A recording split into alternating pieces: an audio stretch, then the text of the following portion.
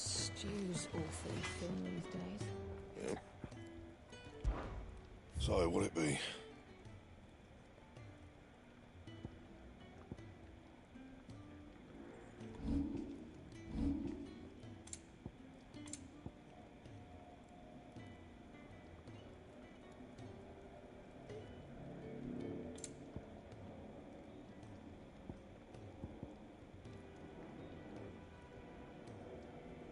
Anything else?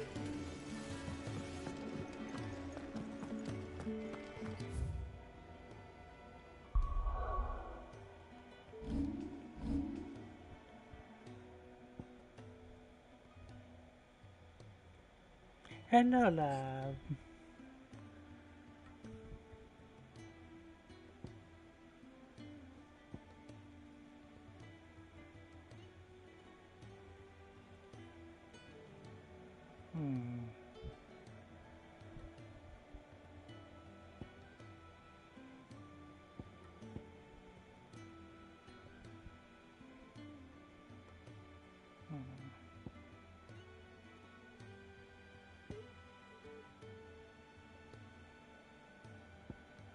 Okay, love, love.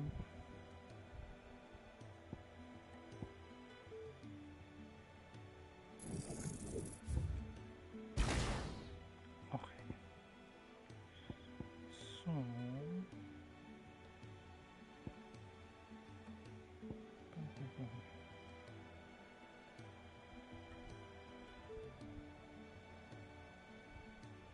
Switch for strike enemy can be activated multiple times in succession if the previous hit lands, each hit landed.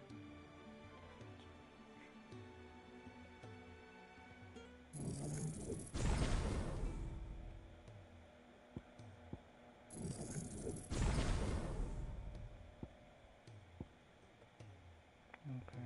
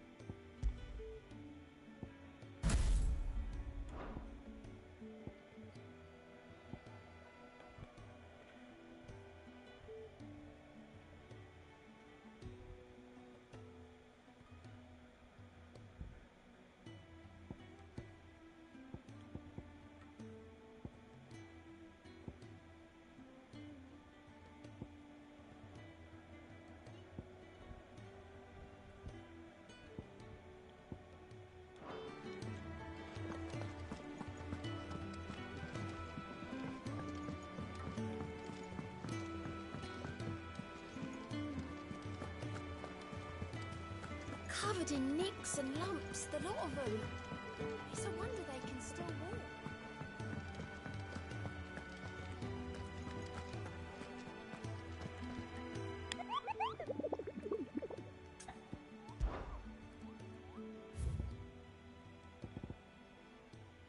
Done.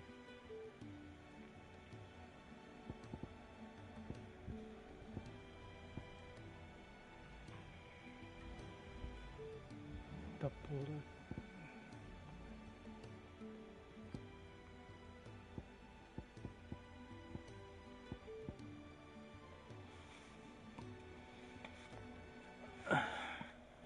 Extra value.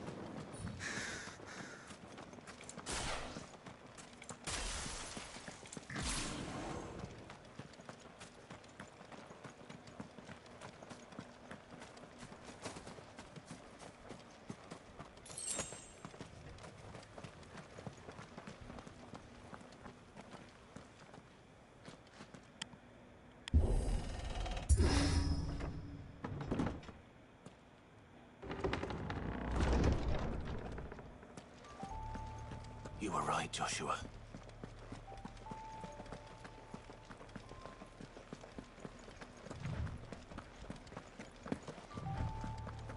Bodies up ahead.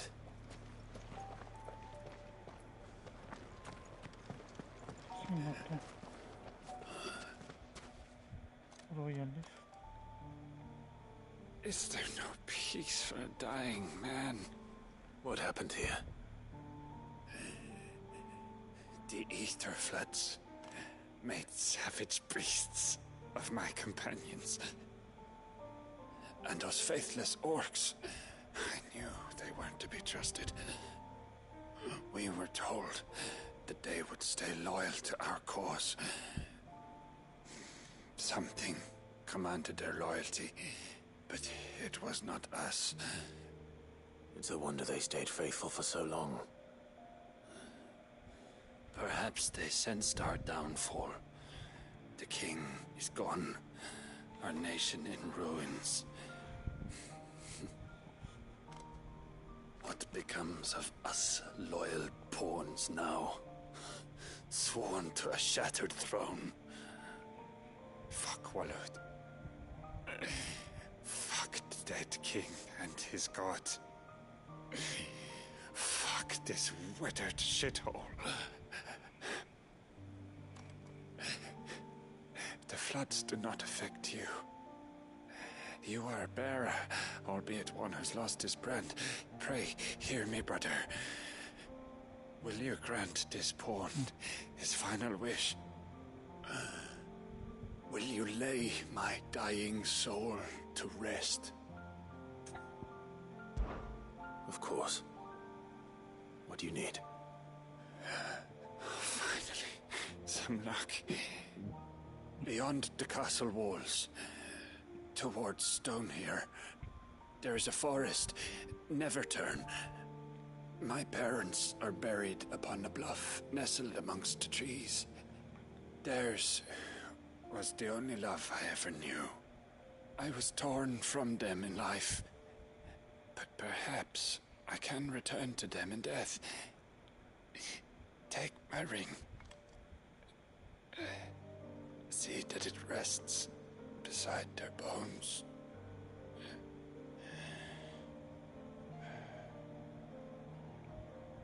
May you find peace at last.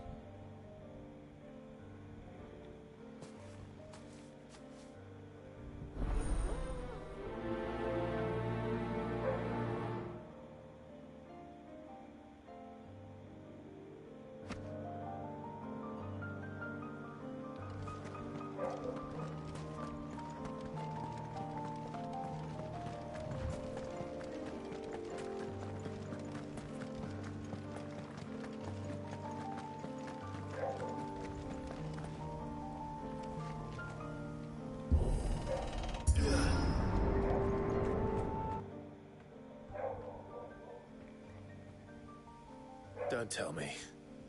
The only way to the capital is through that gate, just as you surmise. There's an army down there, Joshua. Yes, but I don't see any dominance.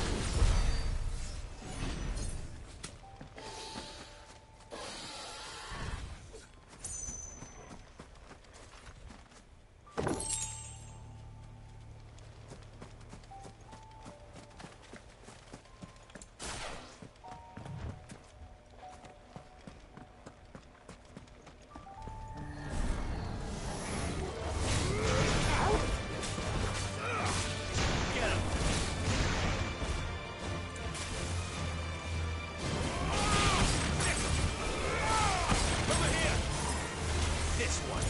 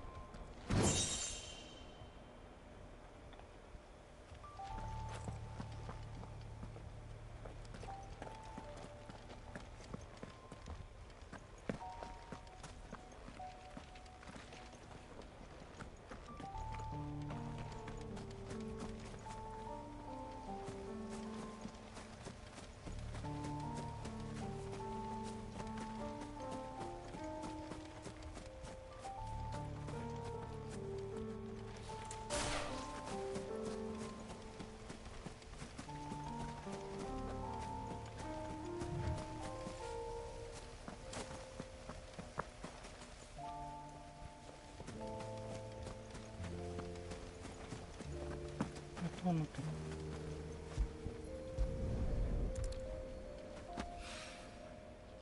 Treasure map.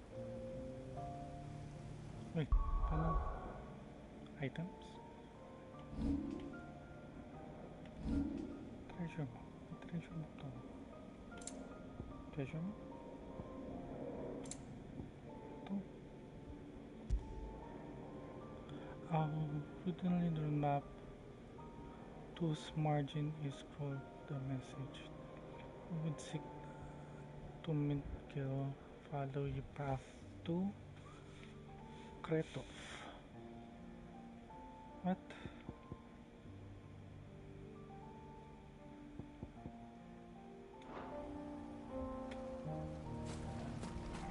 Kretov. Mother's man.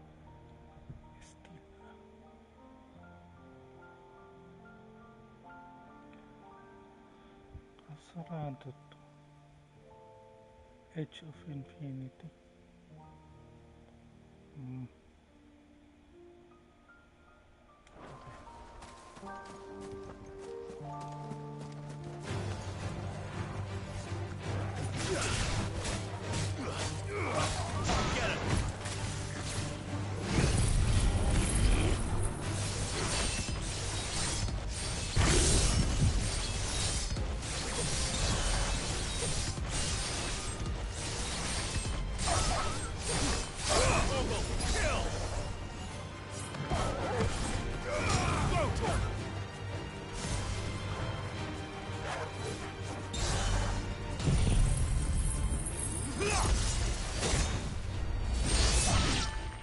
Look.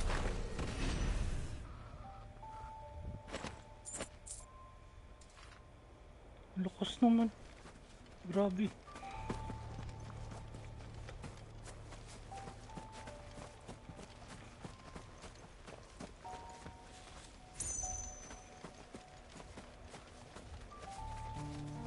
Hindi sila namatay.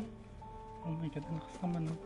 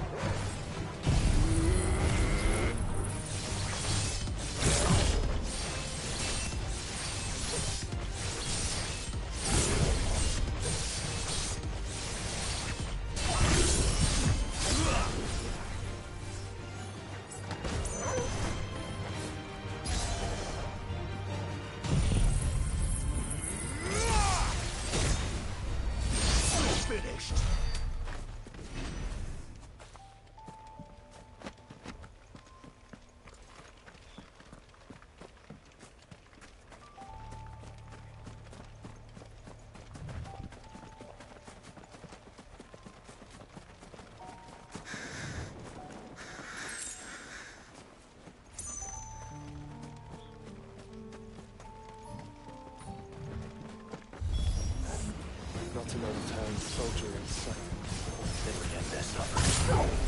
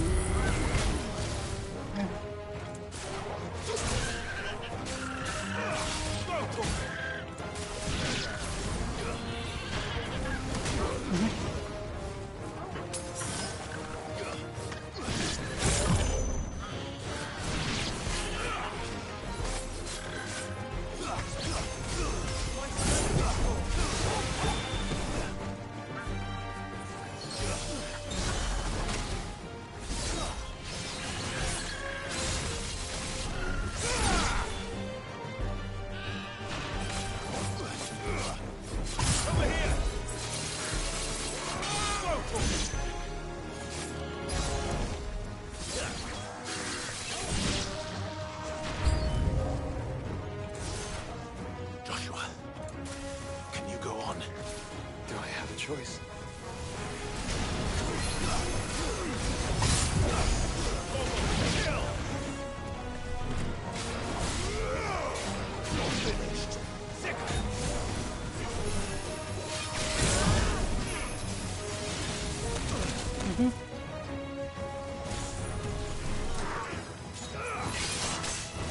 Ay, ito din ba?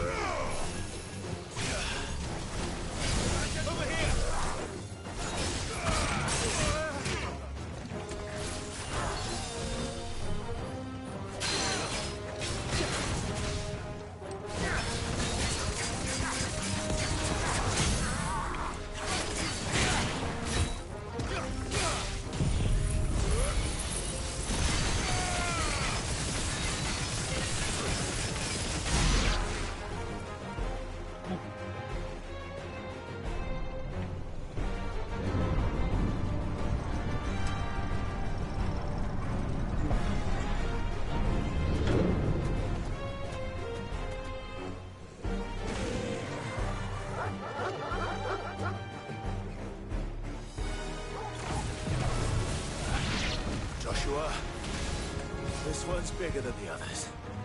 And meaner, by the look of it.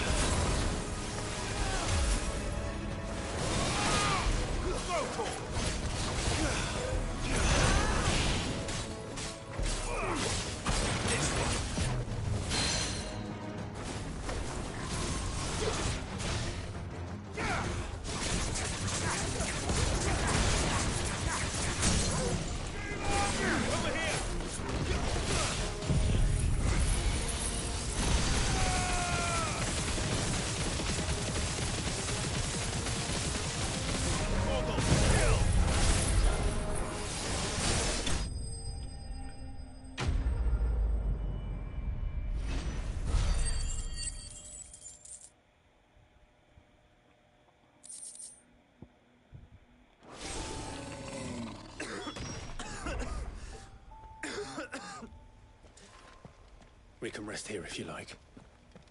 Don't worry. I'll be...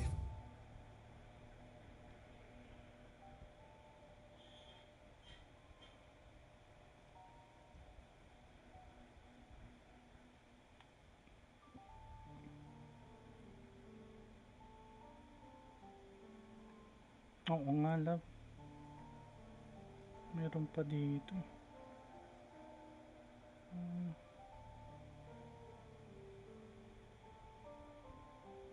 Teka.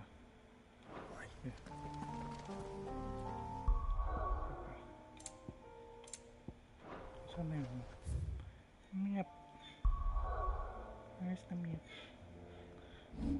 Ay, mali. To the map.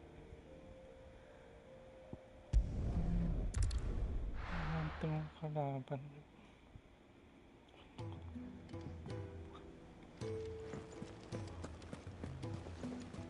Covered in nicks and lumps, the lot of them.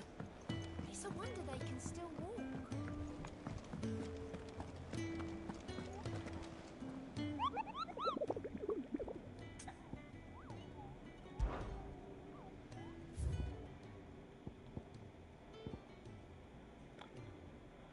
A rogue goblin has been sighted several times in an abandoned village of Astana, presumed to run by the stores left behind by the... Though the villager will not be returning, we shall surely seek him. I suggest that we end the goblin's misery now before the...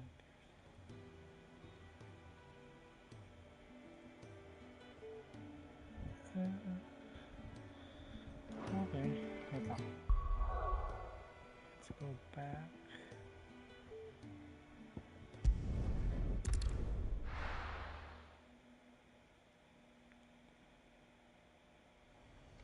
Dito daw, wala banda dito.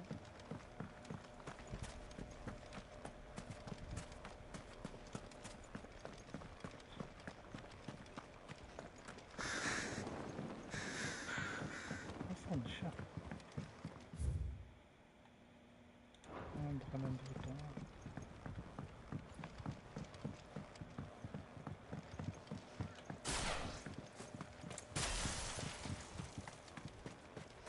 Ayun na to. How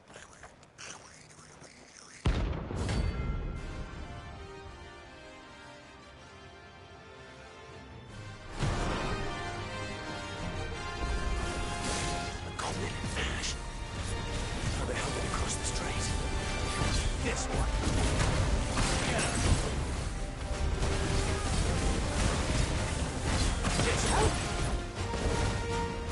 Ayun na pala nito.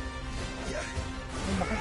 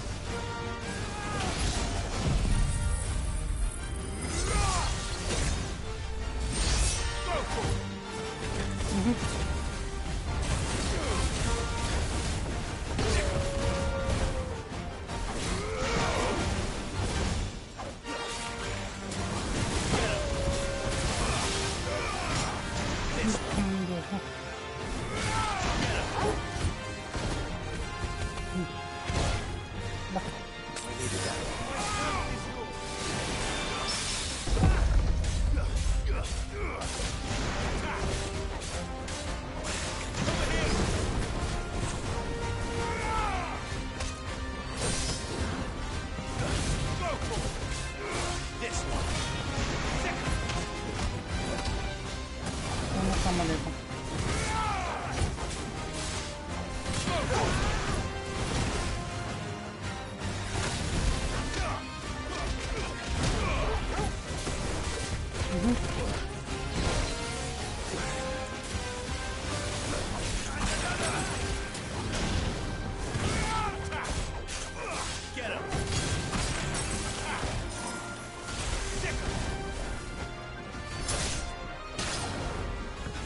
Farewell.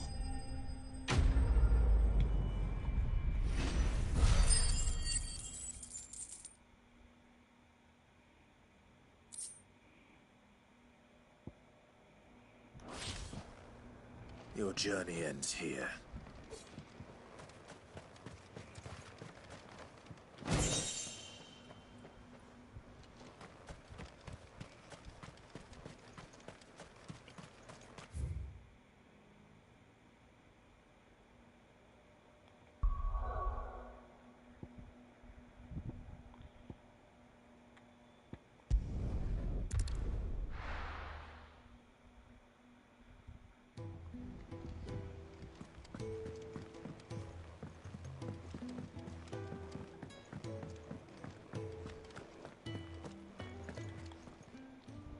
Aye, it's a dangerous world out there.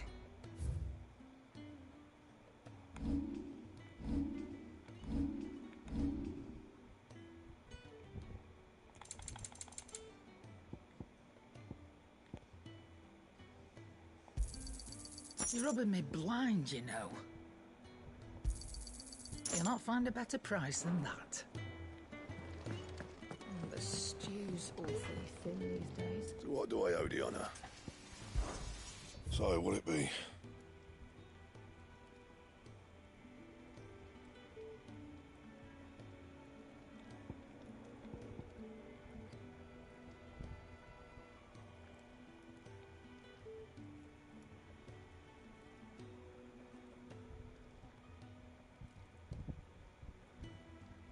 That it? Fine.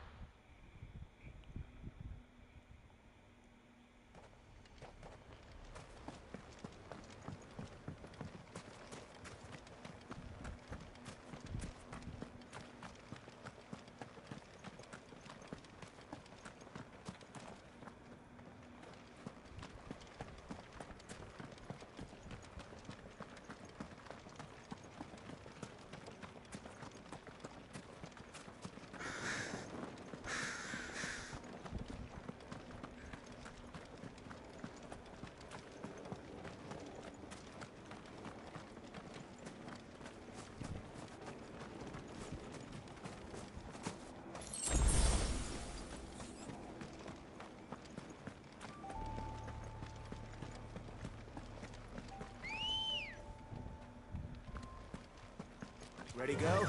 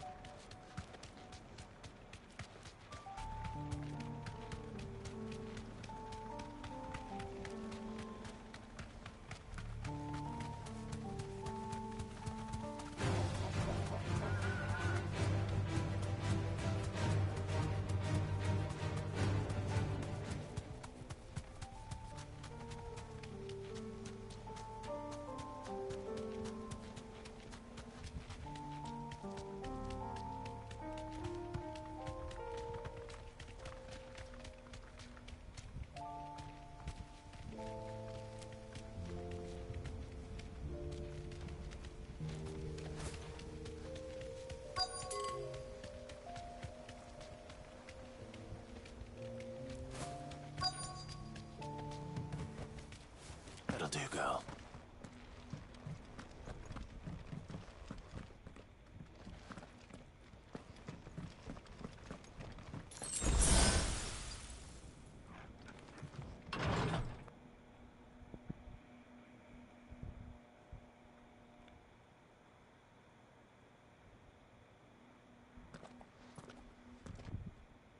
Look, Clive.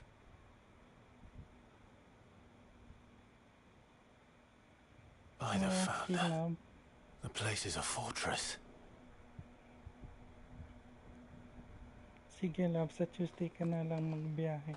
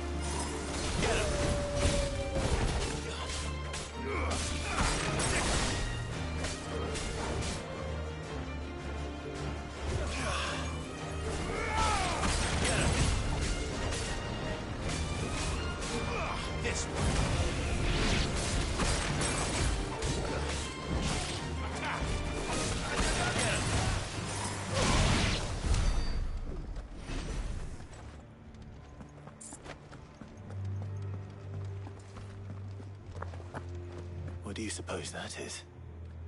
It's not on Vivian's map. Probably for a good reason. Right. Just down here.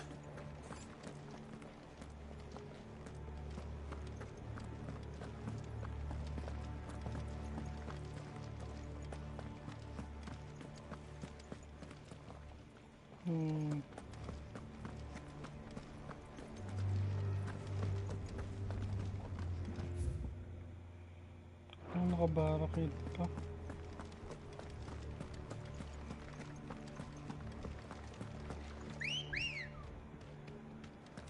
Come on.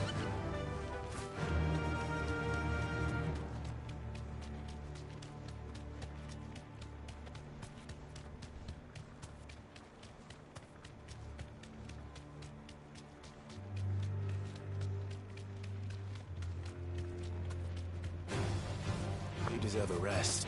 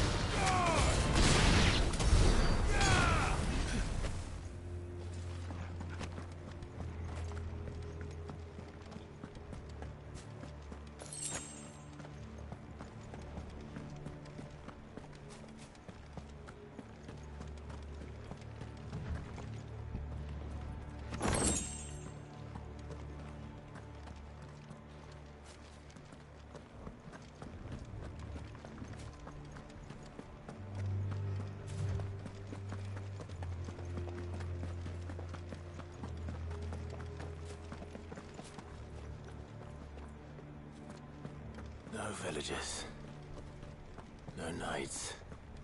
Not even any bodies. One could almost believe the whole kingdom had turned to Kashyyyk.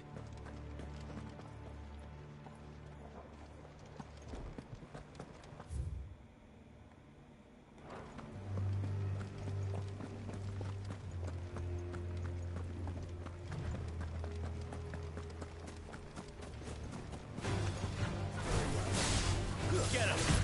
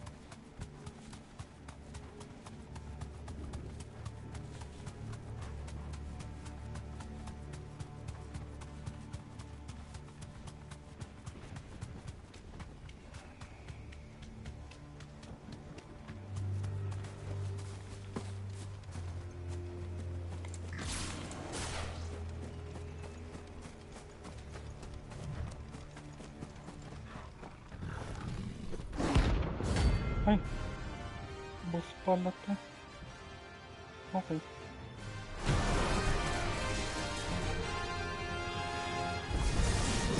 That's no ordinary girl.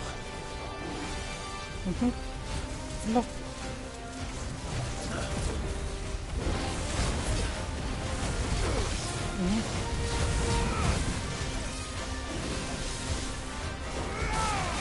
This one.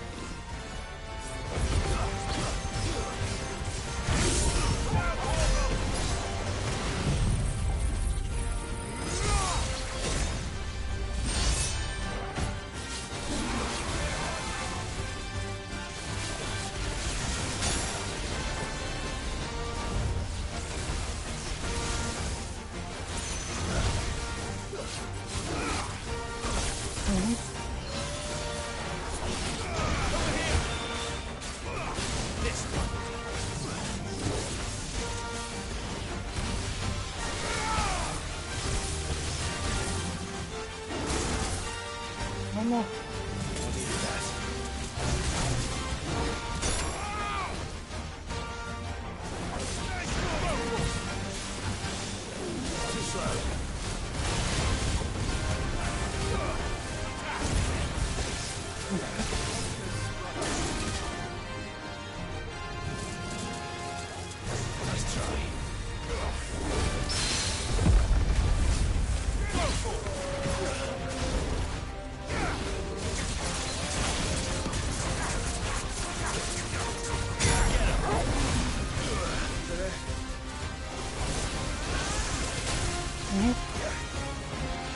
No. Too slow.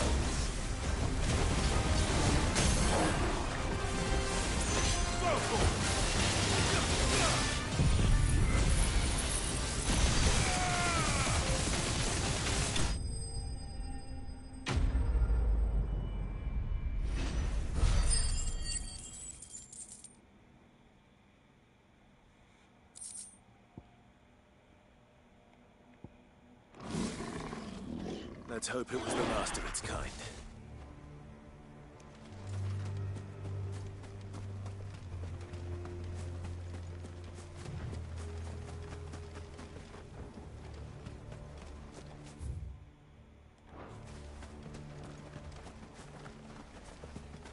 That's better.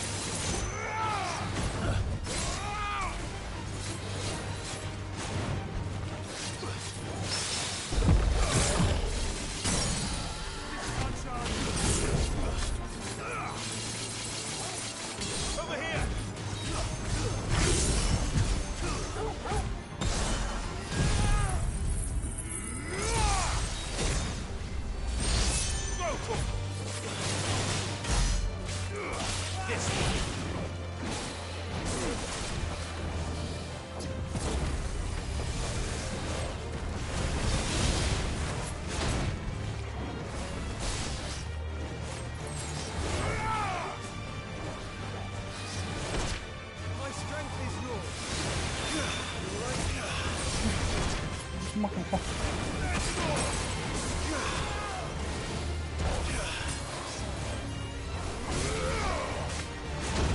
Ay.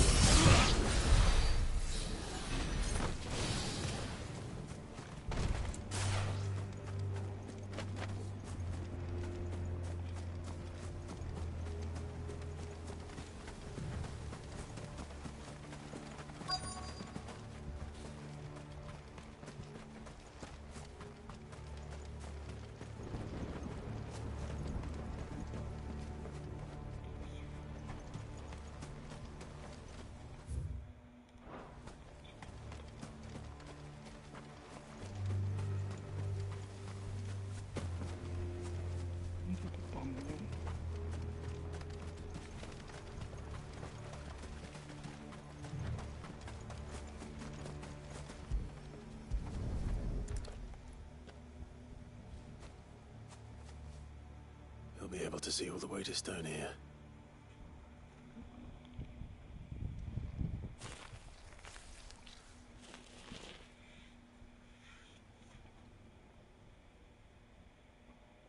As fine a resting place as any man could hope for. Reunited with those he loves at last.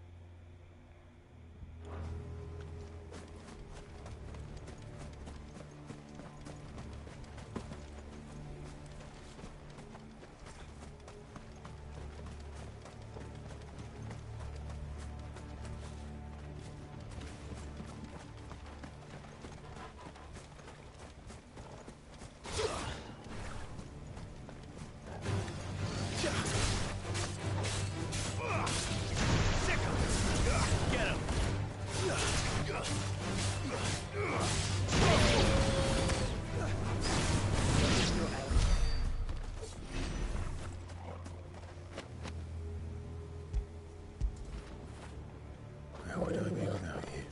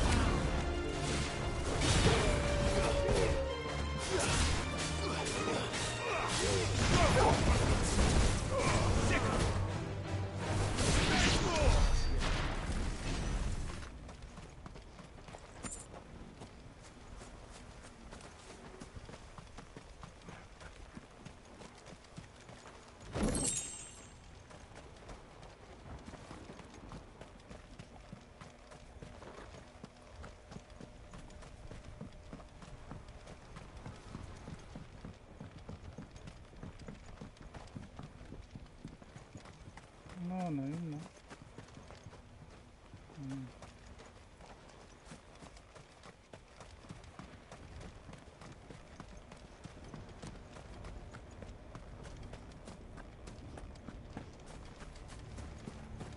Does it bother you that we haven't heard a single human sound?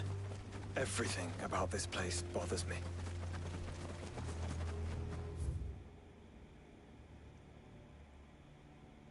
Bad patch conversatory.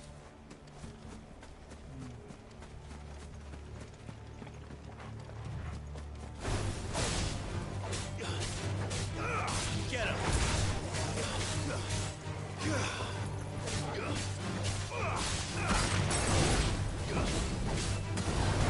This one! Throw to him! Get him! This one!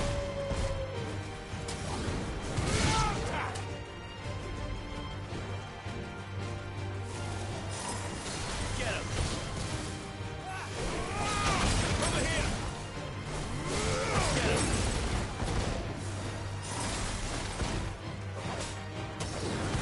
Get him!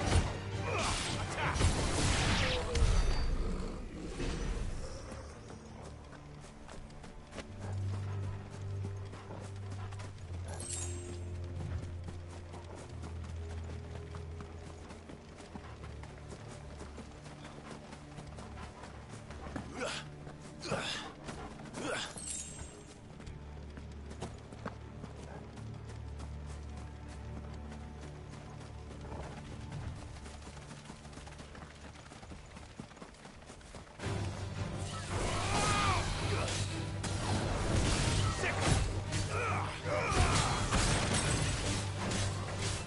This one.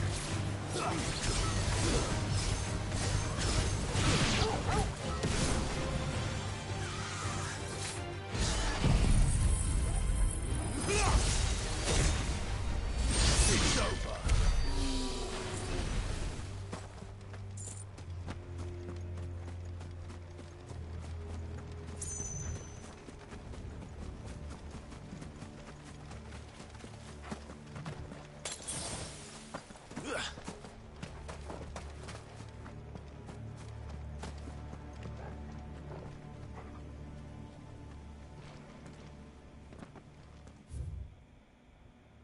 Meron pa sa taas.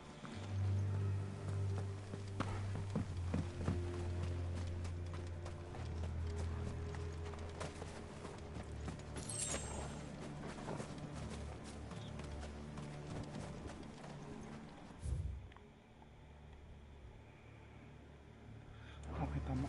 Diretso. Tapos kanan.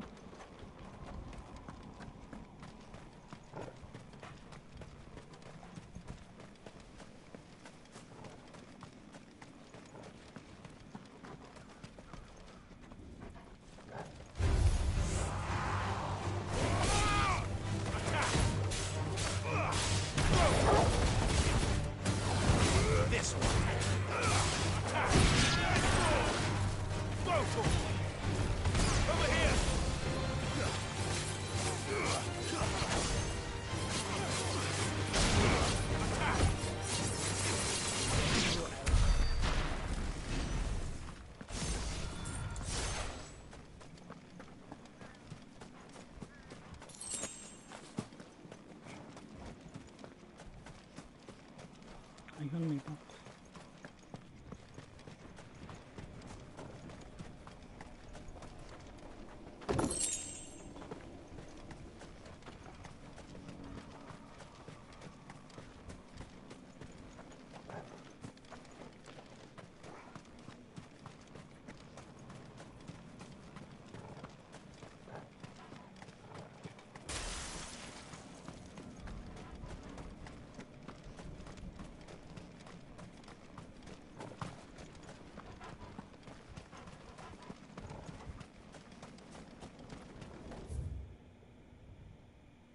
Ano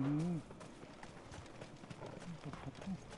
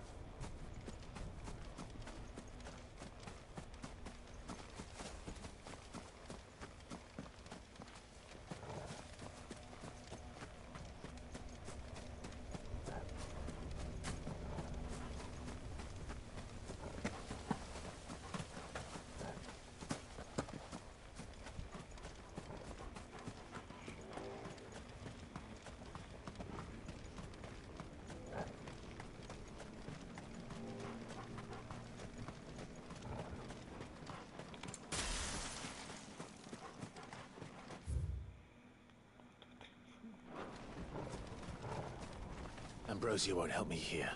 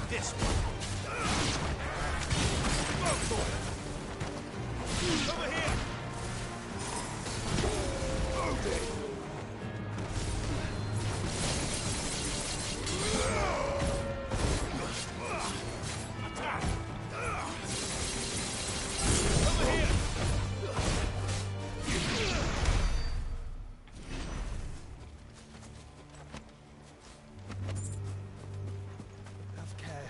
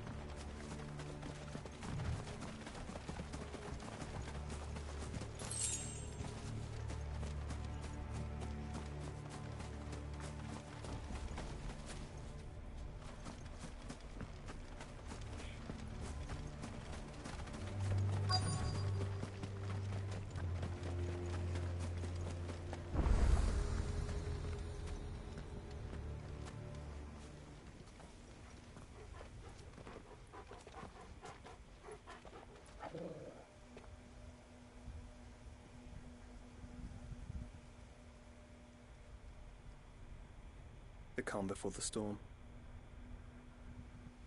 There's only one way into that city. Across the bridge. Through the main gate.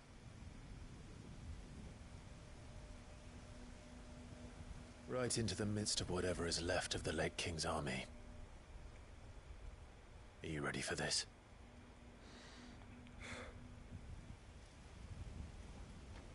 As ready as I'll ever be.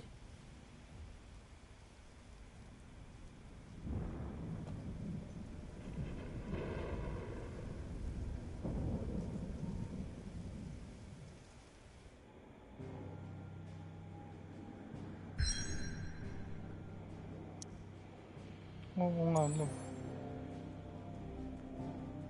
Kawig sila. Para sila magkapatid ni Jin.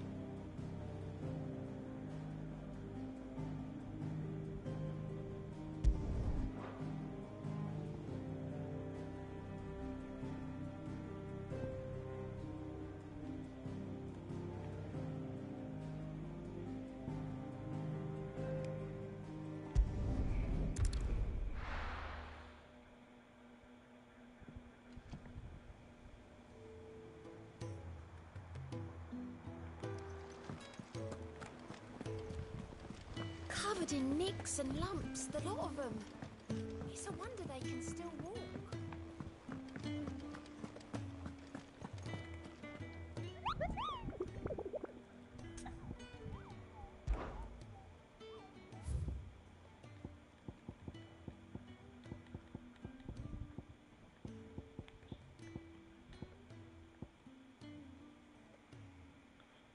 Don't make you.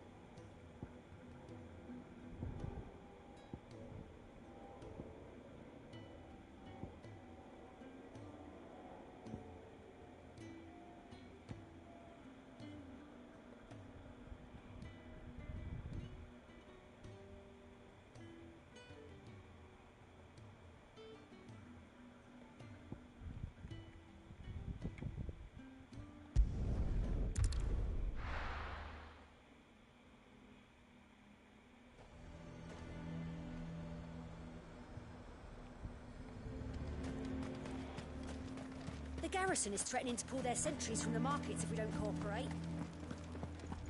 I would speak with this duke. Saw the captain just now. He wasn't wearing his uniform. Because he handed it.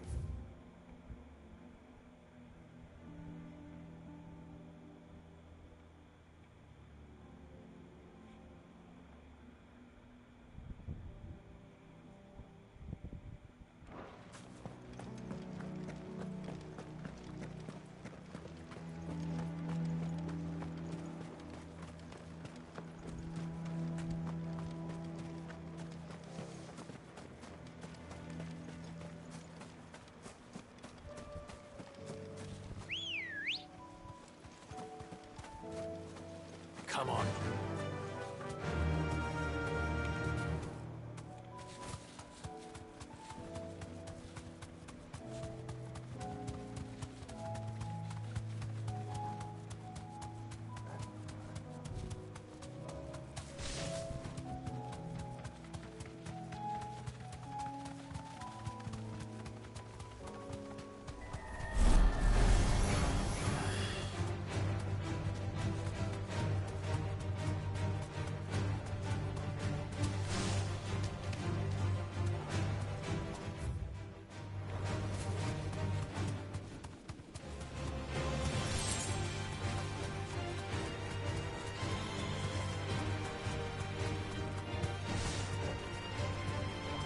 Thanks, Gal.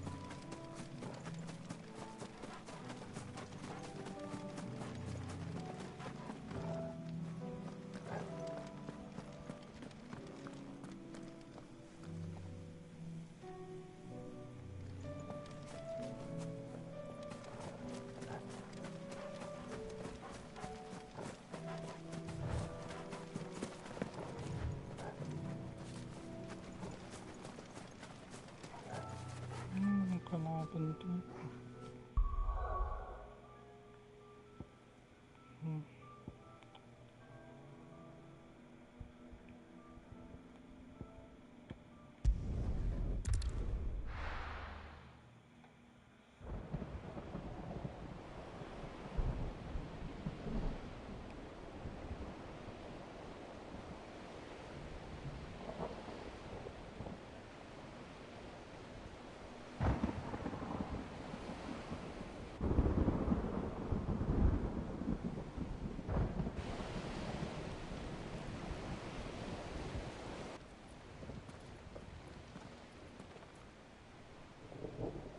What the hell happened here? I dare not think. A stroke of good fortune, perhaps?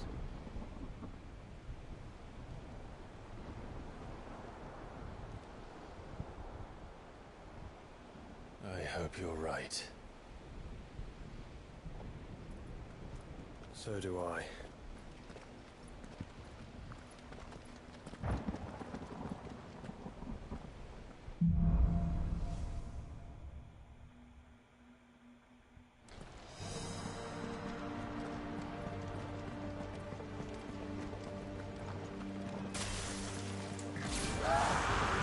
The ether has claimed them all.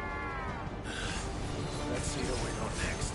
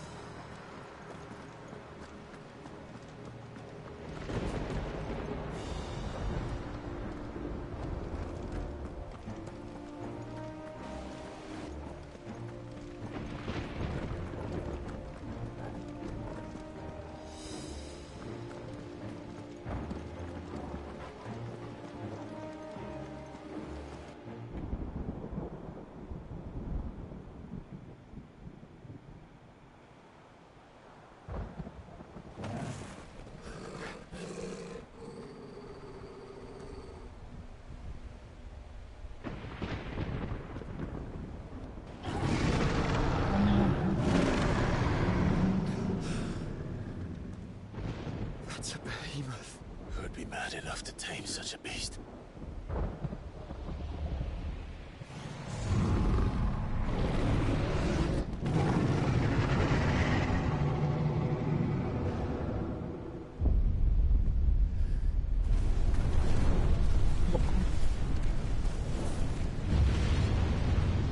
Stand back.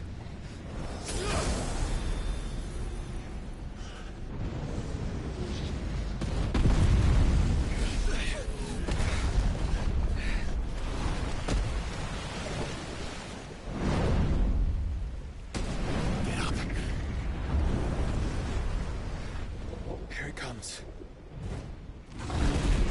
Okay.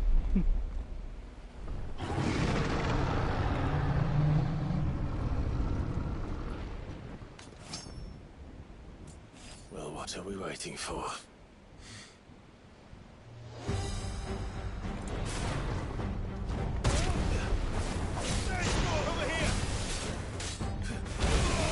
Ay.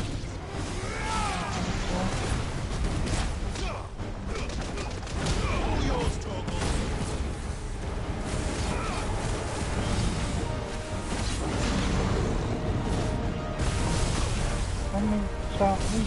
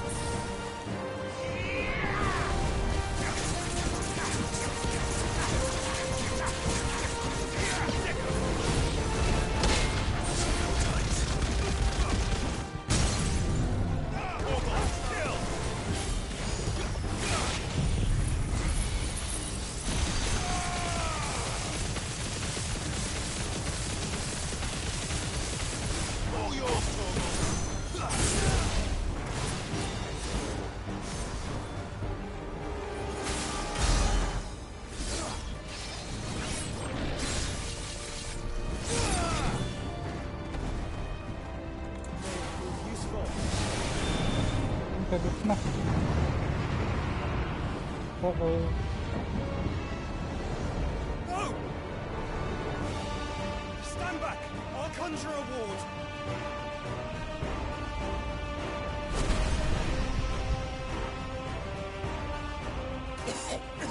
Oh no, Joshua. Joshua!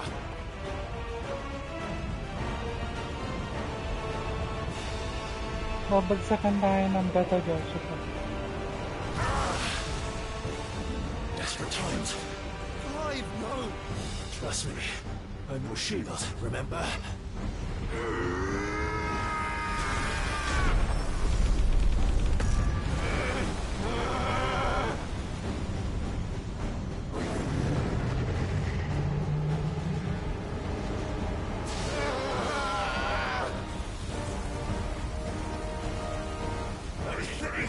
This might be a job for a freak! Why would you turn to him, brother?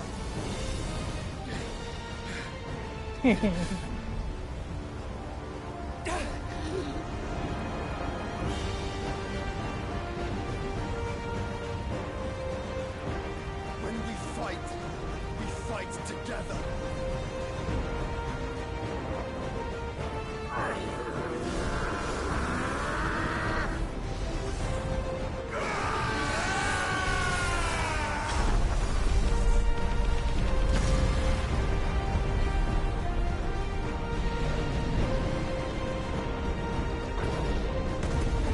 Tumumba. Okay, napasig. Okay. That wasn't too bad. That was just the beginning.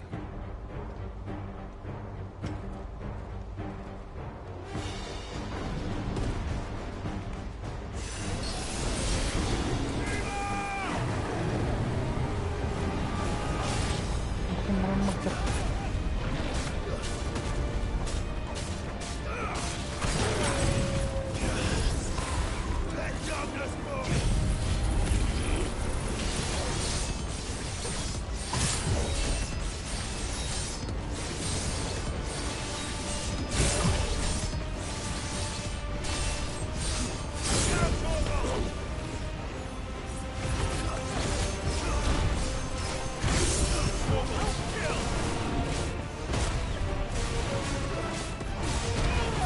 Dito muna.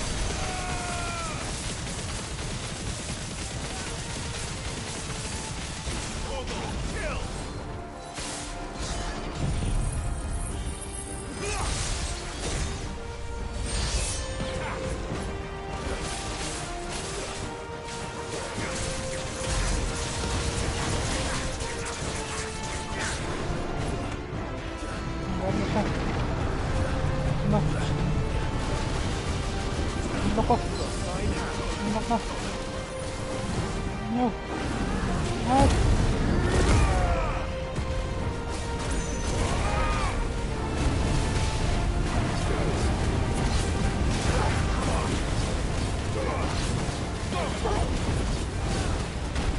wala na akong force.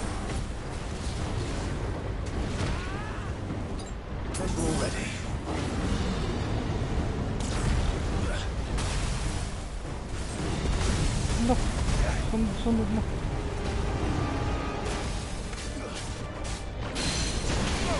Ayan.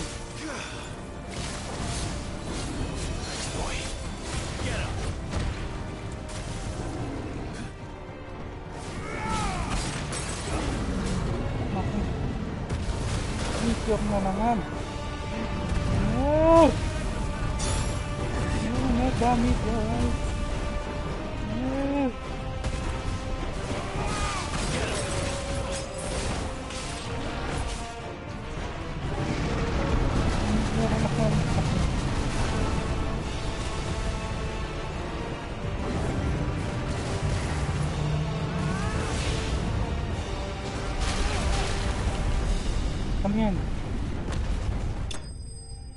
Namatay siya. Ba't siya namatay? Tamaan siya ng meteor niya.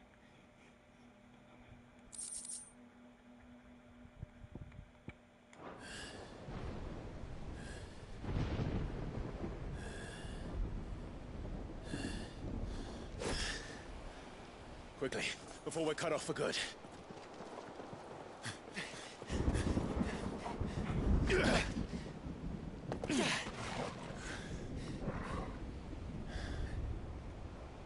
If it is like the others, the entrance to the inner sanctum will be at the foot of the crystal. We're almost there.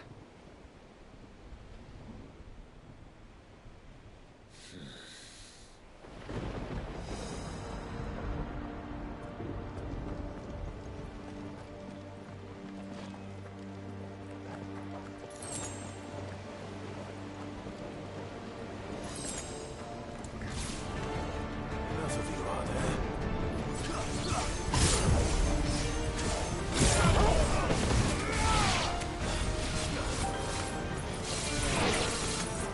This one.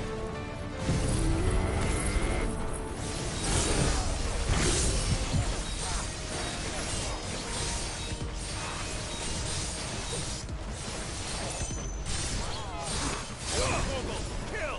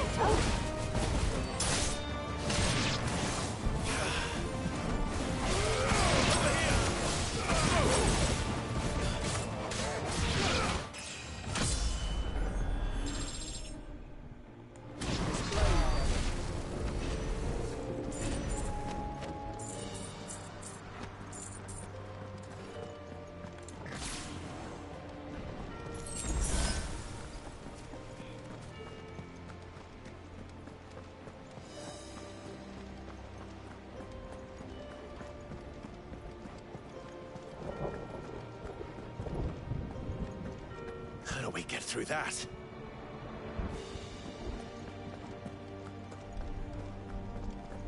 This gate here is open.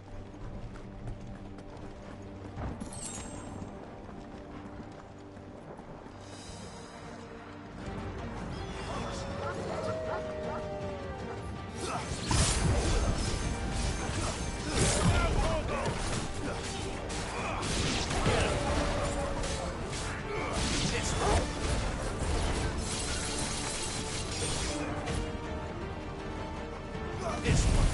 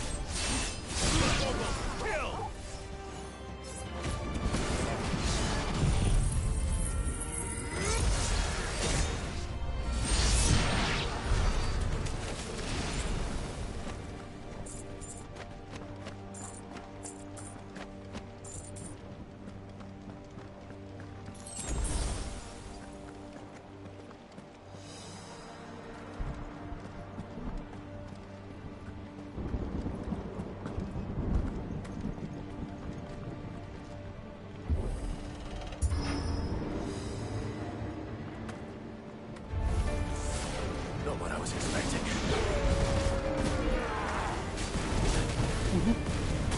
Ano?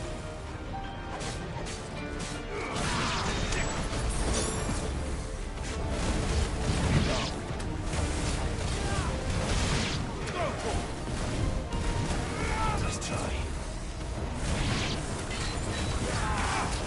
Over here!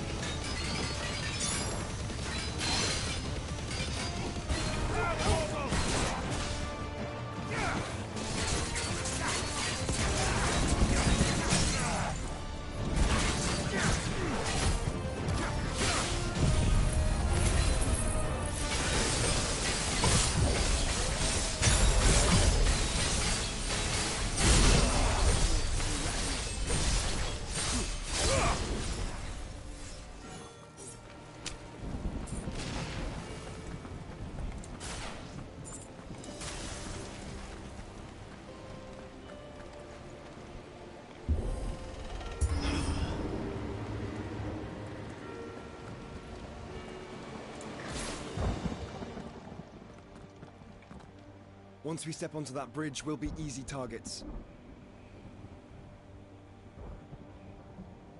Then we better move quickly. This might take a while.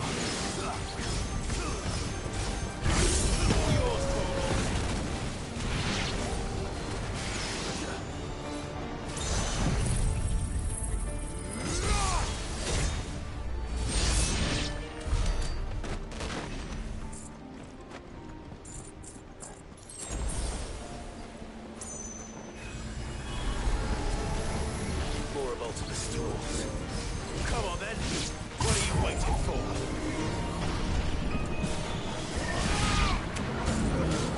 Too slow.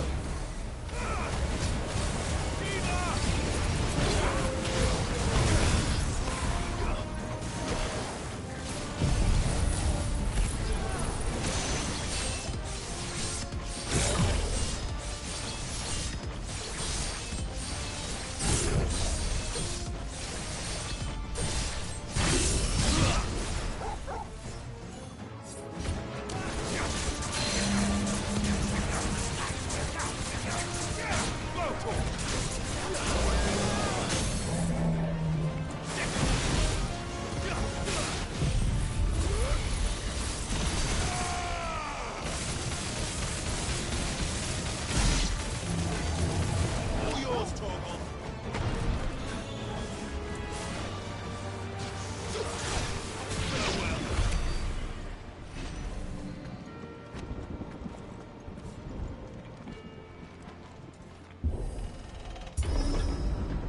Through the castle, then. I don't see any other way.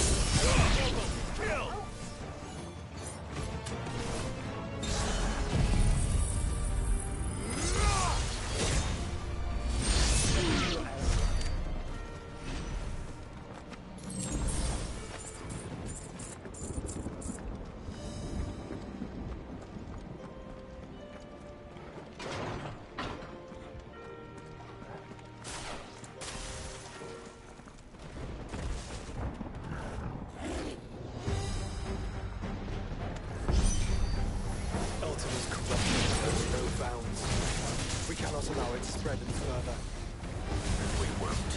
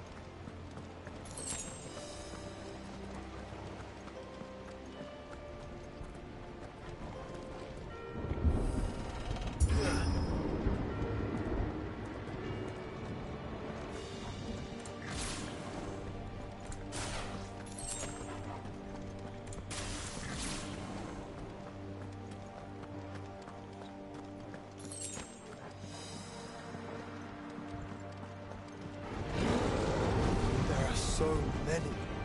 Focus, Joshua. We're not done yet.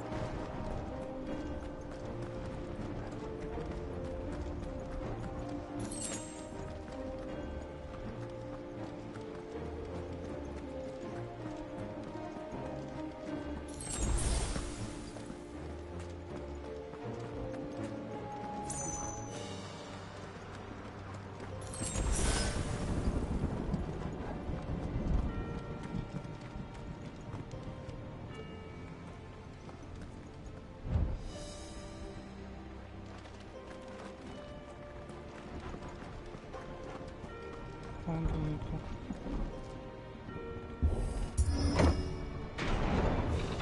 Let's hope this works.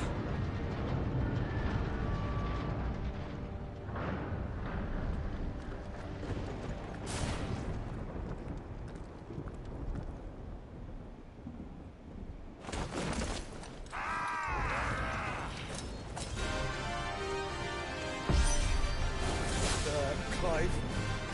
Of course there's more. There's always fucking more.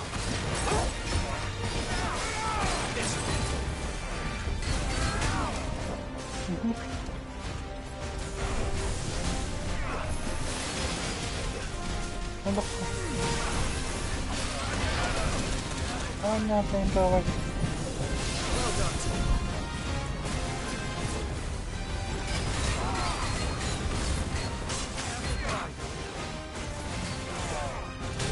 Ano?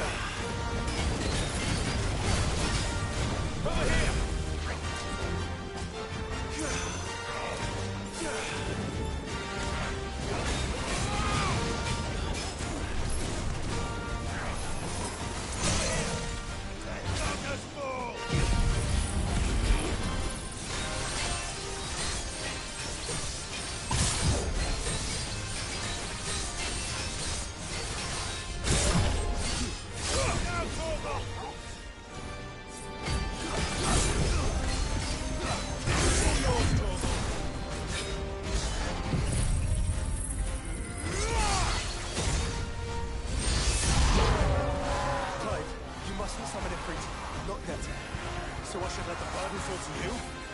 Yes, you should. Save your strength for the Mother Crystal.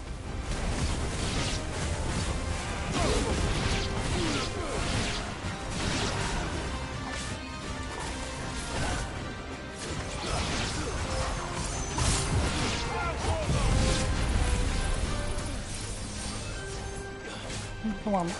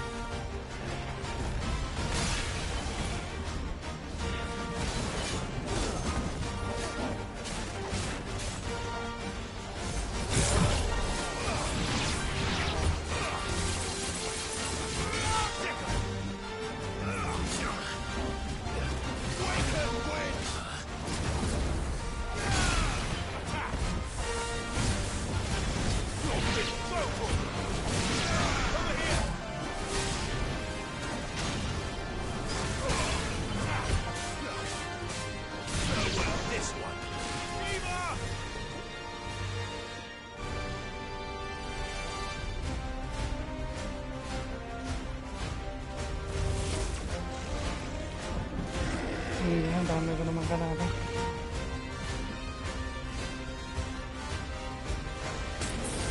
What must this have been to grow so big? You don't want to know.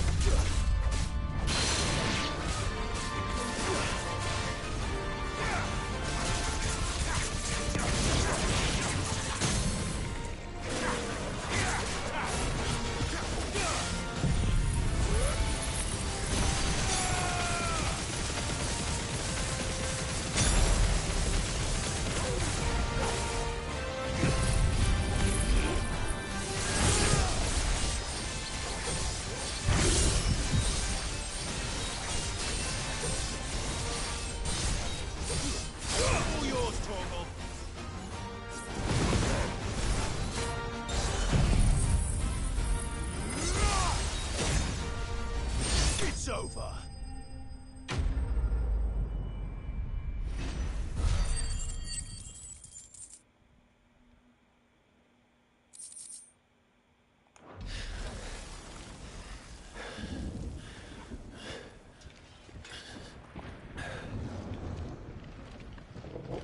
Madami pa rin sila.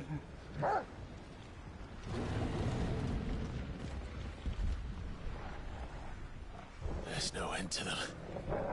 The whole bloody army's here. Stand back, Joshua. I'm summoning Ifrit. Stop, Clive! You mustn't. We still have a long way to go. If you tap your strength here, you'll have none left to destroy the heart. Then you'd rather die?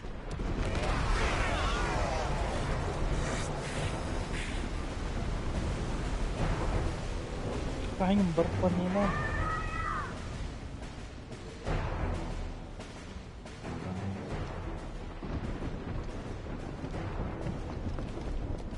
Jill! Oh, may ice powers pa si Jill.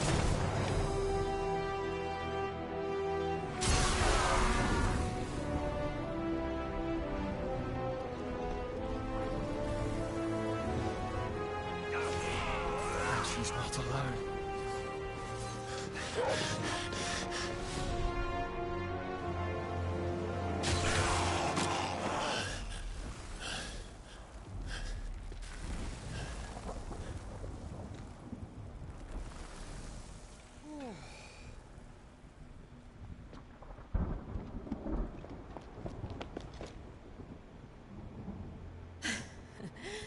Surprised to see us. How did you? Gav. He told us exactly where you'd be. Even sniffed out a crack in the castle wall. And when we saw the heavens come crashing down, we had no choice but to believe him. It's been quite a day. To what do we owe this honor? A debt I would see repaid. Prince Dion. It's good to see you well. So, this must be Ifrit. Your uncle bade me give you a message. Listen to your heart. It will guide your steel true. Your father would expect no less. That is all. Thank you. For everything, Your Highness. Dion, please. You do realize the only thing we've freed so far is this wall from its foundations, right? Now, if your lord and ladyship's quite finished... Well said, Gav. We have work to do.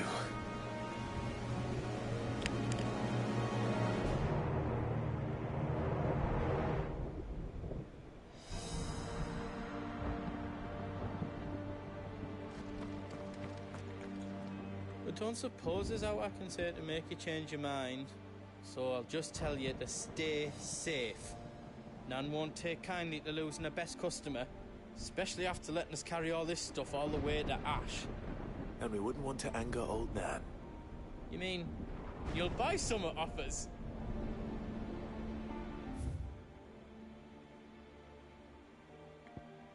Welcome to the Big Hammer.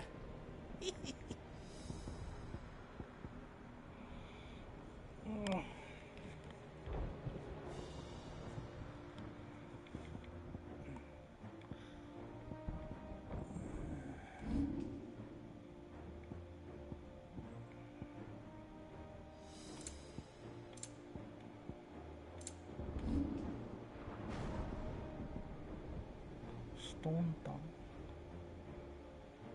Mabuhay. Anything else I can make for you? Defender.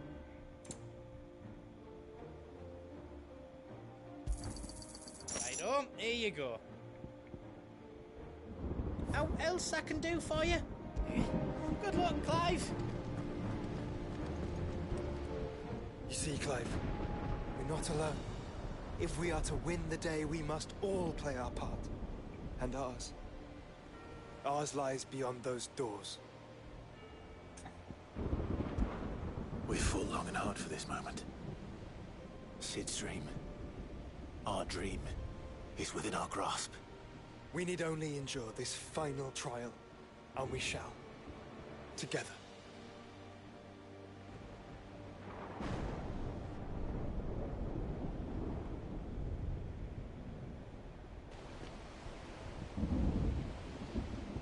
You all know what it is that awaits us beyond this gate. And we shall face it together. Aye.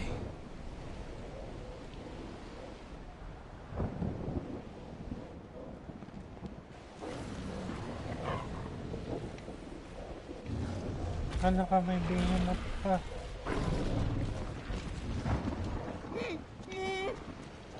It seems our hosts would rather we remain.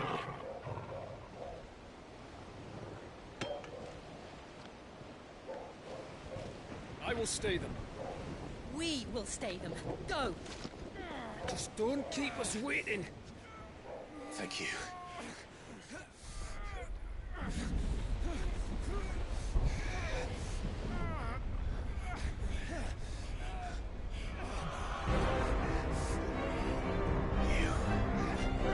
Welcome, Sons of Fire.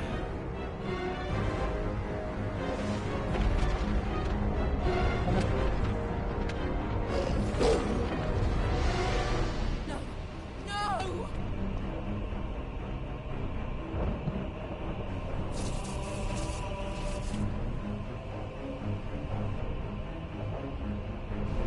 Come back. What?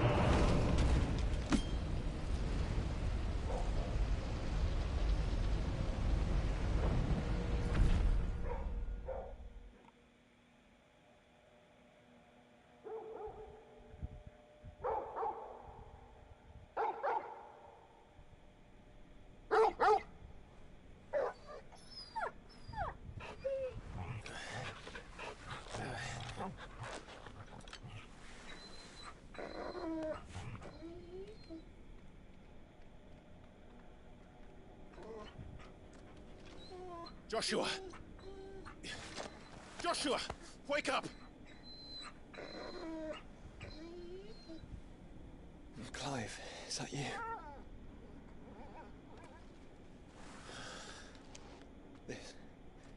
This isn't stone here.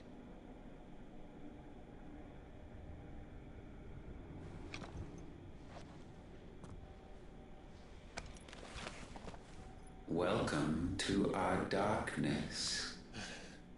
A rift between worlds wherein your kind might reflect.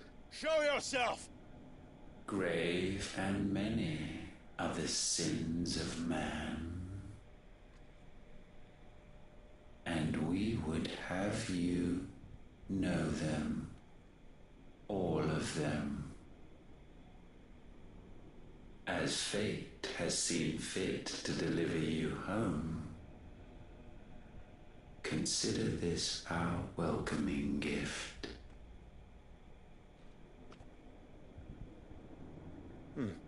It would seem we are trapped. And the only way out is through Ultima. We find him, and we leave.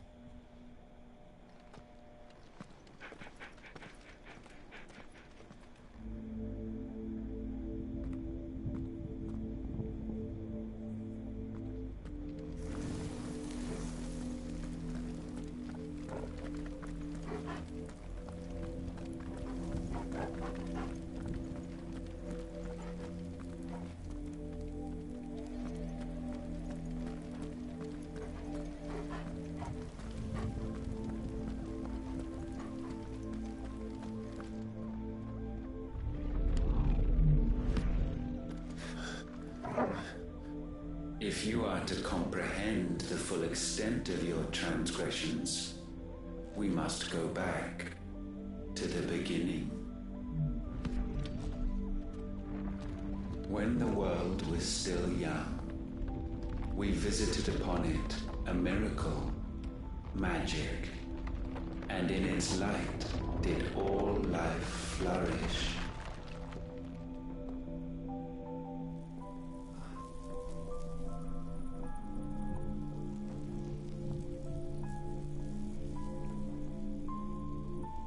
Yet the price for this boon would prove heavy.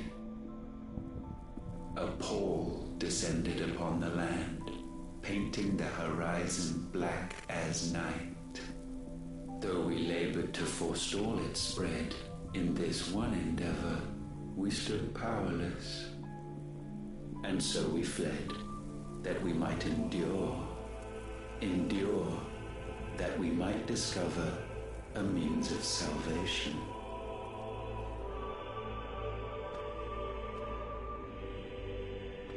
But if it was magic that caused the blight, what of the mother crystals?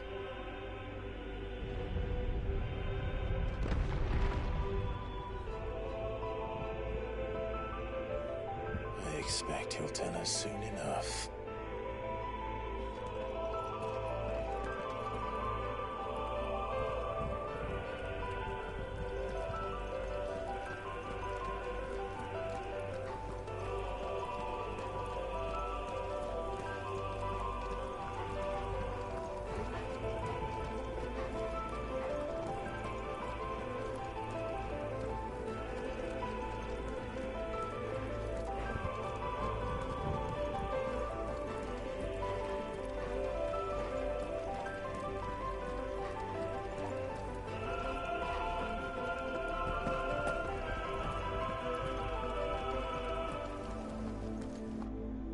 Salvation, alas, was not readily to be had. First, we would require a land unvisited by the stain of corruption. An unprecedented journey lay before us, one beyond the limits of our fleshly bodies. And so we cast them off. Thus, stripped to our very spirit, did we find our new paradise.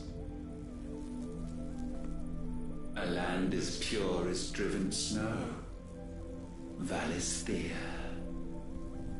There would the true work begin, for the black crept yet behind us. And soon did we arrive at a solution, the illness having spread to every organ. There was but one escape from this fate, to start afresh. With a new world. The one for which Barnabas labored. A paradise free from the blight where his God awaits. And where, if we only forfeit our wills and abandon everything we hold dear, humanity can join him. So, Ultima would have us follow in the footsteps of the king. And follow we shall. For now.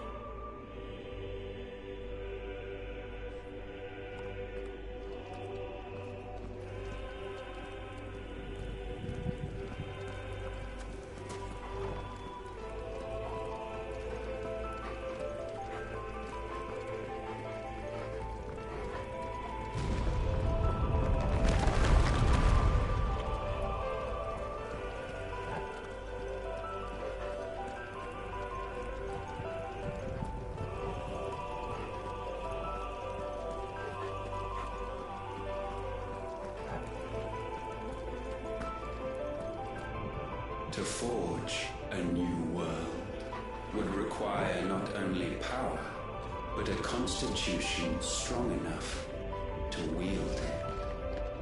Acquiring the first would be simple. Untouched by the blight, Valisthea was replete with ether, and we had only to place jewels in her crown to claim it. Acquiring the second, however, demanded creativity. And so I cast forth the seeds of humanity. You created us. Is that not what gods do? We sowed the seeds for you, Muthos, all that you might one day blossom. And our future thus secured, we thought to slumber, though that would prove a grave mistake. For it was as we slept that man committed his greatest sin. He awoke. Alone in a world bereft of his god's radiance, he stumbled blindly, desperate for guidance. Finding no light, he sought to kindle his own. And from that single errant impulse was his will born. Having discovered himself at last, man turned his eyes inward and found he desired evermore that which only magic might afford. So wars were waged and brothers slain for custody over that dwindling resource. And the land, she wept tears of black.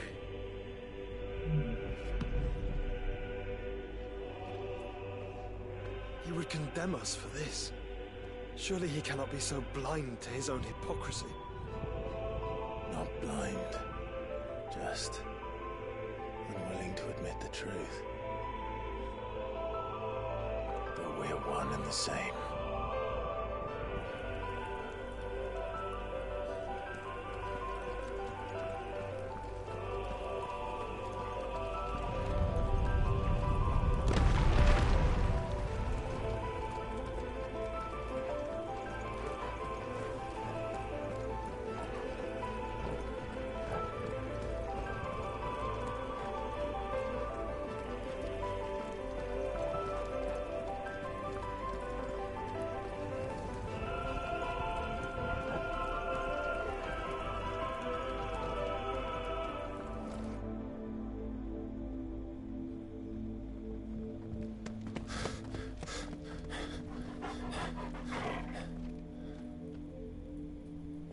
Is that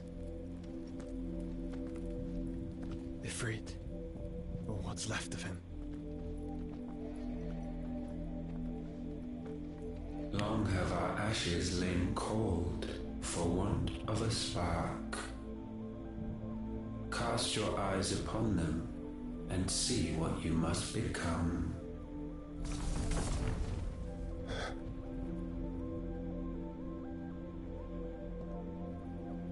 Valisthea cannot endure a second claim upon her being. The The avarice of man drives her ever closer to destruction. But she may yet be saved by you.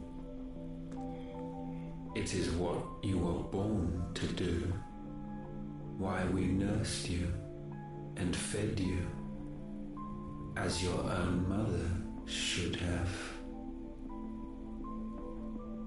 And now that you are fully grown, our Muthos, it is time at last for you to serve your purpose. To right your wrongs. If our sin is wanting to survive, then you are as marked by it as we are. The fault is yours. Our wills were born because you abandoned us. And now, you would have us forfeit them. All for a place in your new paradise. Do you imagine yourselves worthy of one? Mankind has no place in our world. Is this truly so difficult to comprehend? We only ever require you, Muthos, when the time comes to bid this wretched realm farewell. None shall follow, none shall remain. What do you mean, none? This is our world. Once the land's rebirth is complete, humanity will have served its purpose. Why would we continue to suffer that which has caused us so much vexation? Because the land doesn't belong to you. It belongs to us all!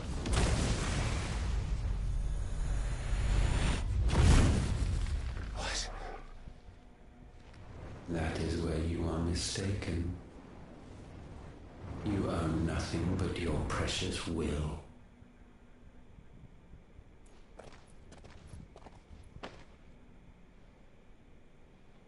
Brother.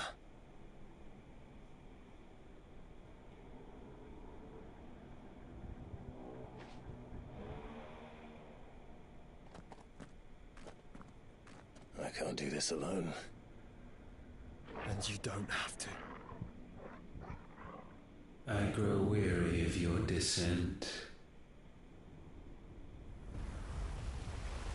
Now you must learn that this master will not tolerate disobedience.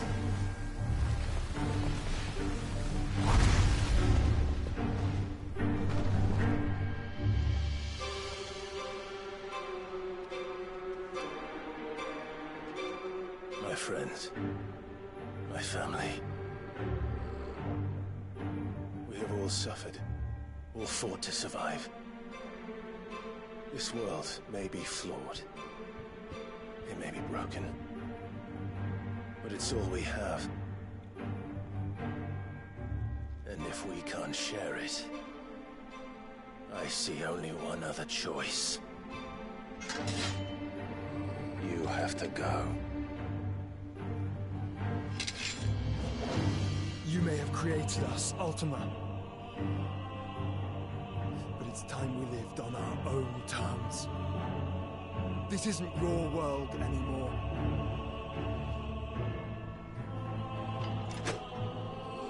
It's ours.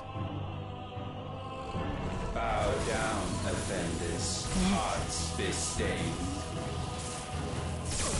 Well done.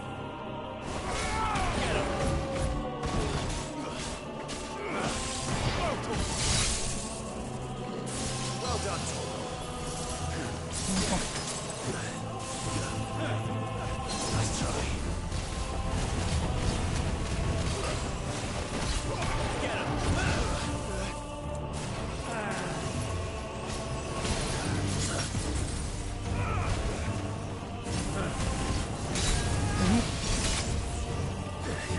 As you're ready.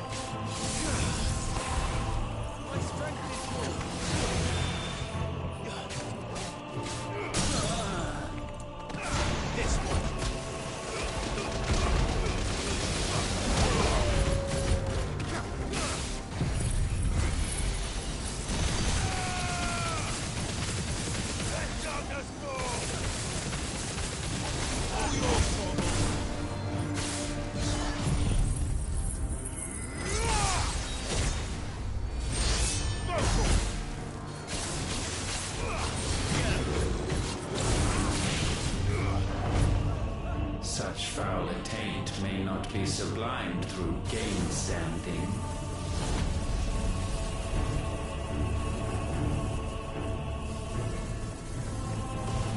Only with heads hung low is penance paid. O wretched mortals incapable even of contrition, in fitting season shall we reap our harvest.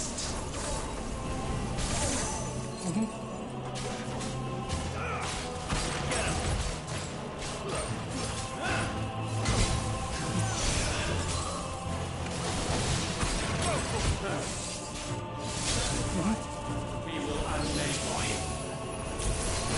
Over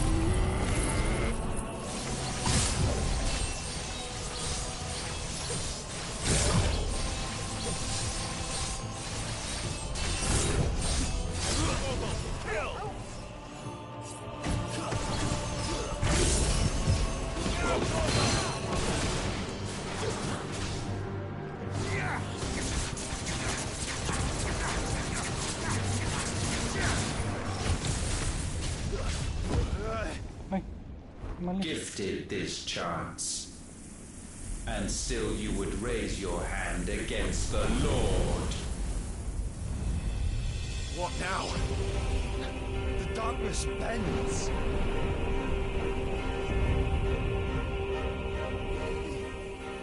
He means to end us. It wouldn't be the first time. But let's make it his last. Your fate is inexorable. Surrender the vessel unto the darkness.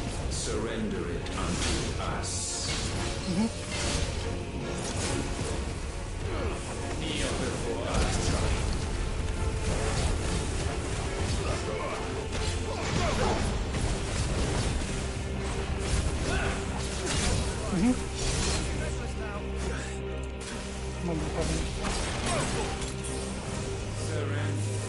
Look. No! No! Prostrate yourself.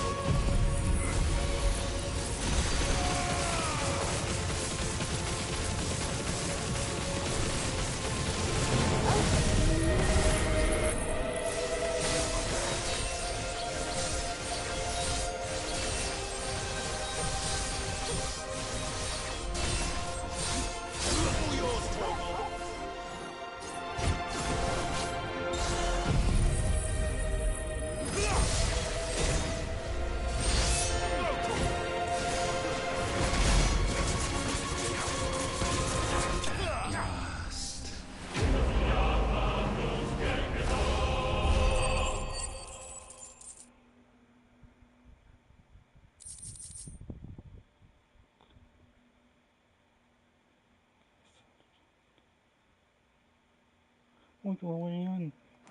Gusto ko yun.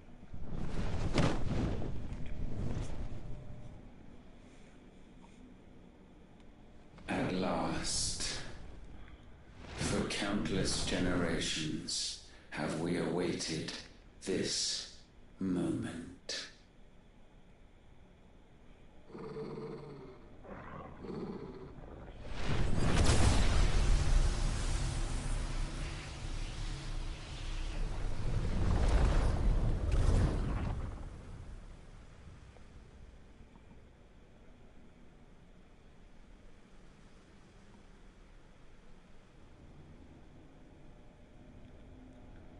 Your struggles have made you strong, yet your soul remains heavy with sin.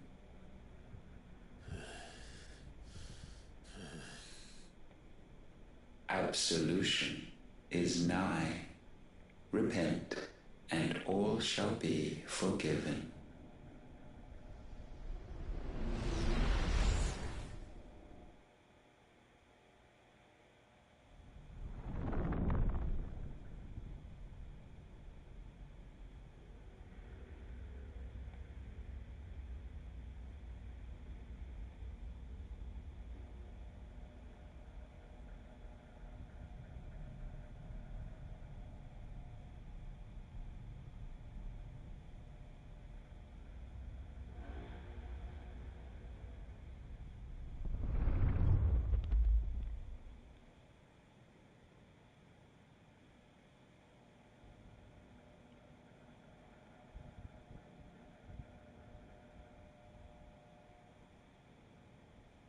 Tell me, Clive, how many lives have you saved since taking my name?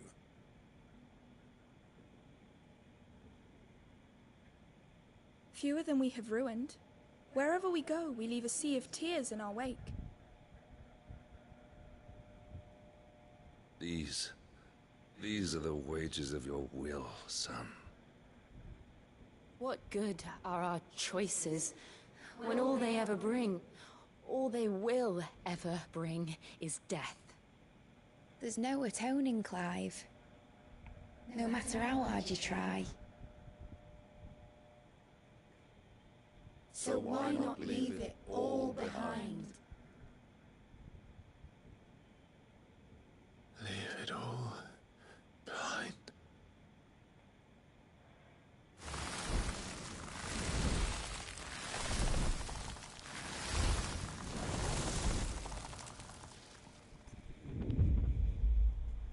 Clive!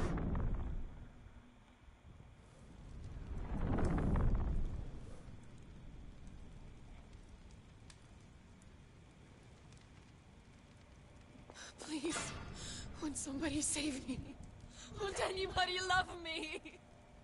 I yearn, yet still she is not mine. Have I not given enough? From will is born desire, and it is this which consumes you, rendering you incomplete. Do you not see how the world bends and warps under the weight of your hungering hearts?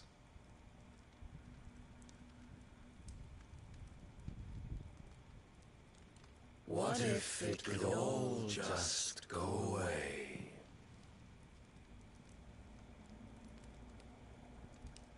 Just go away.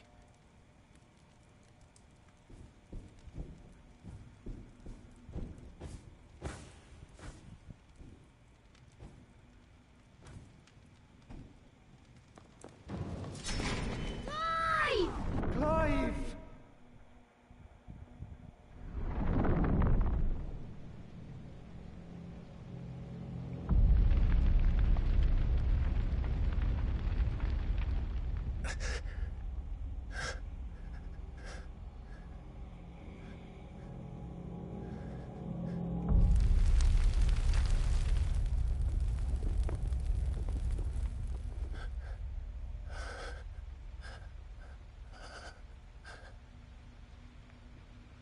None of this is real. Wake up. It's time to go home, Clive.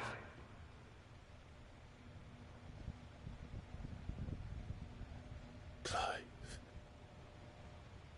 That's right. You're my brother. Brother.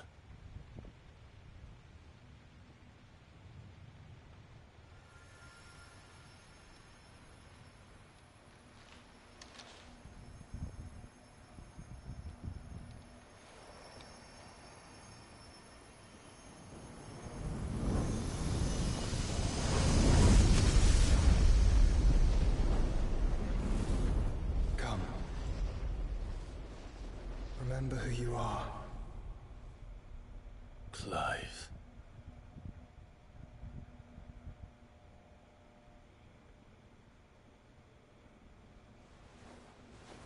Once more, lest you forget.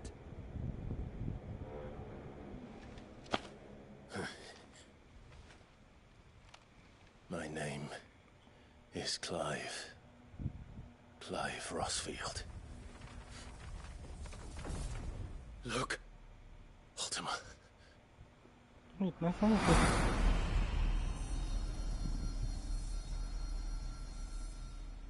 Even here, the light of the vessel's will cannot be quenched.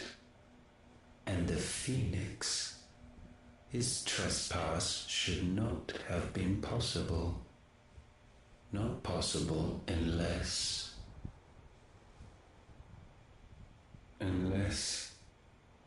he has been with Muthos all along. The mark of the Phoenix, emblazoned upon his heart, made manifest by the power of will alone. The power of creation. Can it be? Are their wills truly so potent? Are you still talking?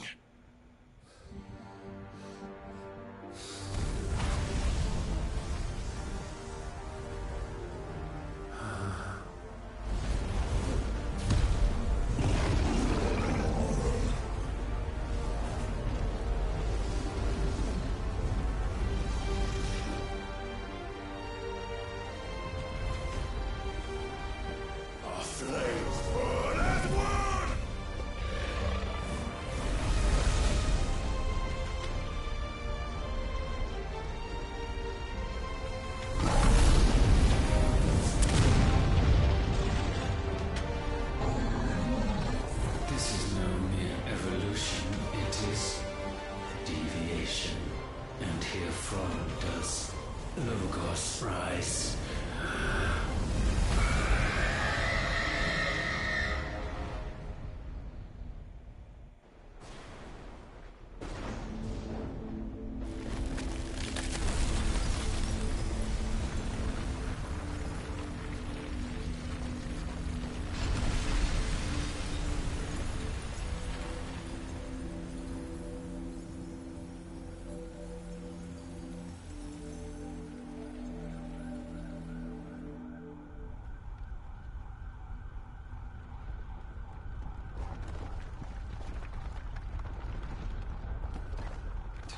Damn it, Clive.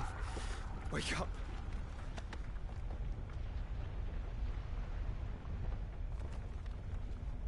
That. Sorry to wake you, but I think it may be time to leave. This place.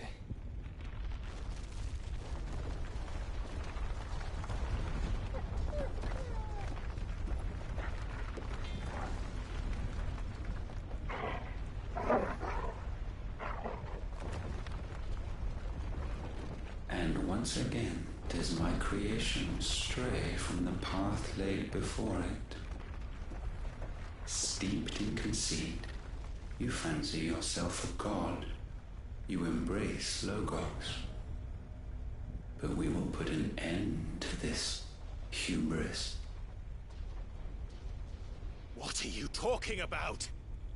In the halls of origin does our true power quicken. And there shall you be made complete. Soon, Mythos, soon you will discover how little you know of suffering.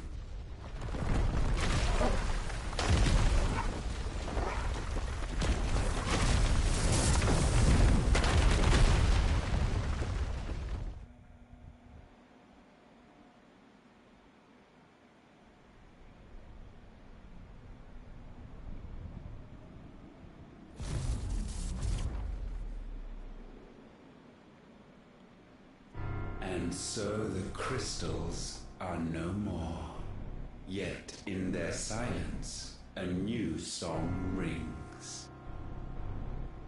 Its chorus building, a crescendo as it enters its final movement, stirring those long aslumber to waking.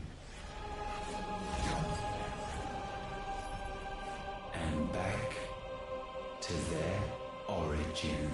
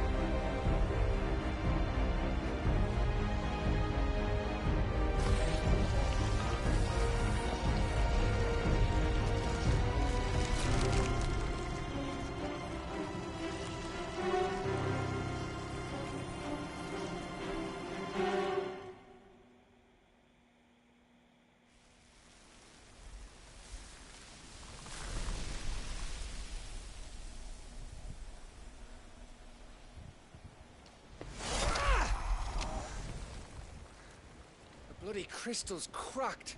So where the hell are they?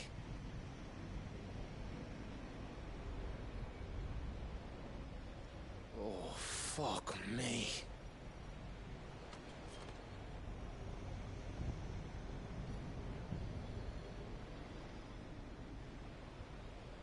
Is that ether?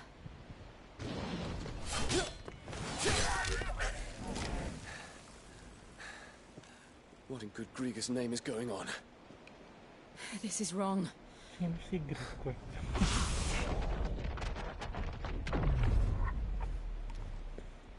Are we back? Clive! Joshua! Jill!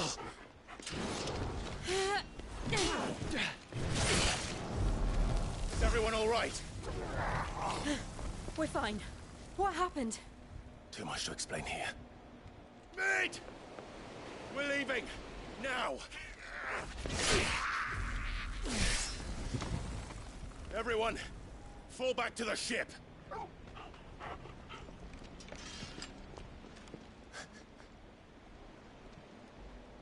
I will be with you anon. Thank you.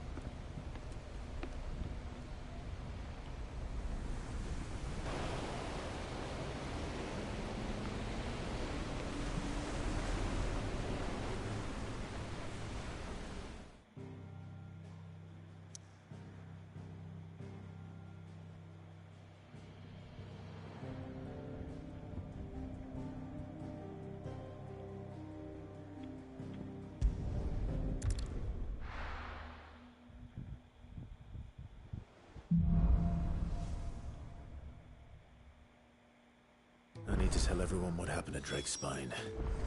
And I'm going to need Otto's help. Okay lang, enjoy yan.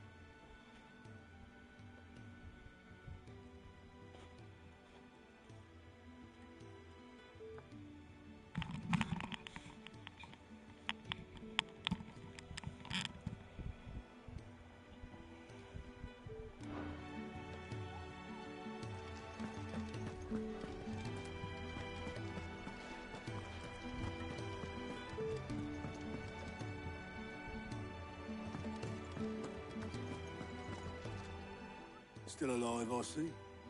Something tells me that eyesore on the horizon is your doing. How'd you manage that? It's a long story. One that I'd rather only tell once. Right. All hands on deck, then.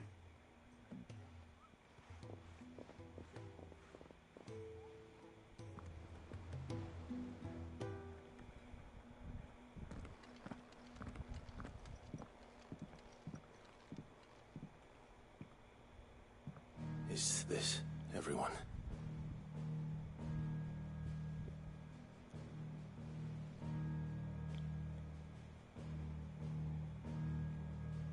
As I'm sure you've all guessed, the crystal which now commands the eastern skies was summoned by Ultima. He called it Origin. Though the significance of that name is as yet unclear. What does it matter what it's called? Its emergence tore Twinside asunder. wiped my homeland from the map.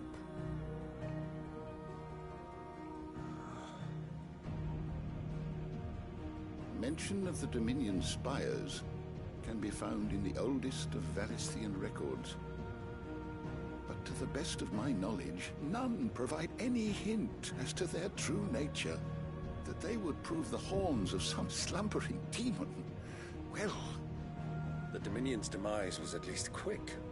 Elsewhere, the Republican army cannot hope to contain the chaos engulfing Randalar. Canberra is in flames, and the Empire. Our allies are crying out for answers. I've sent the Cursebreakers to give them what assurances we can, but right now that amounts to fuck all. They wouldn't be able to stop what the skies have started in any case. People here and across the realm grow sicker with every passing day.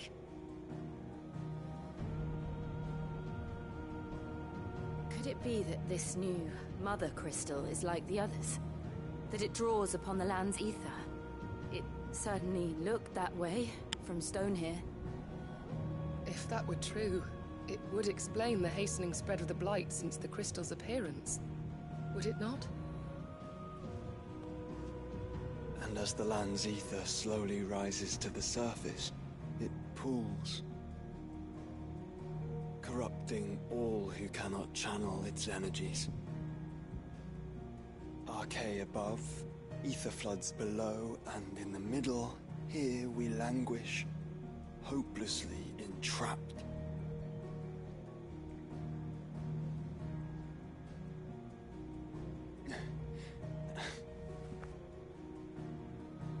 It's all right. When we faced him at Stone here, Ultima told us his true power quickens in the Halls of Origin. Needless to say, we cannot allow that to continue. If we are to stop him, we will have to find a way into the crystal. How are we going to manage that then? It's up in the sky.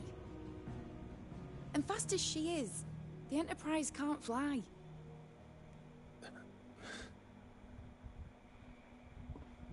It's a lot to take in, and I reckon we'd all benefit from some time to clear our heads.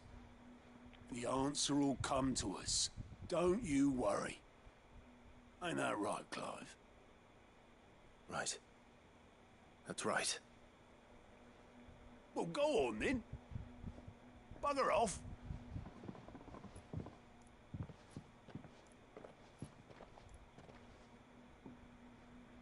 Same goes for you, Clive. You won't solve anything like this. Trust me. Go and get some fresh air, eh?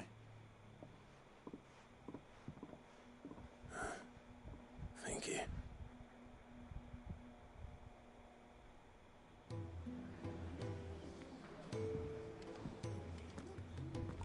Joshua seemed upset.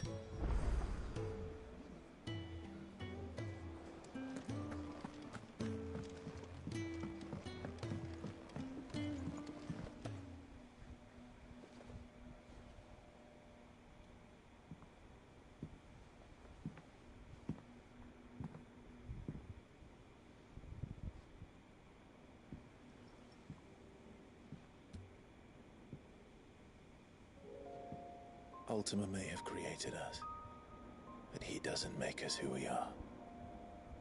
Only we can do that. And if he would have us fight for our survival, so be it. It's what we've been doing all along. Much like Ultima himself, it would seem. His new world being naught but a means to survive. And so, we must contend to decide which of us shall inherit the land. Should Ultima prevail, it will mean death for us all. Of that, we can be certain. But even should he fail, what world awaits us? A withered, godless place, where our newfound freedom will most like prove a chain in itself. Well, that may be. But a chain can always be broken. As long as one has the will to break it. It won't be easy. It may take generations. Centuries of suffering. And that is, if everyone plays their part. But it will happen. And when it does, it will be on our terms. That is the world that awaits us. Indeed. And what better world could one wish for?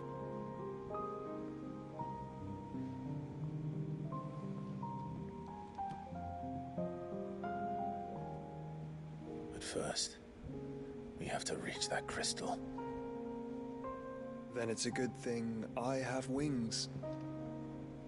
You can barely stand, let alone fly. And only the Founder knows what horrors await in those skies. You certain about this? Am I certain? I am the Phoenix. I will do what I must. This is our fight. Remember?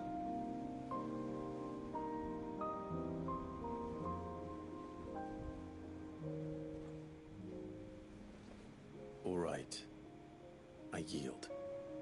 But only what you must, yes? I'm still your sworn shield. That you are. And what of my wings? Kinuha na ni Clive yung Lest you powers forget, niya. you go to stand against a god. I would not have you succumb to fatigue before the fight begins. Ifrit, your brother mentioned that some few of the dominants who had lost their power to you were still able to prime. Is that true? It is. But their icons no longer submitted to their will.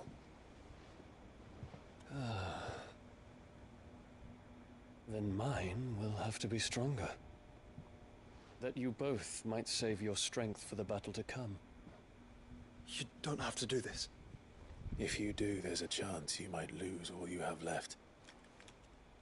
And what have I but regret? My life ended in the Dominion. I fear death no more. Besides, I would have words with Ultima. He has much to answer for.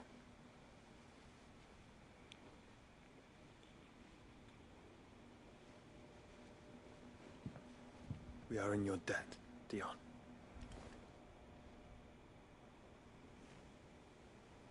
We can speak of debts when this is over.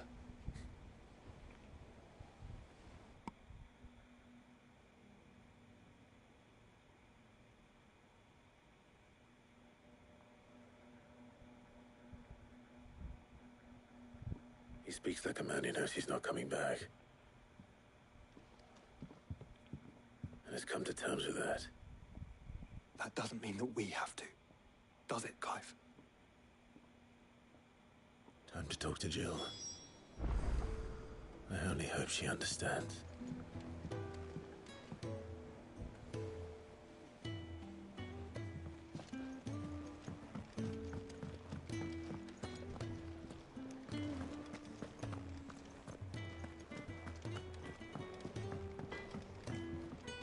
What do I owe the honor? For saying Fordian, do you?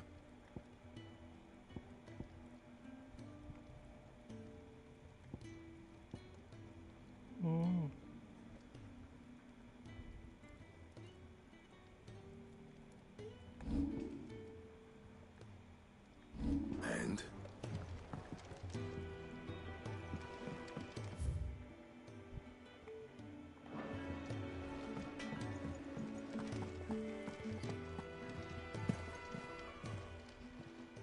Aye, it's a dangerous world out there.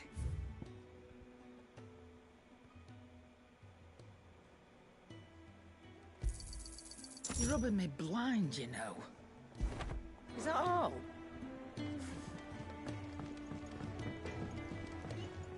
Trouble with your gear, or what do you want?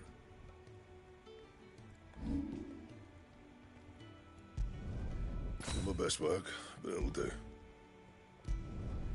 Yeah, that should do you.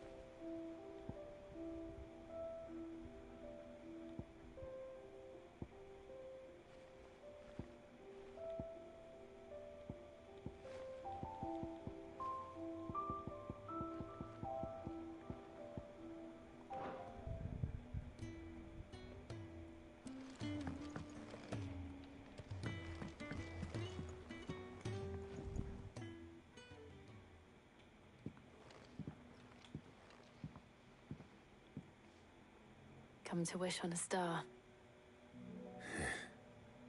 That might not be such a bad idea. This is it, Jill. You know what I have to do. Why I have to do it. There's no turning back now. This is where our journey was leading us.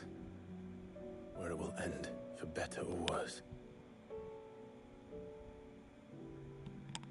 I could pray to Metia for you. But you'll be all right, won't you, Clive? You always are. I did promise we'd watch the moon together. I'll be waiting.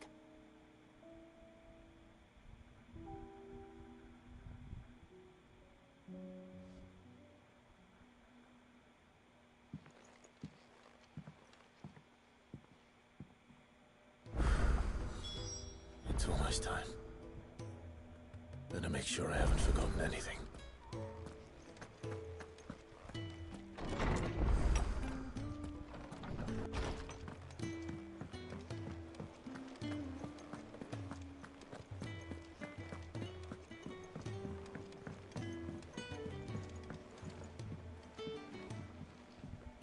Ah, Clive.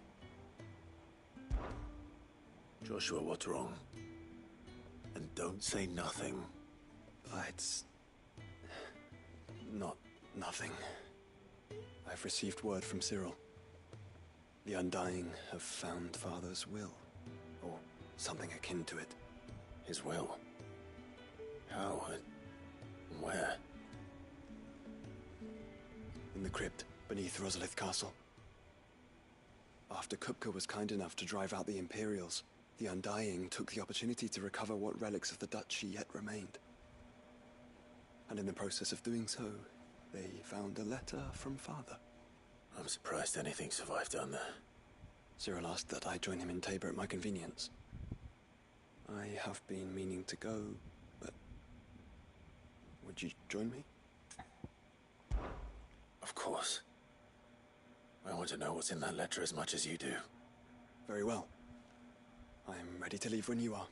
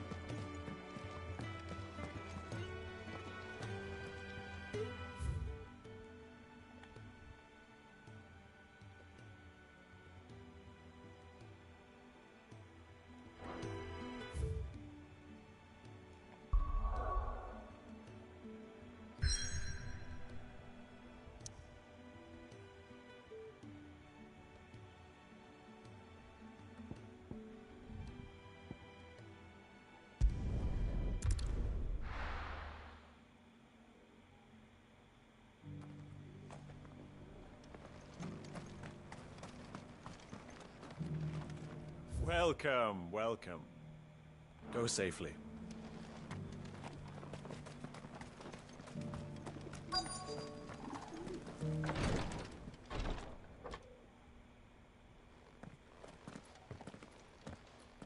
Your Grace, my lord, I trust your journey was not overly onerous. Cyril, you found a letter from Father? Yes, I have it here.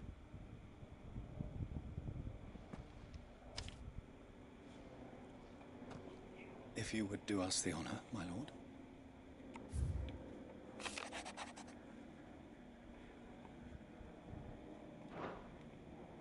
An inheritance.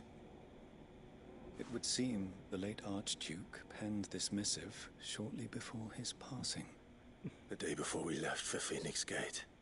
What are these plans he spoke of? His plans for the Duchy, Your Grace. Your father entrusted them to my predecessor, the former bearer of the Burning Quill, who entrusted them in turn to me. The complete emancipation of bearers is their stated aim. But your father's dream did not end there. His Grace also spoke of building hospices to care for those stricken by the curse, and the founding of a new university to further the development of non-magical technologies. With the blight spreading ever more widely across the Twins, Archduke Elwyn saw this as the only means of securing Rosaria's survival.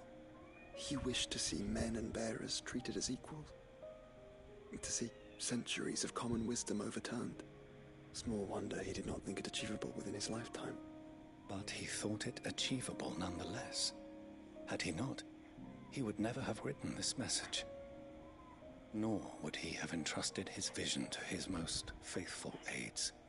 Those who would have stood with you, shielded you from the machinations of the less benevolent personages at court.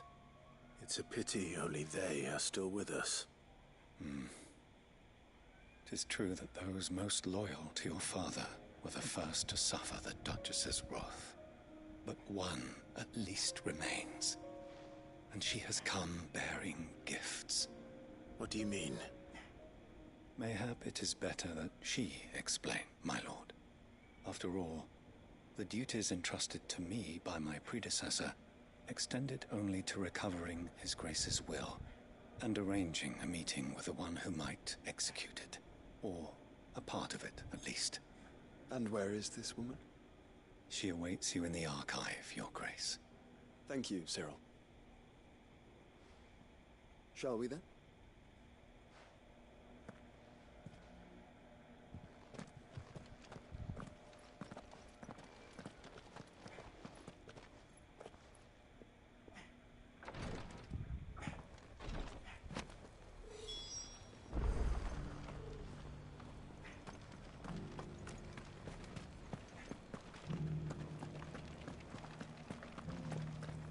This is the Requietry, an archive where we of the Undying collect and collate our findings. Fragments of Ultima's true nature surely lie buried within these pages. We have only to unearth them.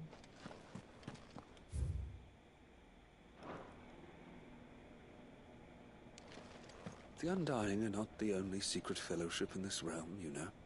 There are others, each working for their own ends. Why? Not so very long ago,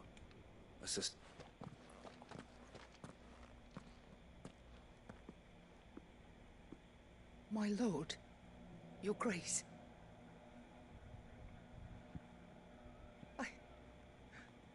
I hardly recognize you. I am Goditha, retainer of House Rosfield, loyal servant to the Phoenix and his shields. Your father, the Archduke Elwyn, entrusted me with the delivery of a gift. I only hope you can forgive my tardiness in bringing it to you. Lift up your head, Lady Goditha. You have our gratitude for your service to our house and to our father. I merely did my duty, as any proud Rosarian would. My lady, perhaps you could explain a little more? What exactly is the gift you bring? As I'm sure you know, it has long been the custom for the children of House Rosfield to be presented with certain keepsakes upon their coming of age. Indeed it has. Our father often spoke of the day when our turn would come. And had he lived to see it, he would have presented you with the treasures I bear. Matching armbands for you both. Alas, he did not live. Indeed, he was taken from us even before they could be completed. He had intended to claim the Heartstone with which each armband was to be finished himself, but it was not to be. And his gifts remain incomplete. I see. It saddens me to bring them before you, as they are. It was your father's wish that you be presented with the finished articles, not these, works in progress. But with his grace long since gone, and the stone left unclaimed, I had little choice. You are grown men now, and his house is yours. And while I would not presume to insist upon your claiming the Heartstone in his stead, I know that nothing would have pleased him more than for you to do so. Thank you, Lady Goditha. What say you, Clive? What else? Of course, my lady. May our father's will be done. Oh, I am much obliged. Do you know where we might find this Heartstone, my lady? I do. Though it may be a matter of a good deal more than simply happening upon it. It is found in the bellies of elder griffins, you see. We do at least know where to find one. A certain specimen has made its nest in Titan's Wake, not far from here. A certain specimen? You are most perceptive, Your Grace. In answer to your unspoken question, yes. In fact, this is the very same beast your father meant to slay. I have been tracking its movements since you were but a boy. Were you to slay it in his stead, as men of House Rosfield, it would surely make your father proud. What say you, Joshua? What else?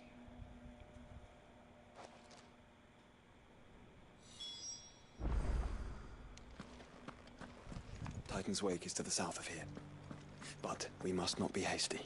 The good lady has been disappointed once already.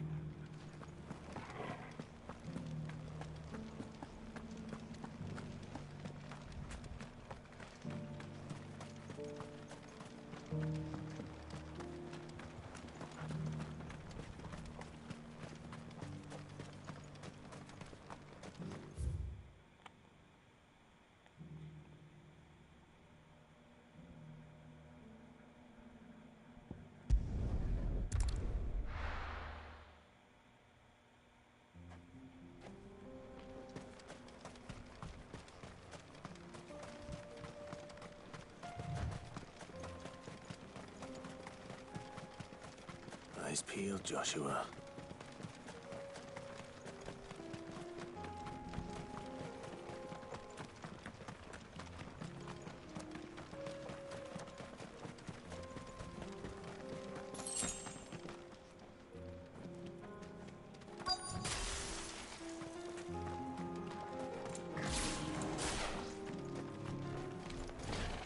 There it is. For House Rosfield.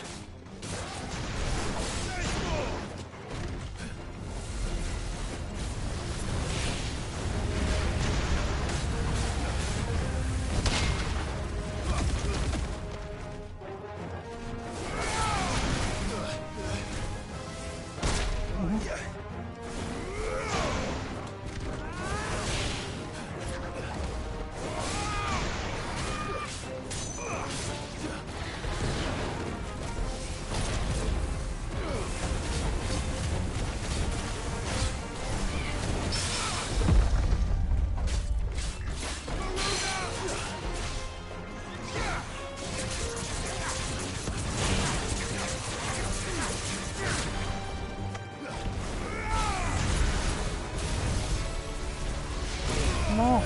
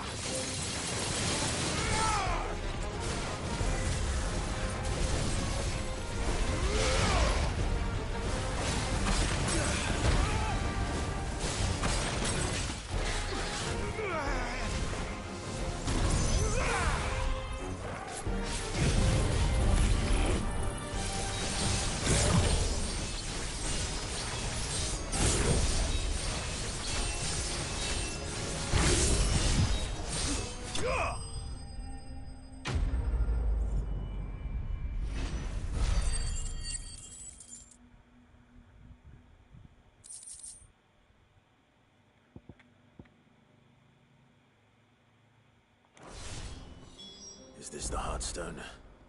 I expect Lady Goditha will know.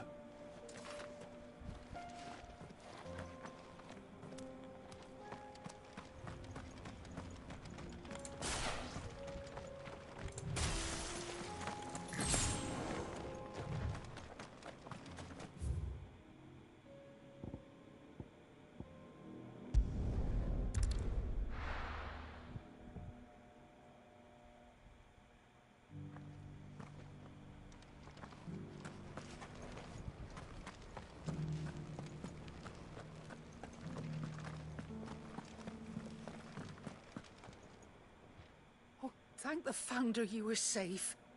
The Griffin is slain then? And the Heartstone claimed.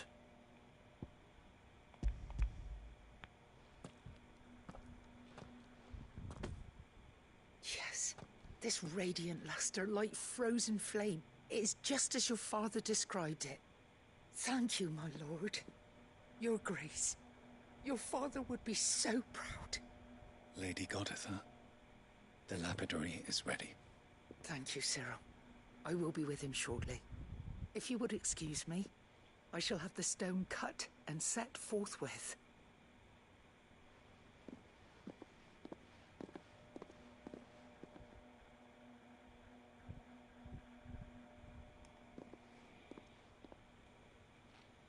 The armbands are complete.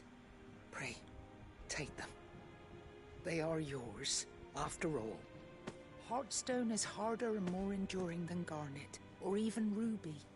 It symbolizes unwavering will and devotion, and the graven vines encircling the stone represent the unbreakable bonds between you.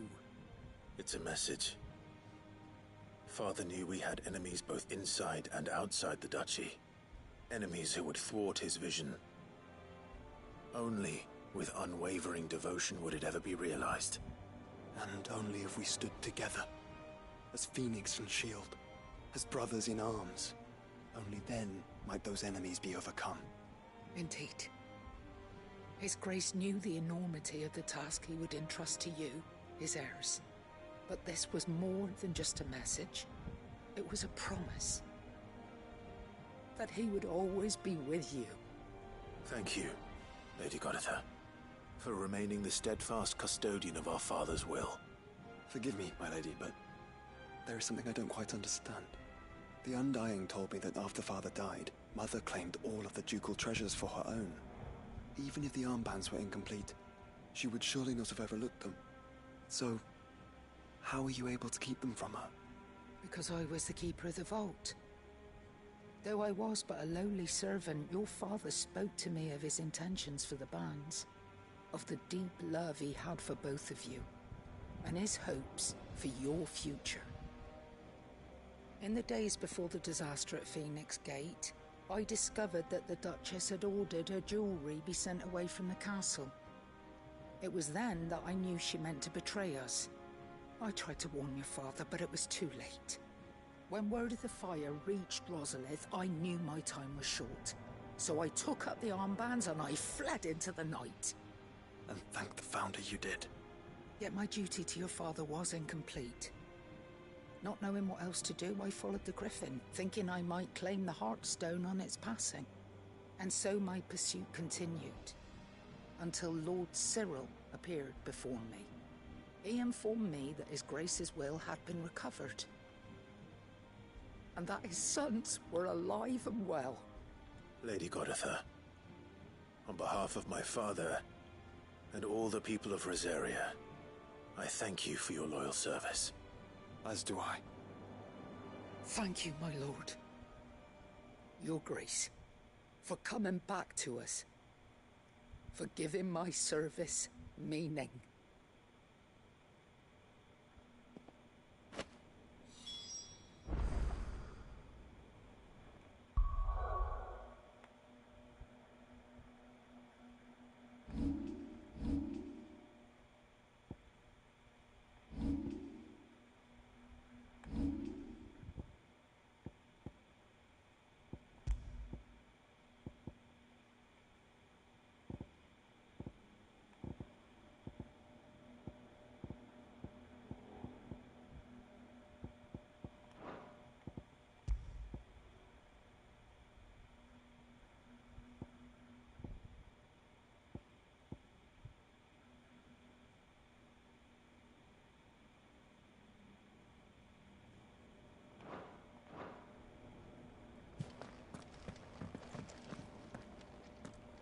bands suit you well. It must be gratifying to finally receive the inheritance that was denied you for so long. It is. And we thank you for the part you played, Cyril. If you would permit me to play my part a little longer, might I suggest that you make your way to your father's memorial atop Hawk's Cry Cliff? Let him see that you have received his blessing, and that his vision lives on in you. I suppose it would be churlish not to.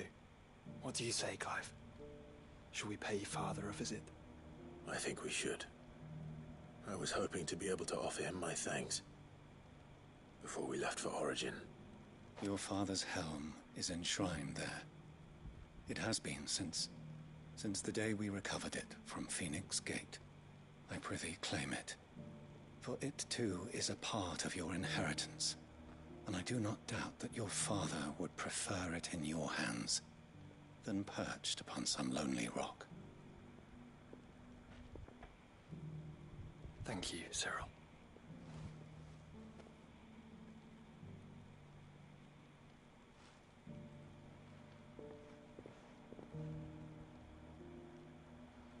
Come on, Clive.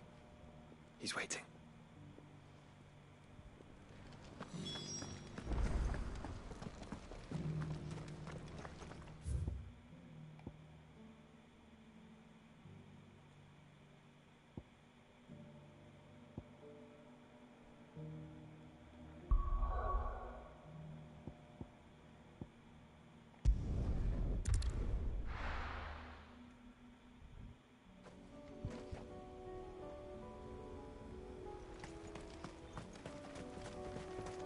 Unwavering will and an unbreakable bond.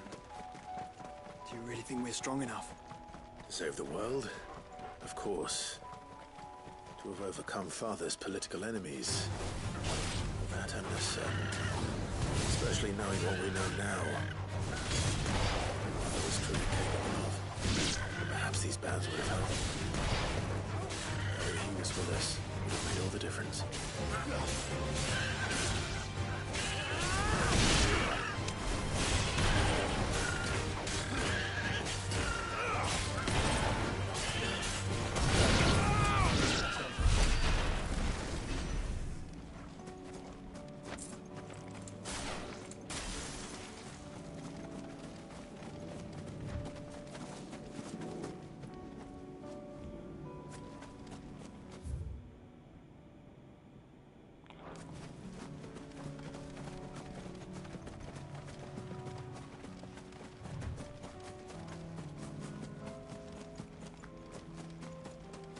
He's just back there.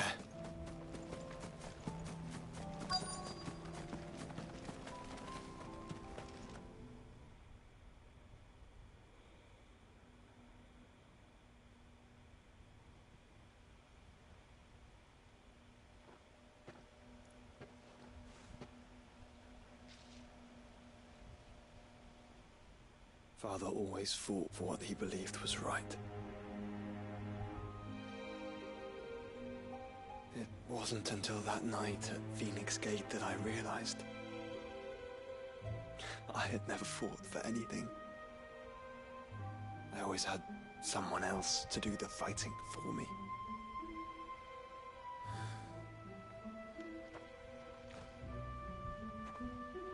No matter how fate conspired against him, he never lost heart, never looked back, never stopped fighting. To me, he was the greatest of men. And I've been trying to live up to his ideals ever since.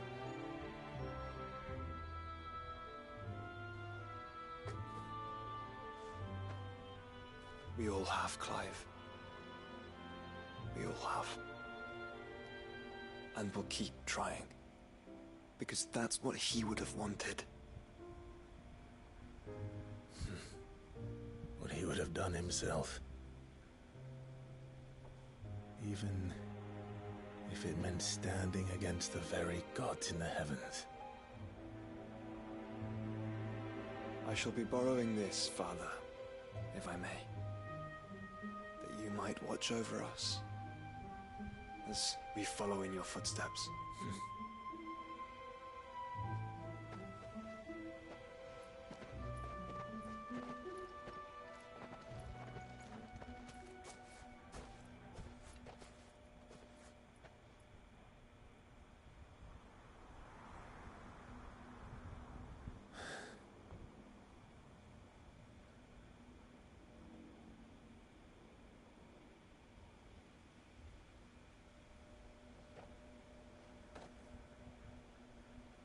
We won't lay you down.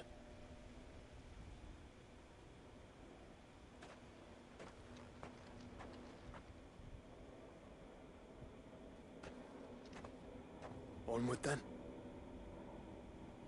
Onward. To the end. And to a new beginning.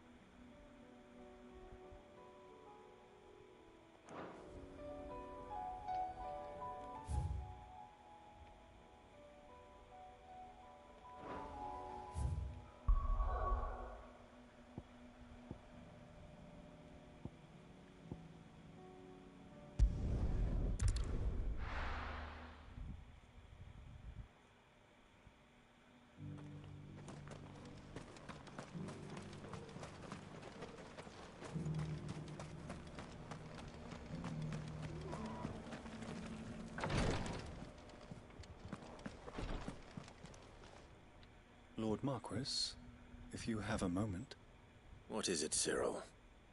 One of our brethren lately journeyed across the strait in order to pursue a new avenue of inquiry in our ongoing investigation. He sent an owl some while ago, but we have heard naught from him since. Was he surveying another fallen ruin? No. The object of his study was a savior cult that has arisen in Ash in recent years.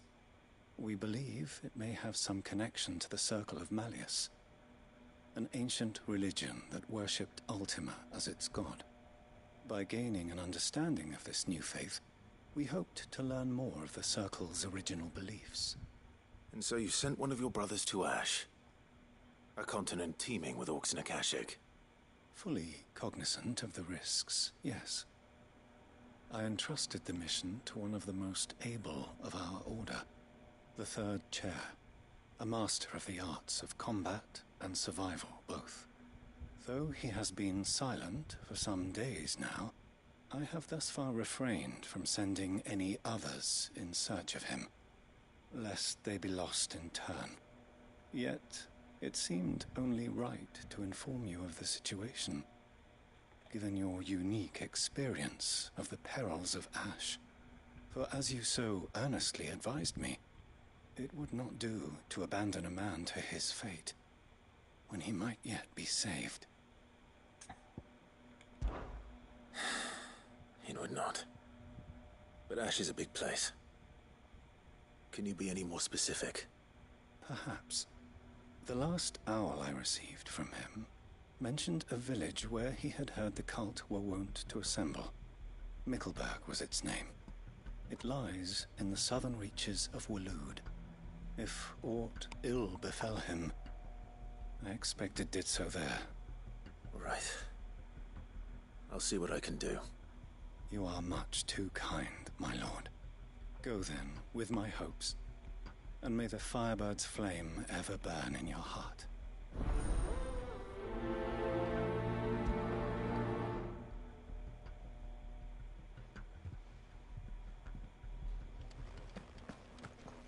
If this new faith really is an offshoot of the Circle of Malleus, then... Let's concentrate on finding the Third Chair first, shall we?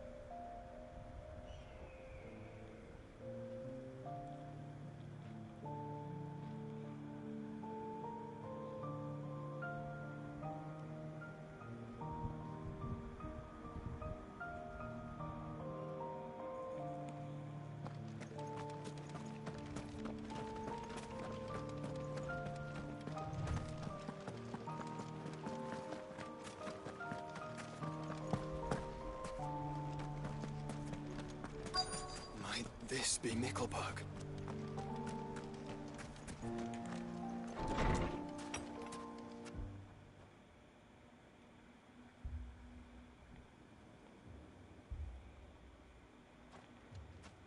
These people aren't turned.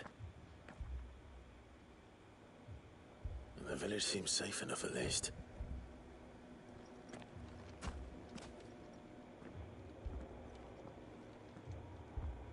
What is going on here? Ah. Did you, too, heed the call? Heed the call?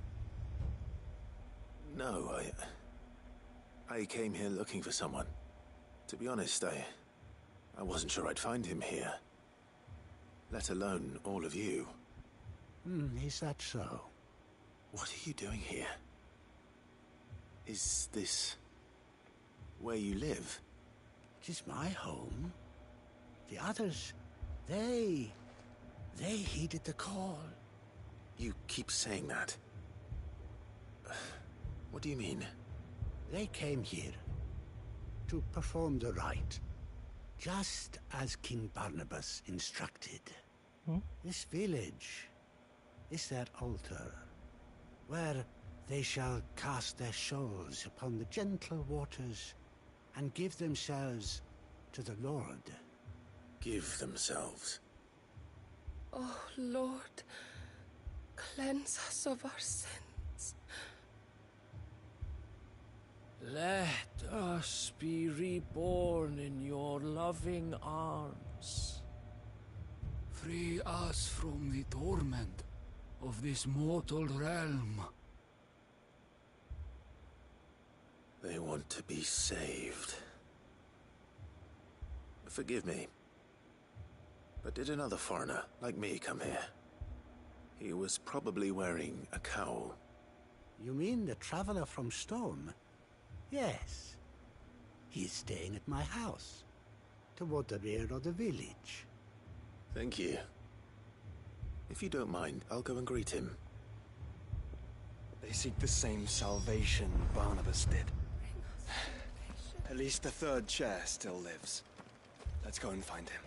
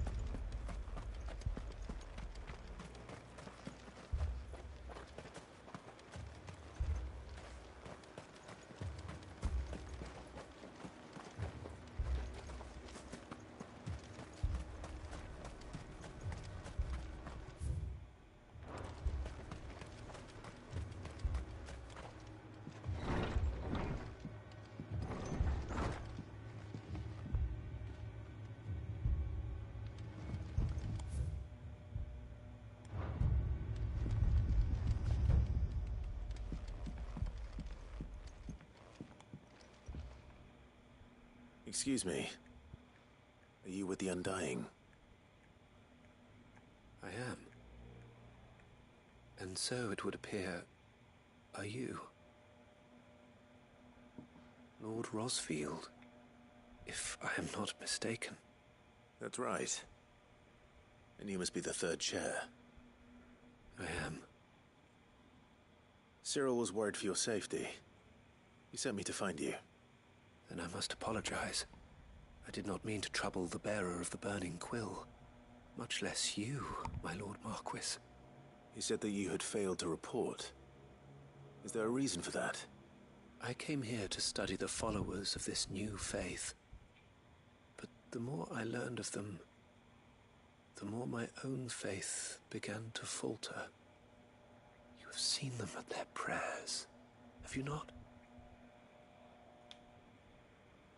They devote themselves to the veneration of their Lord with a fervor I have never seen before. Praying night and day that they might be rid of their wicked wills and reborn in their Saviour's light. Not that they might be granted respite from their worldly woes, but so that they might continue to serve him. Serve him with all of their beings. I, too, swore to devote my life to the service of my Lord and Master, but this... it is different. It is more.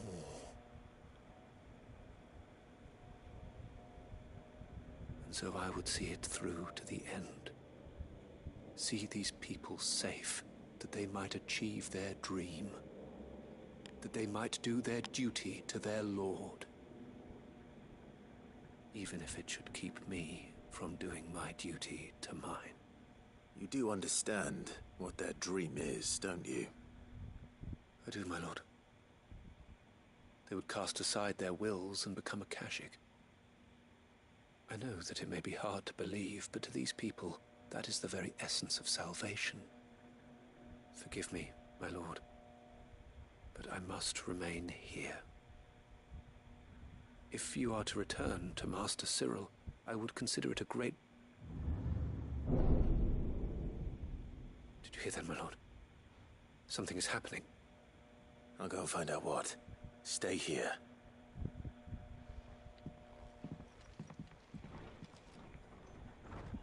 Hindi pala.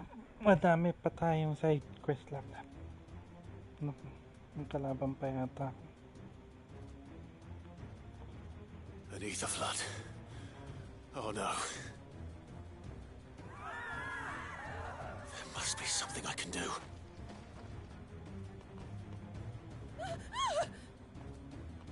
Echoes as well. Found her. Ready, brother? Ready.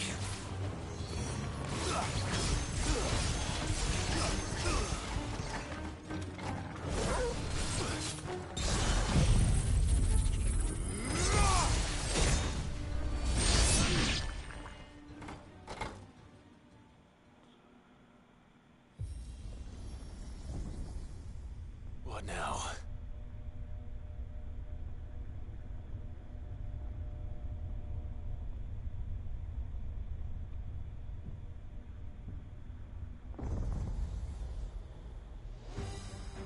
Naku, bubot pa nga akong kalaban. We meet again. I've killed your kind before. Let's try.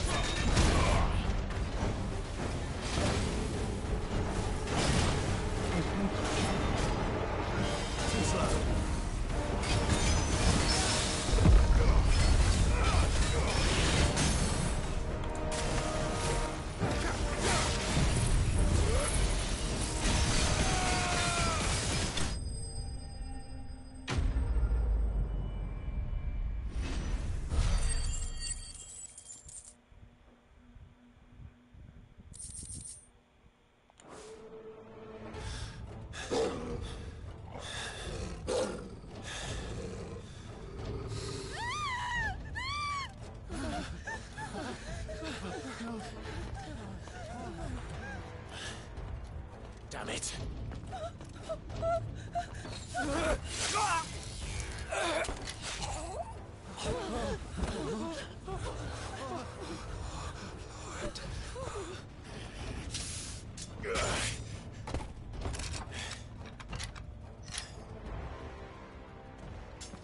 Don't you die. Come on, speak to me. I had to save them, that they might have a chance to find true salvation. By devoting themselves to the service of their Lord. Just as I did when the Undying plucked me from the gutter and gave me a cause to believe in. A duty to serve was everything to me, and I would not deny them that fulfillment, even if they must become a Kashyyyk in order to achieve it. Forgive me, my Lord Marquis. I did not mean to trouble you with this. My findings. Could you deliver them to Master Cyril for me? Of course. Your duty will be done.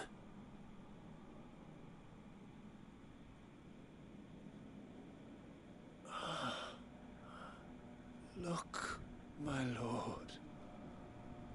They are saved.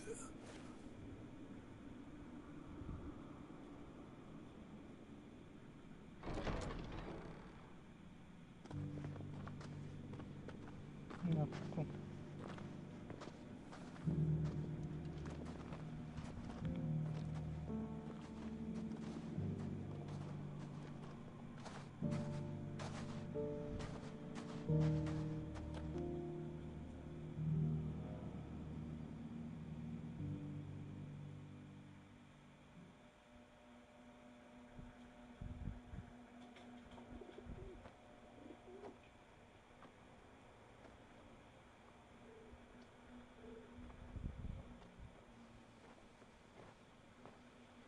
They are saved. Found her. I should get this report to Cyril.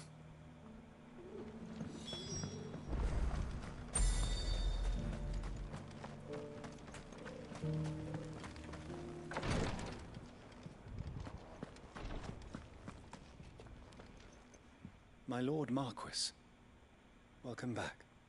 I am glad to see you hale and whole. I met with your third chair, Cyril. He bade me deliver his findings to you.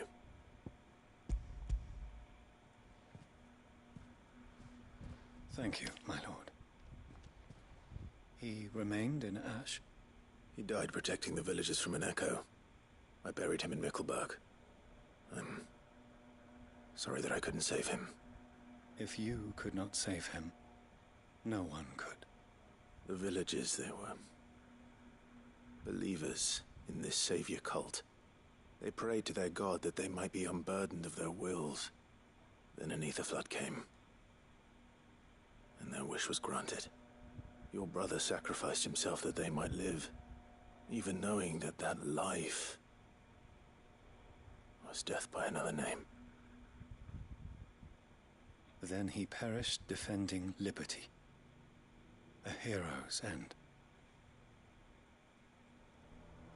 For the right to choose how one dies is no less sacred than the right to choose how one lives. Sid would agree. He wanted to build a world where people could die on their own terms. a noble ambition. To die for one's cause is the most perfect expression of one's faith. It matters not how misguided others might judge one's decision to be, only that the decision is one's own. We live according to the teachings of our order. We believe in them, we protect them, and yes, we die for them. For better or worse, that is our creed.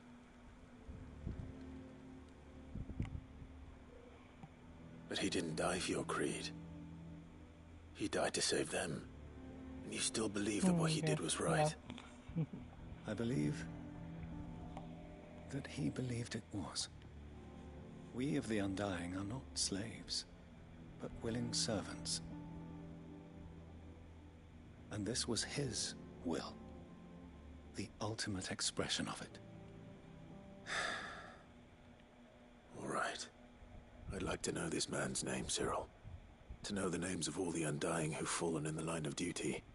They died serving my house. It's only right that I remember them. That is my duty. Of course. I shall fetch the Book of Martyrs at once.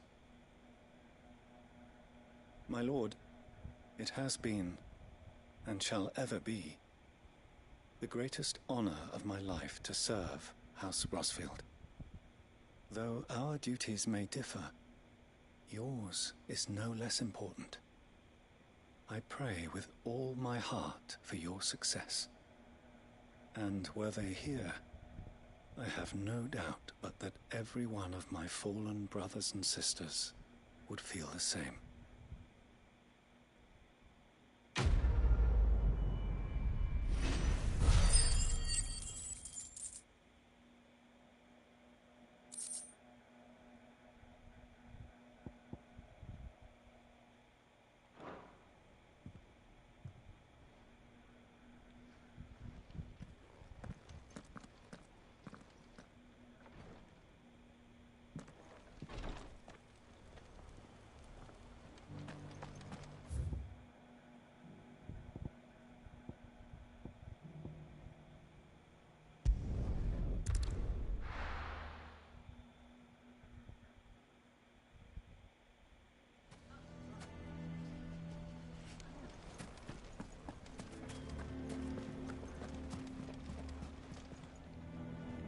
Here to help me pack?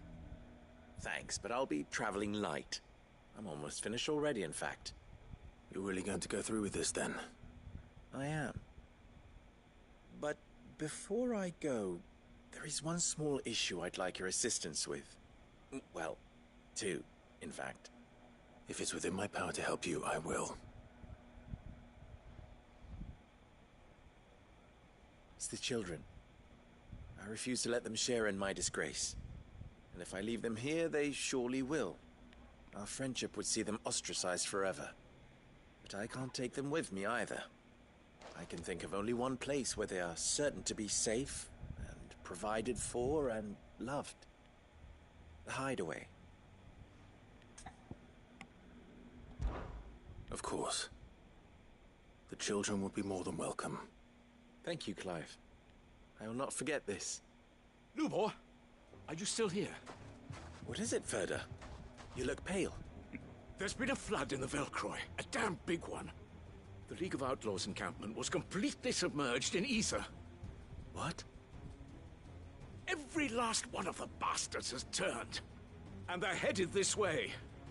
Bandits are one thing, but Akashic bandits are quite another. The town guard won't stand a chance against them. We need to evacuate. There's no time to lose. Ferda, gather the men. The Akashic may strike at any moment. We must make ready to cover the townspeople's escape. Well, what are you waiting for? Yes, my lord.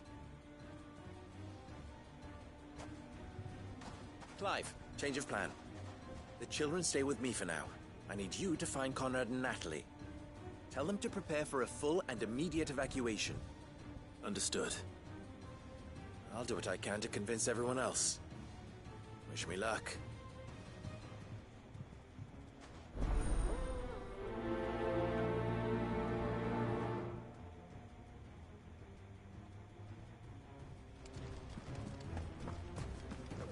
You have to listen to me. They're coming. Why do they always have to make such a fuss outside?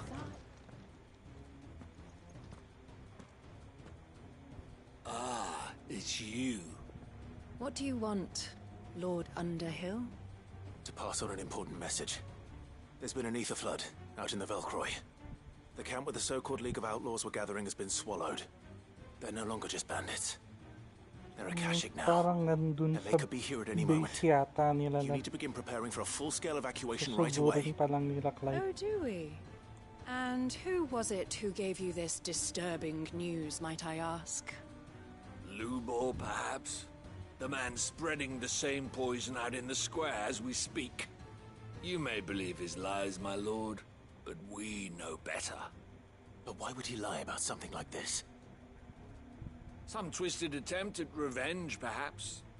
If he had not been unmasked, he may well have been elected our leader. A great honor for one of his kind. One he might well feel aggrieved at having been denied. Lord Underhill, forgive me, but it has become all too evident where your sympathies lie. Lubor cannot be trusted, and neither, therefore, can you.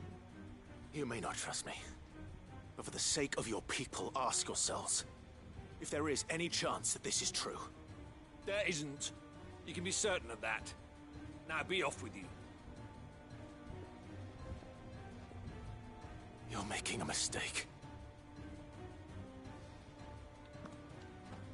Come, Clive. If our words will not move them, then we must find another way to help save the town. You're right. Let's speak to Lord Ferda. I think we'd better shut up. What's Lubor raving about now?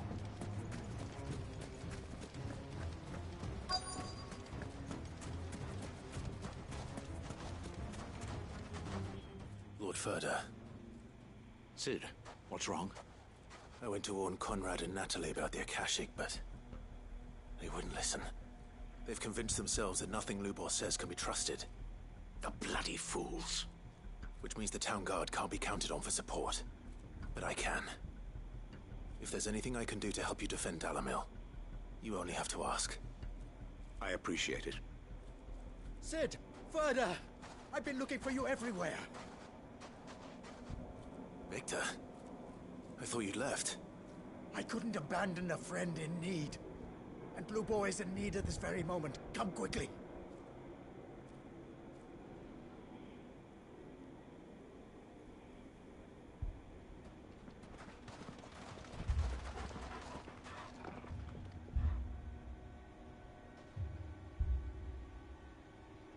You have to believe me! The Akashic are coming!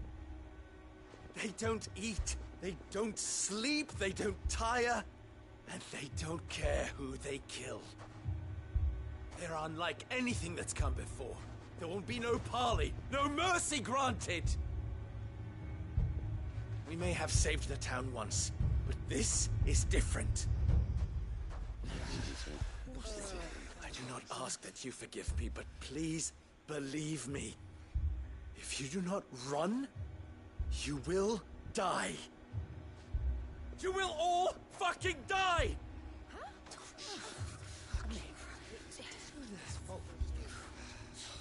You'd like that, wouldn't you, Bearer? Yeah, with us out of the way, your kind will be free to claim Dalamil for yourselves. You should run! Run, Bearer! Yeah, run! Run! Far away! Run! Just go on! Yeah. Yeah. Yes! Go! Come on, then. Go on! Just go. Just go. Lubor, wait. Someone's coming. Come on! Stop! You're hurting him! Pati yung mga bata binabato nila.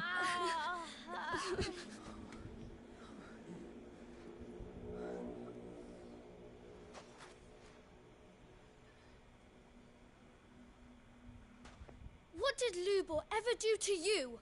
Hmm? He solves all your stupid problems, and he keeps all of you safe.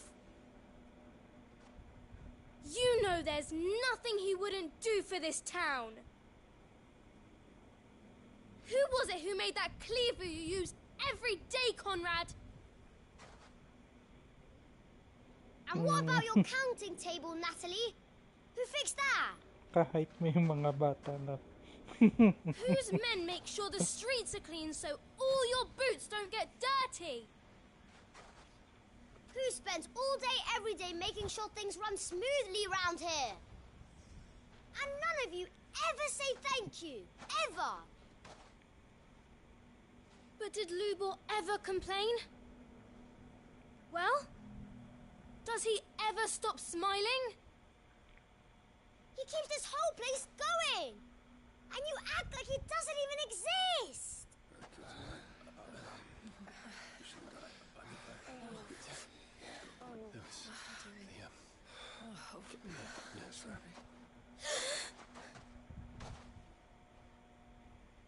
Lubor, we've heard enough. Wait! We will not run. The town guard will not abandon the very place it is sworn to protect. And I will not give up for lost the stores that we labored so hard to fill.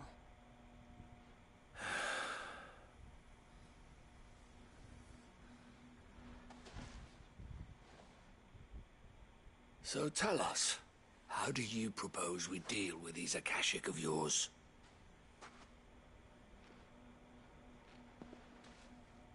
We won't run, but we will fight.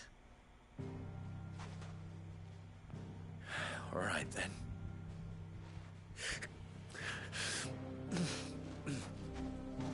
Fine.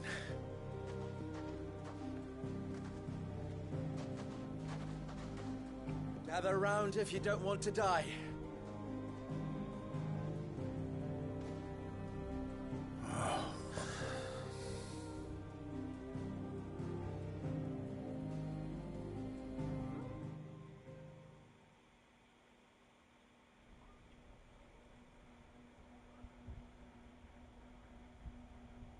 Allow me to explain the situation. The ether flood occurred near the village of Cheratina, deep in the Velcroy. The place had been abandoned for years, until the League of Outlaws decided to make it their base of operations.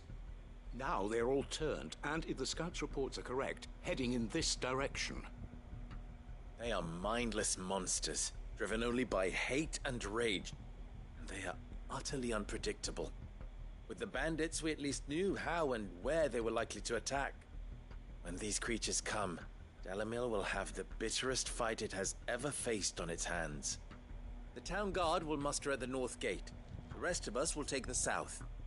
Both forces will provide men to serve as scouts and messengers, ready to spread word of the size and nature of the Akashic force as soon as it is spotted. And as soon as it has been, we will converge on its position and see that it is driven back from Dalimil at all costs. Conrad, can I count on the support of the town guard? Always. I leave the selection and coordination of the messengers in your hands, Victor. And the command of our men in yours, Ferda. If you would both be so kind. Consider it done. As you wish. Natalie, I would ask that you and your people have the townsfolk barricade themselves inside the bathhouse. And tell the merchant not to waste time securing anything beside the essentials. Preserving life is our one and only concern. As long as we survive, it doesn't matter what trinkets we might lose. Our riches can be regained. And if anyone doubts that, let it be known that the Briar's Kiss stands ready to cover any losses. Very well. I shall tell them. Where do I fit into this plan? Where else but the most perilous place of all? I would like you to travel to the home of our erstwhile League of Outlaws, Cheratina itself. The main host is most likely still there, and Dalimil will not be safe until it is eradicated, root and branch. A little gardening. How pleasant. I doubt it. I have a feeling these weeds will be particularly stubborn. Luckily, so am I. So you are. All right then, we all know what we have to do. Now it's simply a matter of doing it. For Dalimil.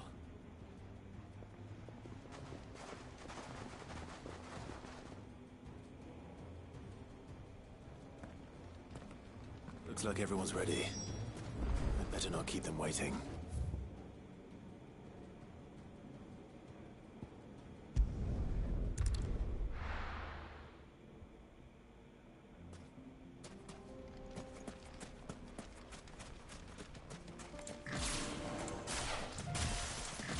There it is. The flood. But what's waiting for us inside?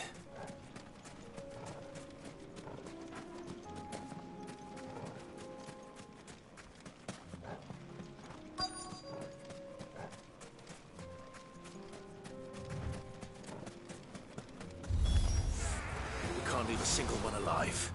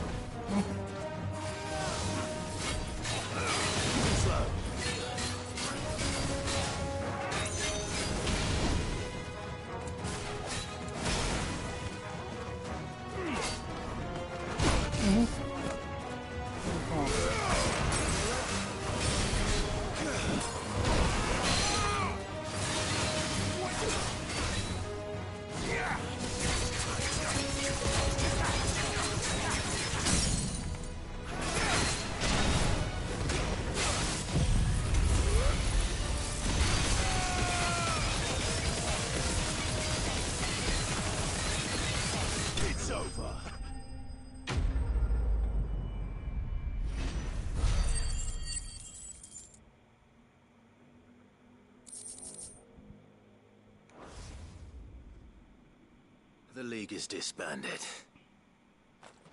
I should get back to Dalimil and see how the others fared.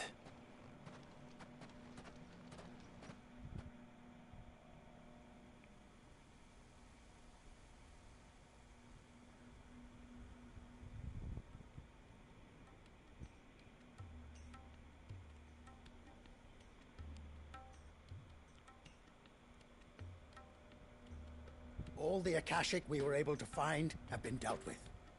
Seems that might be the last of them. Last of them here, perhaps. Lubor, Sir Clive has returned.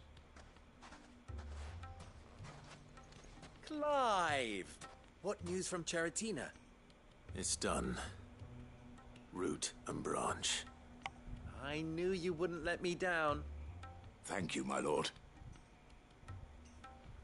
Friends, the Horde has been driven back. The Akashic have been defeated. And we need not fear the arrival of any more, thanks to Clive. Victory is ours. We bloody did it! We saved Dalimil. Lubor, allow me to apologize. After all you have done for this town, we should never have doubted you. But we did. And for that we are truly sorry. We only hope that you can forgive us. We need you, Lubor. Dalimil needs you. So, if you would still like to be considered for the position of mayor, you have our backing. You do remember that I'm a bearer, don't you? We do. But that is not a stain on your character. It is a stain on ours. We thought only of what we perceived bearers to be, not what you truly are. The man who saved Dalimil twice over. I see. But I will only accept your proposal on 2 conditions. Name them. Firstly, that you will both do everything in your power to rally your people to my cause. If the Town Guard and the Merchants League do not accept my leadership, it will be doomed from the start. Unity is the key to defending Dalimil, and I do not doubt that we shall need to call on our combined strength again. When that time comes, I will expect us all to pull together, just as we did today. Of course. You have our word. And secondly, you will accept that if I am to lead you, the mistreatment of bearers must end here in Dalimil. Any bearer within our walls shall be afforded the same rights as any other citizen. They will not be judged by what they are, but who they are. As we failed to do, and came so close to losing everything. We agree to your conditions. And we have only one in return. That you continue to work for the good of Dalimil, as you always have. Condition accepted. Well then, it seems my mayorship is all but confirmed. Do I get some sort of special hat?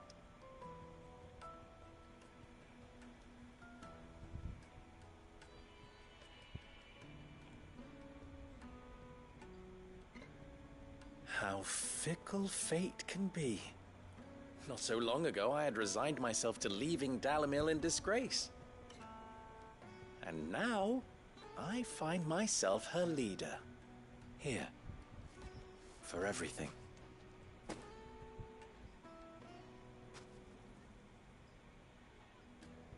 Lubor.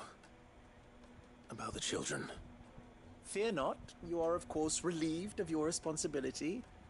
I would sooner face another horde of Akashic than see them brought up as outlaws. I'll make sure they're safe here. I don't doubt that you will. And not just the children, but everyone in Dalimil. I'll do my best. Can't have all your hard work going to waste.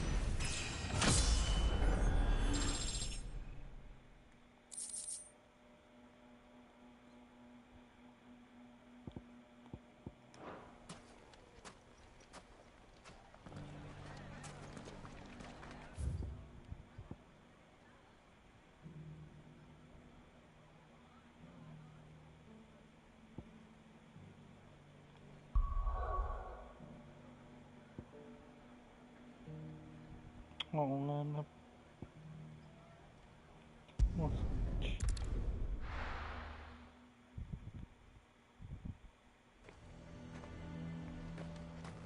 A fortress? The garrison is threatening to pull their sentries from the markets if we don't cooperate. I would speak with this duke. Saw the captain just now. He's wearing his uniform. Your town needs you. I need you. The Duke would have.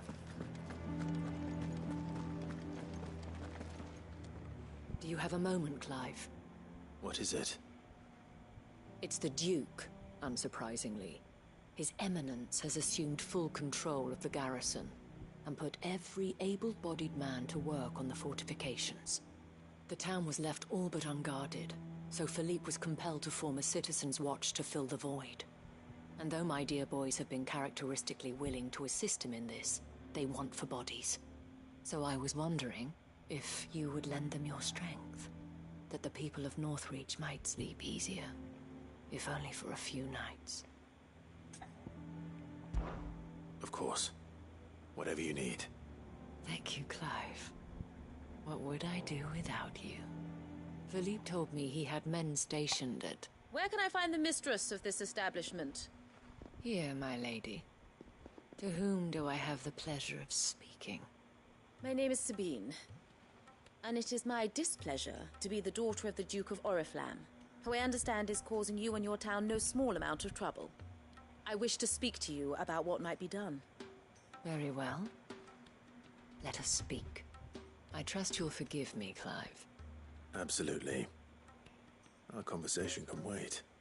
Please, proceed. As you know, my father is a most overbearing and supercilious man, and I join you in objecting to his every action. Indeed, I owe you my thanks for continuing to argue against his reckless plans. Yet I fear he is not one to be swayed by reason. No. He must be made to face the consequences of his actions. And who would make him do this? I would. Myself and several other like-minded individuals. Were you to join us, we would surely have the strength to drive him from Northreach for good.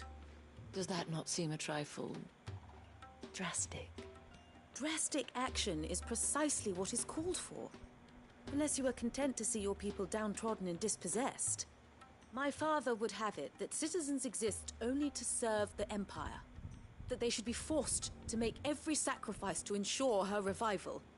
But he is wrong. It is not the people who must serve the Empire, but the Empire who must serve her people. Drastic. He's always been like this. Scornful of the opinions of anyone he judged beneath him. But he cannot be allowed to ride roughshod over the common folk any longer. We must fight him. By all possible means. Fight him? No. My purpose is to quell the tension in Northreach, not to stoke it. Respectfully, my lady. Our only chance of saving this town depends upon every one of us uniting against our common enemy. Your father and his followers included. While I understand your frustrations, I cling to the hope that he may yet be won round. False hope, I assure you. But I see that your mind is made up. I shall bother you no longer. If you will extend me the same courtesy, I bid you good day. She certainly has spirit. Indeed. But unfortunately for us, that spirit is only likely to harden the Duke's resolve, which may be enough to seal the fate of this town. Not that she cares. This is all about her and her father. Families. I'm sorry, where were we? Ah, yes. I was about to tell you of Philippe's plans for the town watch. But perhaps it's better that you heard them from him. I believe he's in the market, if you'd be so kind as to seek him out. Right away. It's just a pity I cannot join you. I'd like to see the two of you in action together.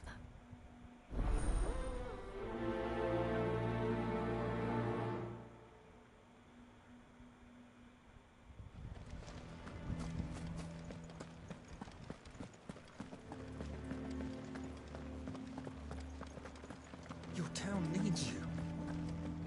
I need you.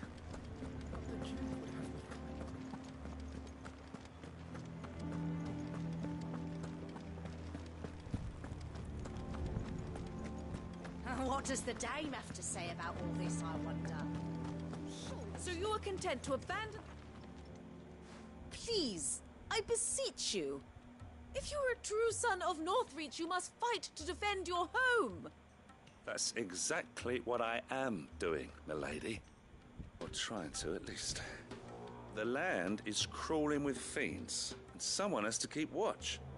Even when our true enemy is hiding in the garrison? Fine. You're not the only able-bodied man in Northreach. Thank you so much for your help. Baliw tong babae. She cornered you too, then? Could hardly get a word in edgeways. Like father, like daughter, eh? She made an uninvited appearance at the Vale earlier, hoping to convince the Dame to join her in fomenting rebellion. I bet that went well. Her ladyship seems to have a way with people. Anyway, what brings you here? Our mutual friend thought you might welcome some help. Oh, she did she? Right as always. In fact, you're just the man. We've had some reports, you see. Sightings of, you know what. They're back. Seems that way. All over, too. We haven't been able to confirm anything yet, but if you're willing, you could go and see what's what. Right. Where should I look? You know Grieger's Weep? One of the sightings places them somewhere on its shores. I'm on my way. Thank you, Clive. I'll look into one of the other sightings. Let's rendezvous back here later.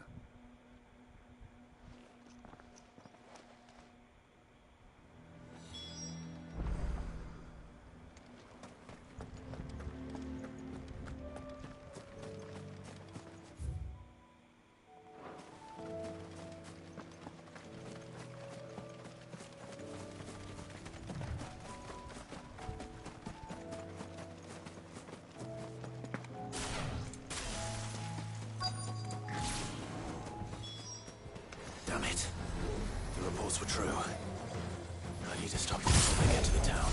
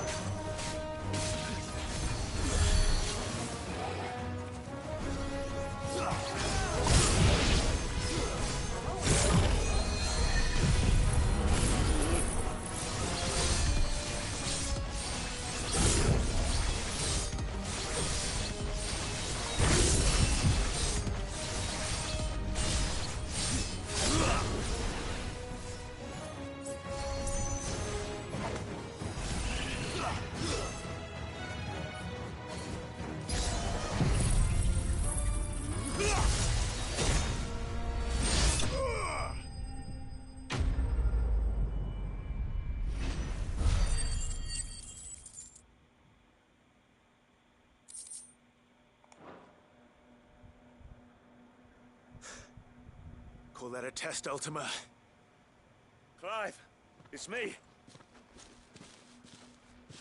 Are you alright?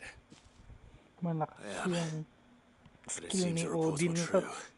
The thralls have insta-kill returned. yung I kalaban. dispatched the few that I found, though. Well, that's something, I suppose. But what were they doing south of town? They all came from the north last time. We might be able to fend off an attack from one side or the other, but from both? Do you have eyes in the north? Some. I should probably go and have a look, though, just to be sure. You head back to Northreach. I want you there just in case war breaks out while I'm away. What do you mean? Her ladyship's been busy working her magic on the townspeople, stirring up ill feeling towards her father. She'll have her marching on the barracks if we're not careful. What? This is exactly what the Dame was afraid of. I'll do what I can to calm things down. Be careful out there, all right? Don't worry, I'm not like you. One sniff of those things and I'm running back to town screaming blue murder.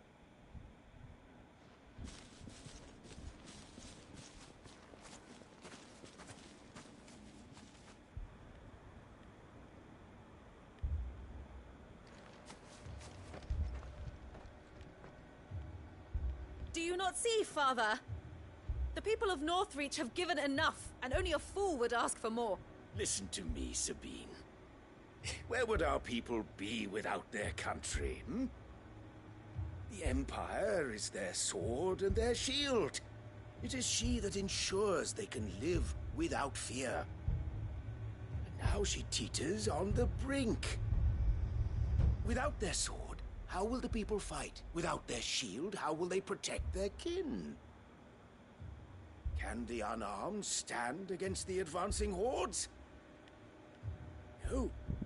But there is yet hope. A new shield, a new sword.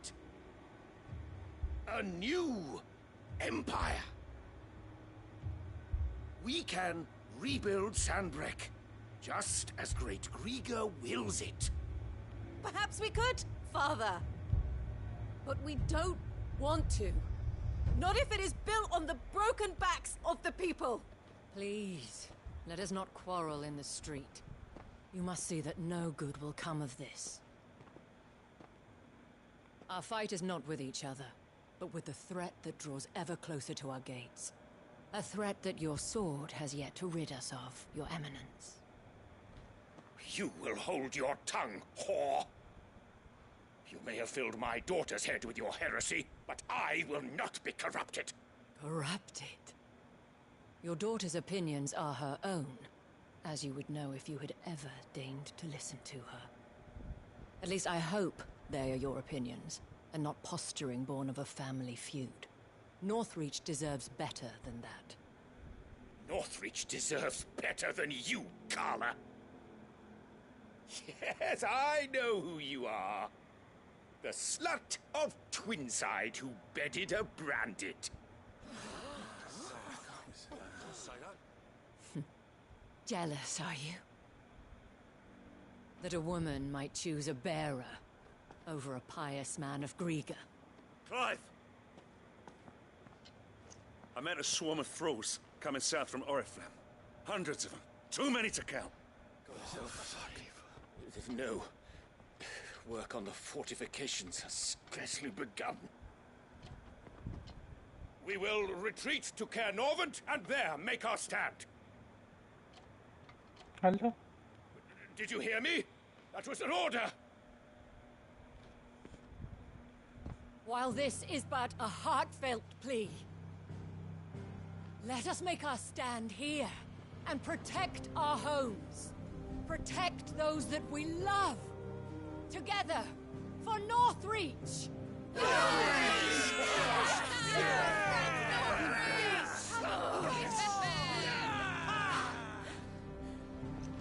You heard the dame. What are we waiting for? Pikemen to the gates. Archers to the roofs. Quickly, come on!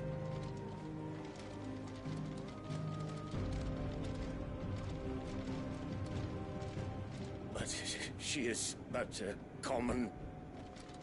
whore, yes. And we'd follow her to the gates of hell.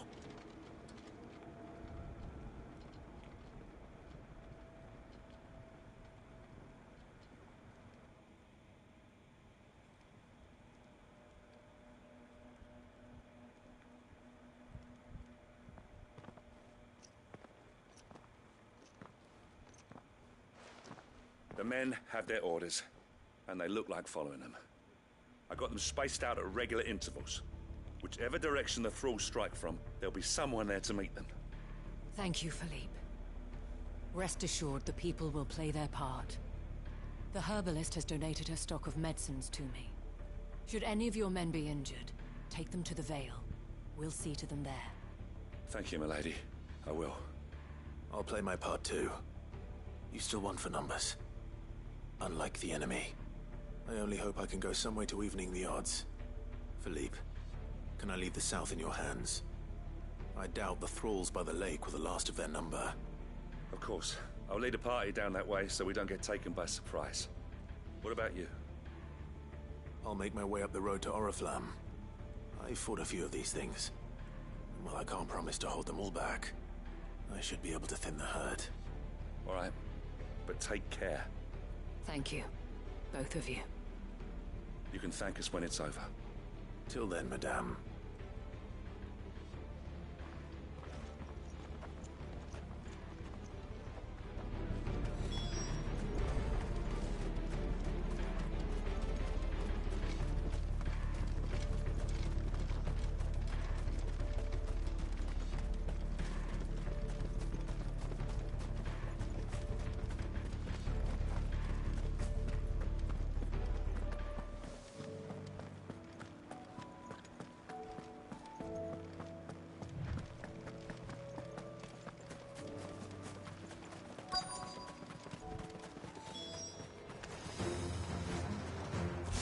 So many of them. Not for long.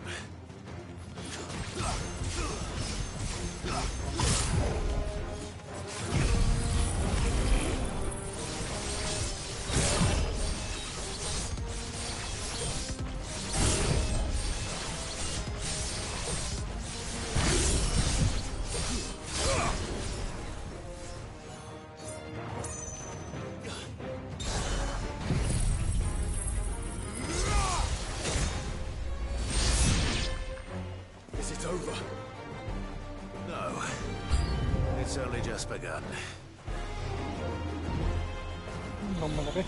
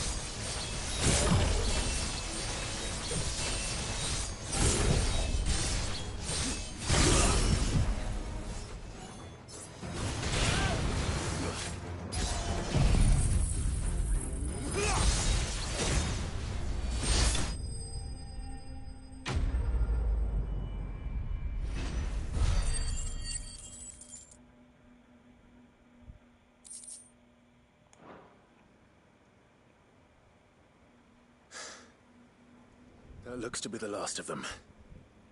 I wonder how the others fared. Better hurry back to town. Come on, Torgal.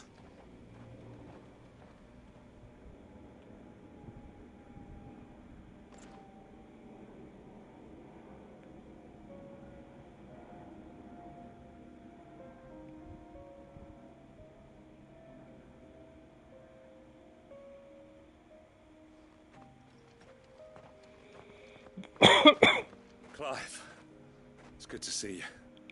And you. The road to Oriflamme is clear. How did you and your men fare? Well, we ended up fighting for our lives down by the lake. Took a few nicks, but nothing the girls of the Vale can't put right. Glad to hear it. Well, it seems we've survived. For the time being, at least. I thank you both for answering the call. You were right. And I was wrong. About everything. I had thought that the only way to unite the people was under the banner of Empire. That without a strong hand to guide them, they would drift apart. To be borne hither and yon by the eddying currents of fate. But you brought them together. Not by force, nor by the exercise of goddess-given authority, but by simply being one of them. By knowing what they feel, because you feel it yourself. Our purpose was ever the same, Your Eminence.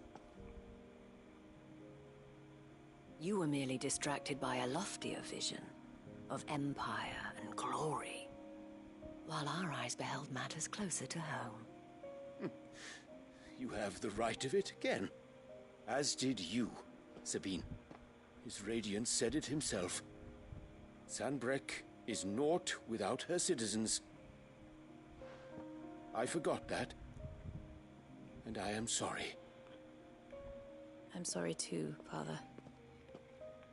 I should never have taken things so far. I only wanted you to understand how the people felt. How I felt. But my anger got the better of me. Do not blame yourself, my dear. This was my doing. I should have listened to you. To all of you.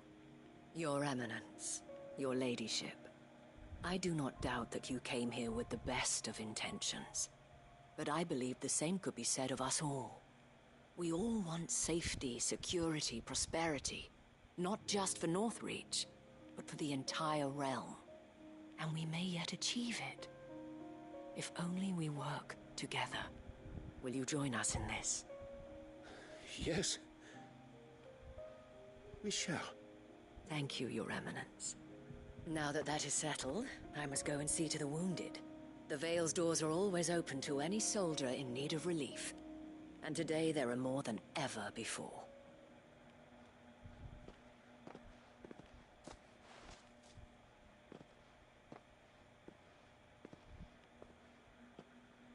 Madame Isabel is a rare soul indeed. In these dark times, I see that it is not men like me who should lead the realm, but women like her. You're right. If only I'd listened to her when I had the chance. Forgive me for saying so, milady, but you still do. The Dame said it herself. We can turn things around. We just have to work together. And that goes for you, too. You're one of us now. One of you?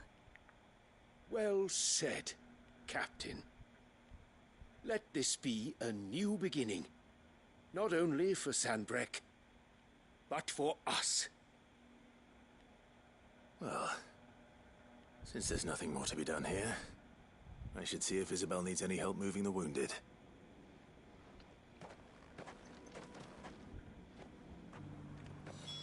Can we get you anything?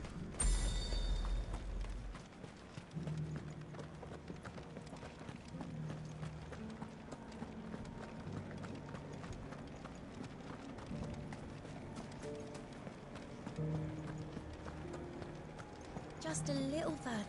This the last one?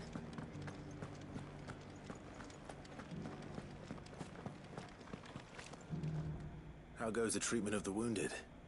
I'd be happy to man one end of a stretcher if it would help.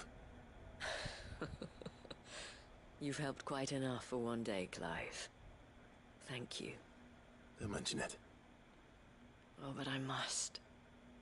After all you've done for this town, it is the very least you deserve.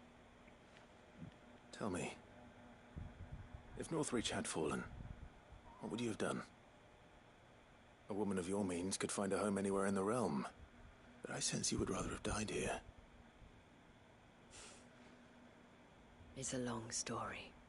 For you, madame, I have all the time in the world.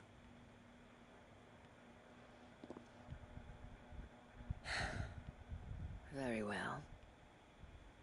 Long ago, I had a life in the Crystalline Dominion. I was Carla then, courtesan to the nobility. So sought after was I that it was only they who could afford my time. Alas, those halcyon days were not to last. For naive as I was, I fell in love with a bearer. He was my master's guard, the gentlest man I have ever known. After they discovered us together, he was whipped bloody and forbidden from ever looking at me again. And so we fled. Not that we had anywhere to flee to. We wandered, aimless and starving, half dreading, half praying that the next day would be our last. Until we found ourselves here, in Northreach. It was the Vale that took us in, that fed us, clothed us, and healed our hurts. Those that could be healed, at least. My love was already too far gone. He passed away. He did. Not long after we arrived. But at least we were able to share a few moments of peace before the end. It was the greatest gift I have ever received. But the generosity of this town and her people did not end there. The men and women of the Vale supported me through my grief, shared in it, though I was still a stranger to them. They treated me like a sister. And so I swore that I would always do the same. That I would return the kindness that Northreach showed me. That I would repay my debt to the Vale.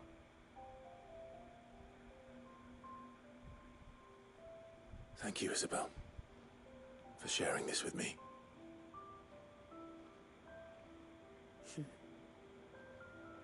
You're a lot like him, you know. Perhaps that is why I have such a soft spot for you.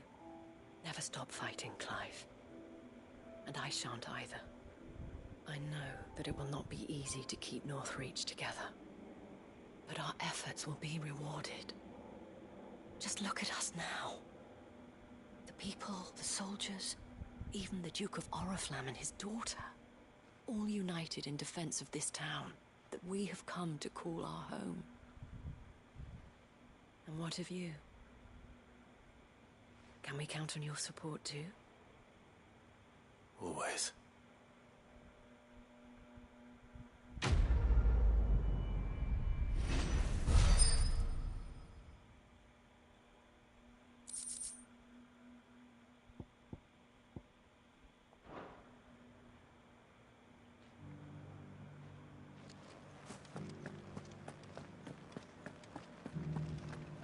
This the last one? We did it! I saw several soldiers being carried to the...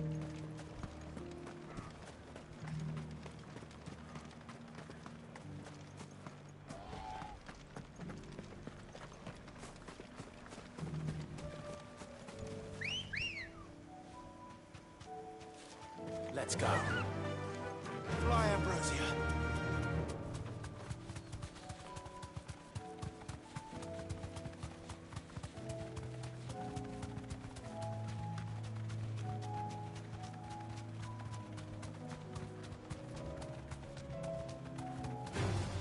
Someone's brave.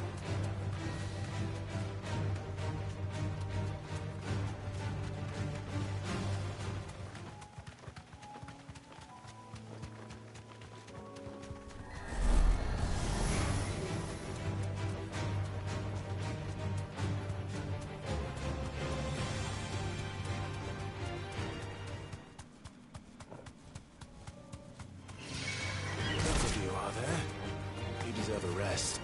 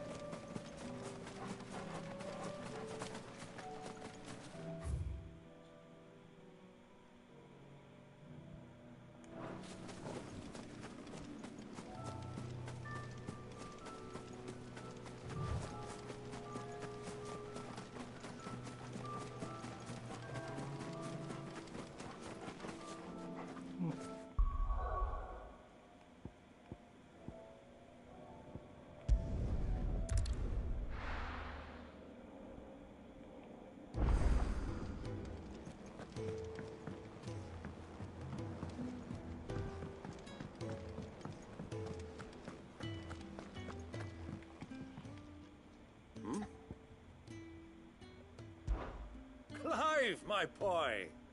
Rutherford informs me that we owe you our thanks. Hadn't intended for you to get involved, but such are the times we live in, huh? I would have done the same for anyone else. You're far too modest, Clive. You'd make a terrible nobleman. But tell me, is the realm truly in as dire a state as Rutherford suggests? From what little I saw, you were right to be worried.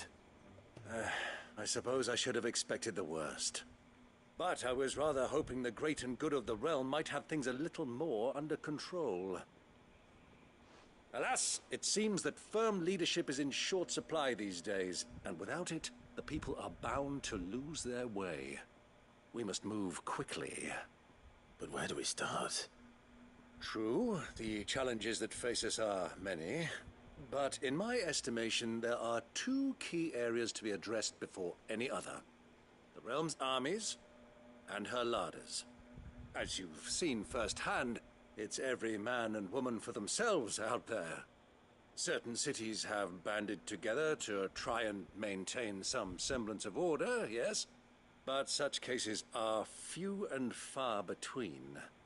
And yet, the only remedy for the chaos that faces us is unity. A unity that transcends even the borders laid down by our ancestors. In short, if Storm does not stand together, she will fall apart. But how would one even begin to unite the realm? The armies, my boy. As I told you already, we begin by restoring order among the ranks of those sworn to maintain it. Sadly, I doubt I could convince even the lowliest gaggle of privates to dig a latrine together. But I do know someone the High Commanders have been known to listen to on occasion. Field Marshal Eugen Havel. I thought he was retired. He was, until an Akashic army tore through Randalar and killed most of the rank and file.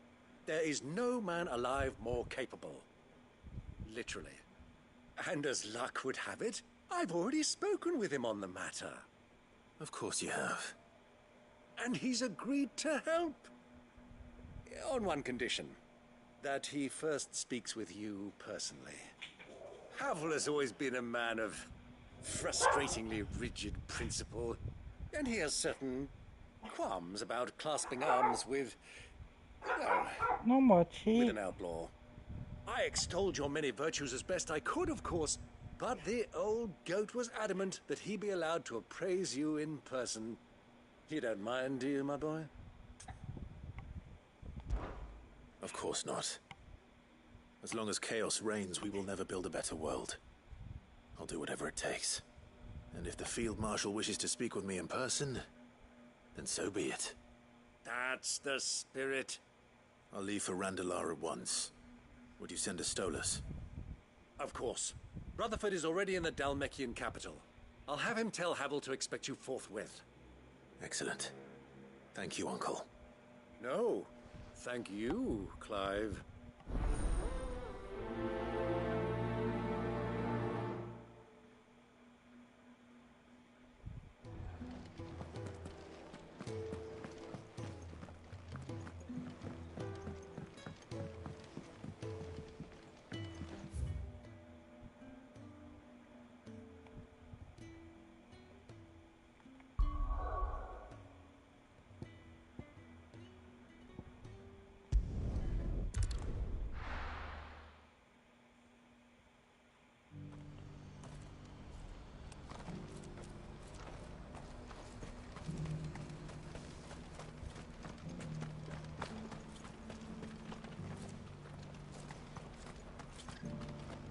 A photo when there's no...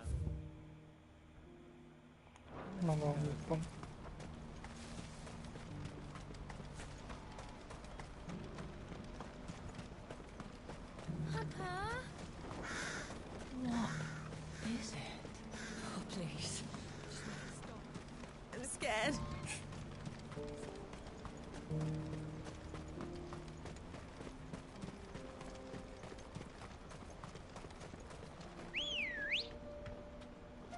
Good girl.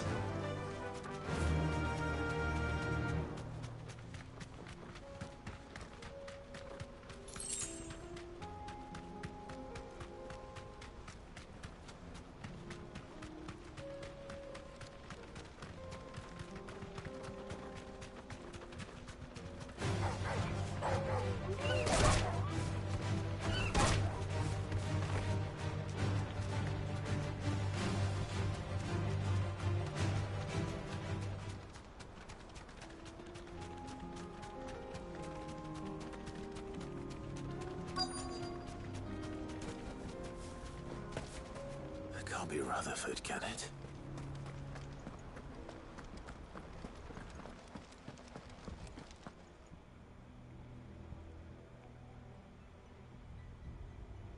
Turncoats and cowards, the lot of you! If it's a fight you want, it's a fight you shall have! Allow me. I don't need your... Please, Field Marshal, oblige him. This won't take long. You're right. It won't. Men, finish him.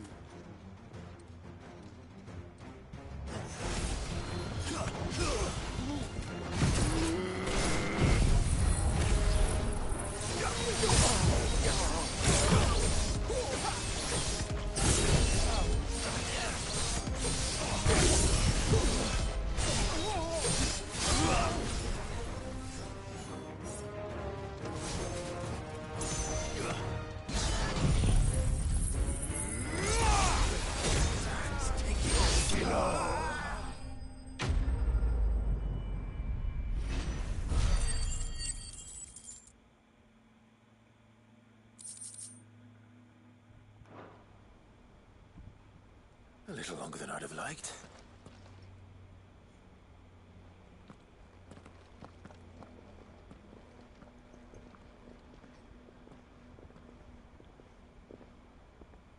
Field Marshal Havel, I presume. Are either of you injured? No, my lord. You arrived just as our escort turned on us. Fucking traitors.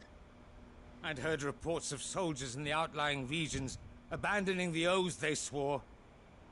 But I hadn't thought the corruption had reached so close to the heart of the Republic. It's a fucking disgrace.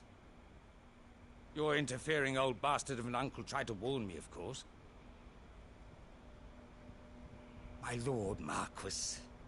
Or is Sid the Outlaw more to your liking? Call me what you want. It doesn't change who I am, or the urgency of the message I bring. My uncle has a plan to right the realm, and he needs your help to see it through. Before I agree to anything, I'd have you answer one question. What do you stand to gain from all this? I won't deny that I might benefit from further chaos. But I seek a new beginning for all of us. And while the choices I've made may not always have been the right ones, I know I made them for the right reasons. For so long, so many of us have been told how we could live, how we could die, when it should have been our decision all along. Now we have a chance to put things right. But in order to take it, we must stand together.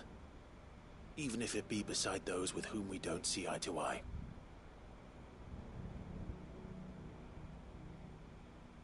Certainly not the words I expected from an outlaw. But perhaps your uncle was right. You are no ordinary outlaw. I'll never hear the end of this. All right.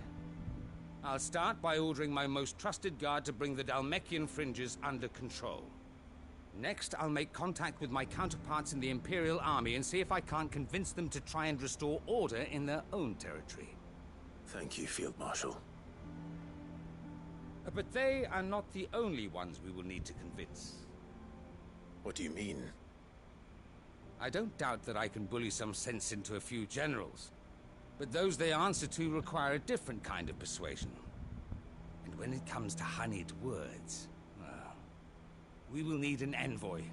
One who can court even the most stubborn of statesmen. You, perhaps? I'm flattered.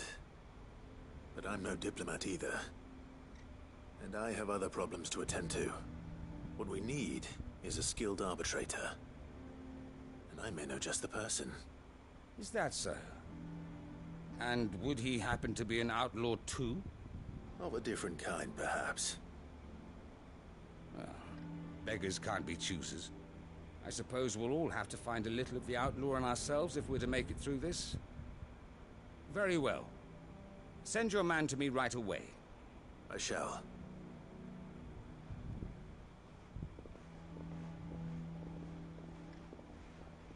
My Lord Marquis. Your Lord Uncle bade me escort the Field Marshal to his manor in Port Isolde. And I will see that my associate joins you there. Very good, my lord.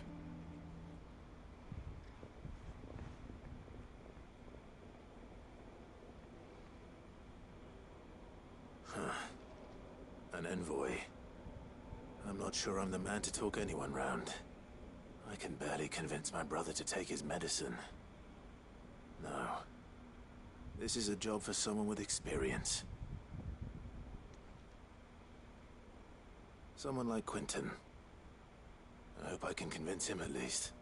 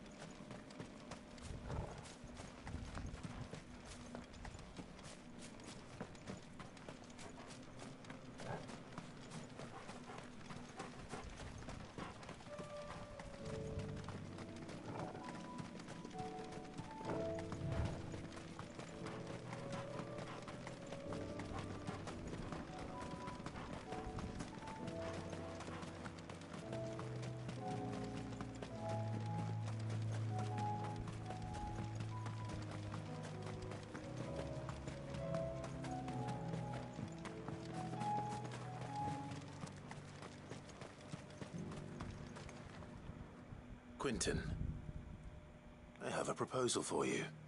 Do you now?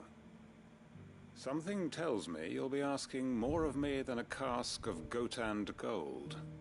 Go on then. Propose.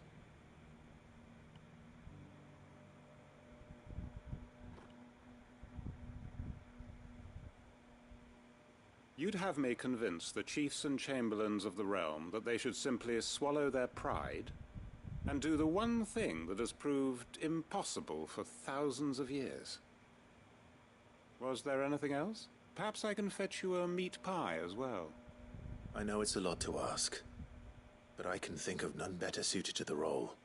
And you'd have me give up what little I have left to do it. I told you, Clive. The people of Lostwing are my family, and I cannot abandon them. You'll have to find someone else. I'm sorry to hear that. So am I. And why might that be? What he's asking. How's it any different to what you've done so far? They want you to speak for those who can't speak for themselves. That's what you do best. If it's the vineyard you're worried about, we'll see that the grapes are picked and the tons filled. You know we will. It's not that. Then what is it? You said yourself we're family. Don't you trust us? You know that's not what I'm... Then what are you saying? That only we are worth saving? Why turn your back on everyone else? You convinced us we could build new lives for ourselves, and if you can do that, who's to say you couldn't convince the entire realm? A stirring argument. I fear that any rejoinder I make might fall somewhat flat by comparison. So you'll join us?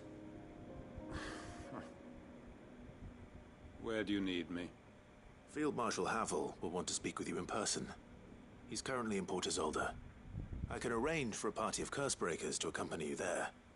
That would be very much appreciated. I hear the roads are far from safe these days. Hopefully not for long. My uncle will want to know that his plan is taking shape.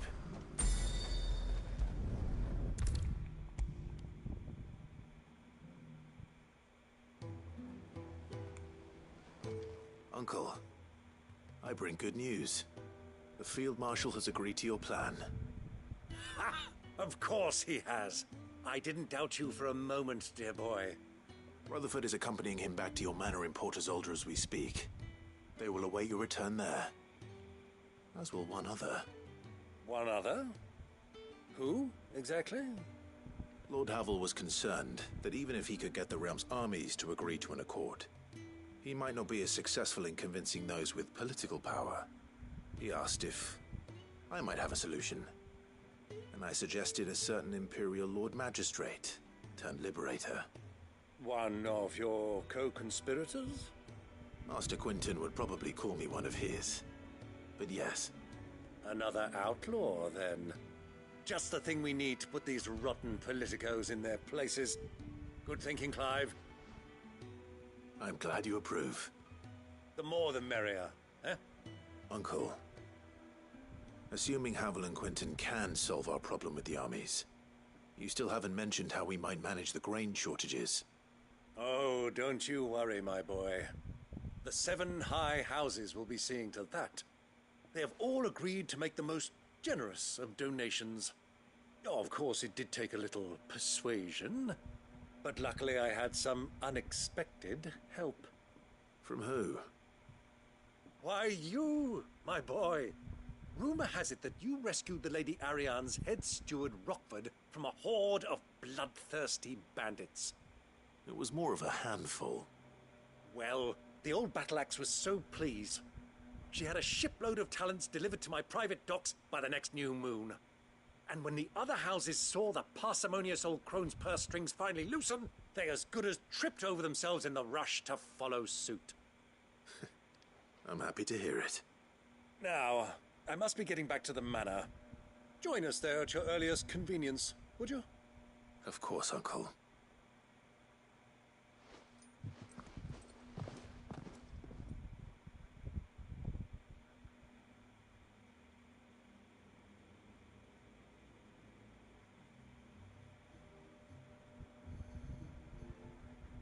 And how, pray tell, will we get that grain to the capital if the roads are still overrun with Akashic? You'll find another bloody road. I only have so many men, and I'm not about to send them headlong into an ether flood. That is, unless you'd have them turn as well. Well, I'd certainly eat less. Says the man with a belly bigger than a band of curls. My soldiers actually need their rations. Without any food to keep them going, they'll be dead even before you've sent them on your fool's errand. If I may, gentlemen, perhaps I might suggest an alternative approach. Though supply routes are indeed disrupted, there is no shortage of ships. Indeed, they bob away in every bay from here to Randalar, awaiting a safe haven. Allow them to make port and fill their bellies full of grain. And once those who crowd the cities are fed, ferry the displaced back to the countryside to work the fallow fields. But I'm sure that you wish to continue your discussion. Forgive the interruption. 2 such firm friends as yourselves need no help from the likes of me. Rutherford spoke fondly of the great bond between you. Us? Friends? I can't stand the man! Clive, I'm beginning to question the quality of the company you keep. And what kind of company are you expecting him to keep? The man's a criminal! Criminal? How dare you? You are not fit to breathe the same air as this fine, upstanding young gentleman. Upstanding? He calls himself Sid the Bloody Outlaw! Once more onto the breach.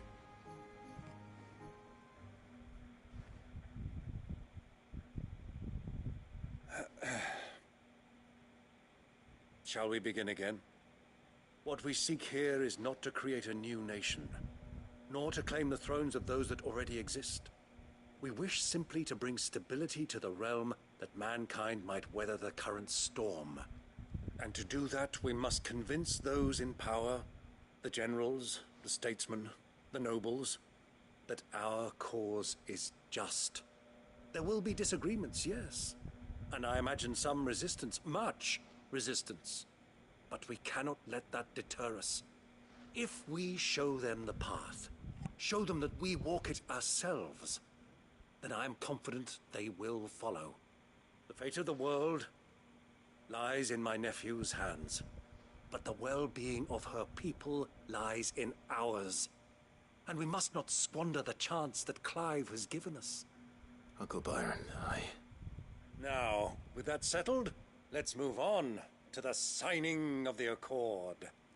For what great moment in history hasn't been accompanied by a little ceremony?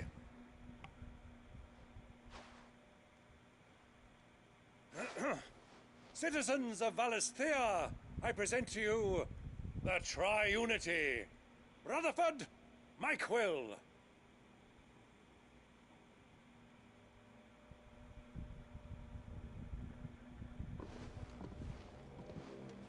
Well, my boy, the stage is set.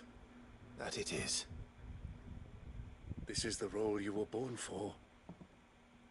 Now I ask only that you trust in the talents of your supporting cast. We shall play our parts to the best of our abilities, that you might have the opportunity to shine. The realm needs its Sir Crandall, and there is no better Crandall than you, Clive. I want you to keep this signed accord as proof of our faith in you.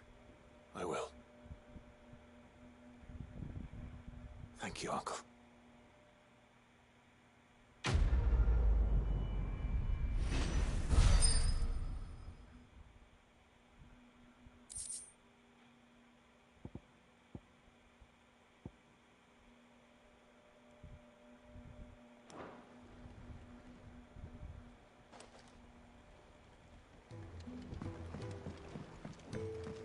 What do you think that thing is?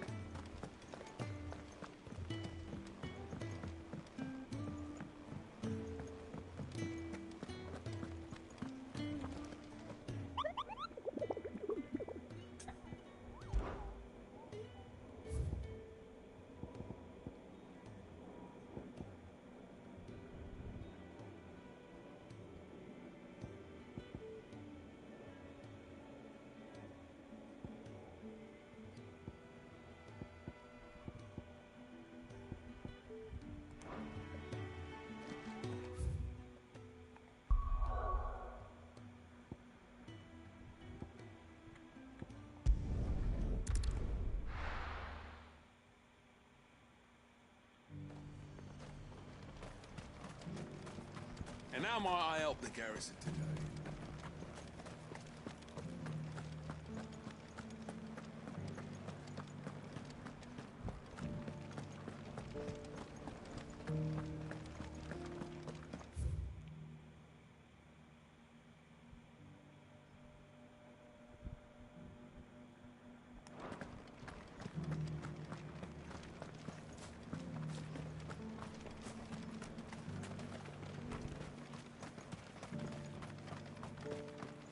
Those things didn't fight like men.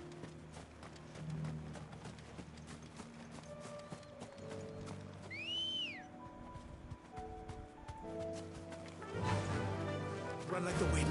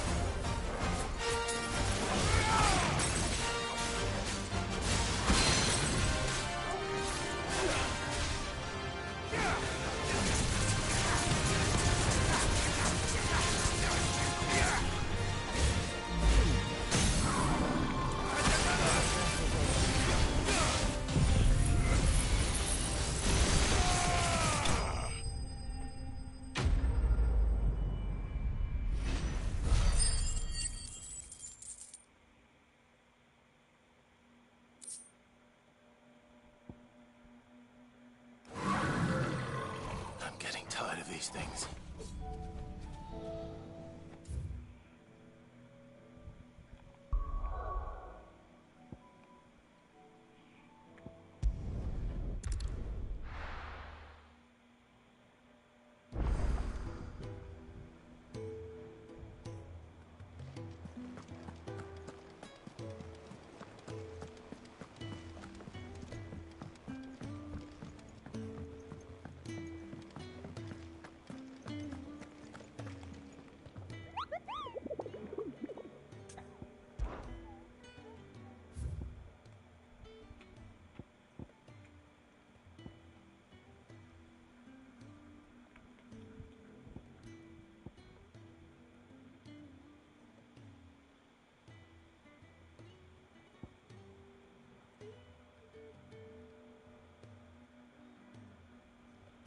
Titan Suit. Okay.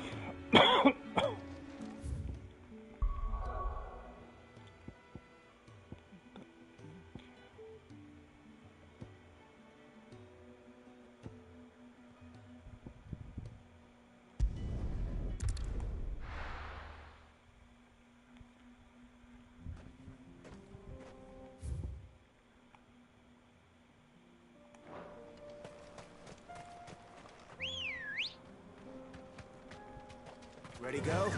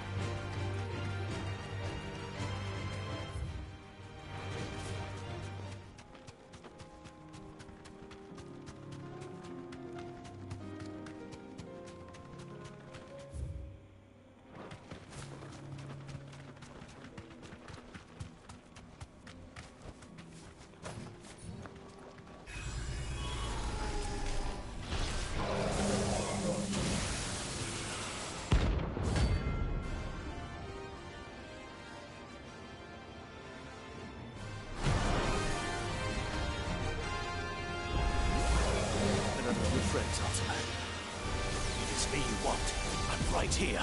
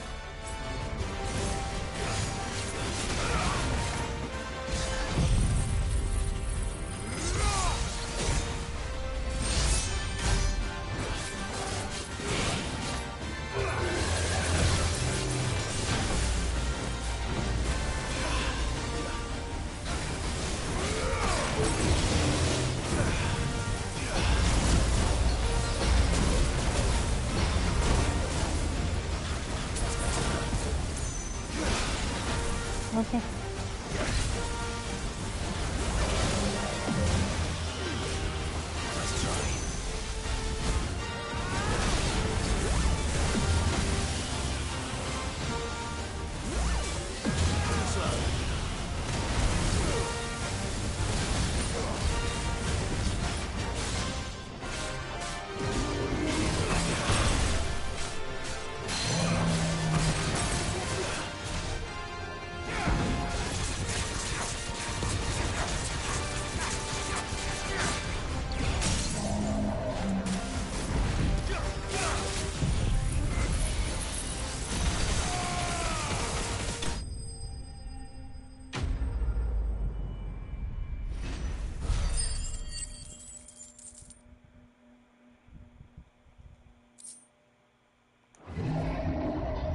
Don't come back.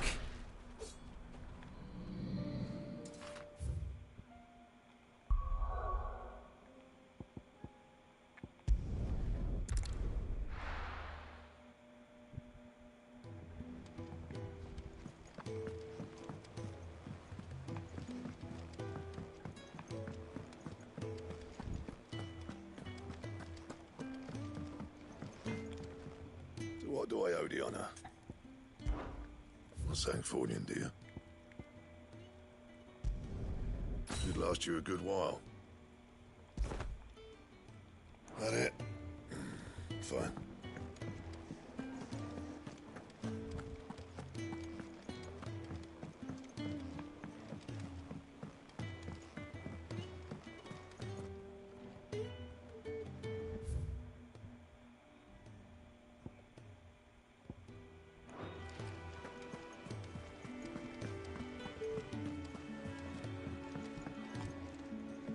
Sid, I was wondering if you could help me.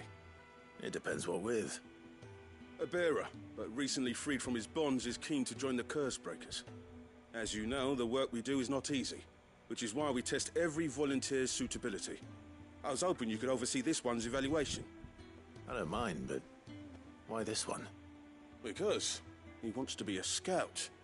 Our ranks are filled with men and women capable of breaking chains and putting slavers to the sword. But scouting, we're few with the nose for that, which is why we still rely so heavily on Gav. And since he accompanies you on so many of your missions, I thought you might be better placed to recognize the traits in him that we should look for in those who'd fill his boots. Sounds reasonable. So you're happy to oversee the boys' test, then? One can never have too many scouts. Truer words, Sid. I'll let the initiate know that you'll be attending his trial, and that he is to proceed directly to Northreach in readiness. No time like the present, eh? No time like the present. I'll await you there.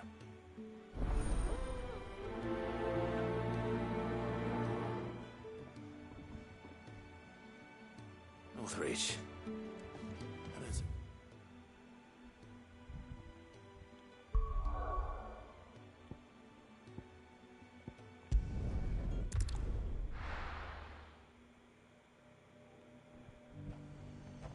Nazaire might at least have mentioned where in Northreach he'd be testing this recruit.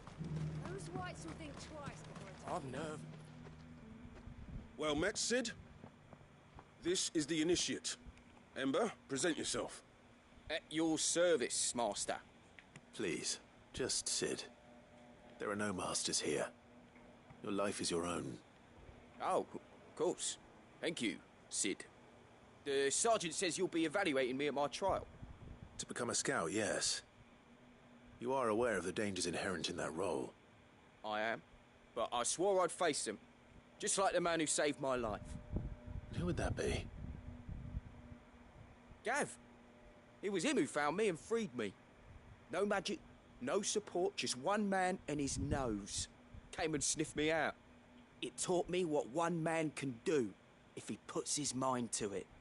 And I've been training ever since, so that one day I can be someone's saviour, just like Gav was mine. I'm sure he'd be flattered. You clearly have good intentions, Ember. And it sounds like you're under no illusions. Stick to this path and you'll make a fine Cursebreaker. So, what? Have I passed? You haven't even started yet. Now listen.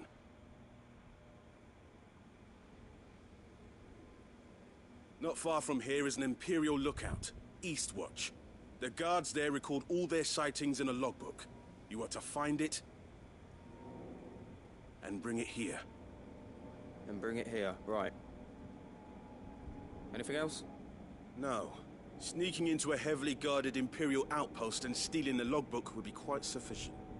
You'll need to assess the situation, determine a point of entry, create a distraction and effect an escape, all without being discovered and thrown into an Imperial oubliette.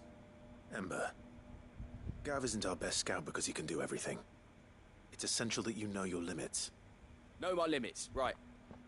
I won't let you down.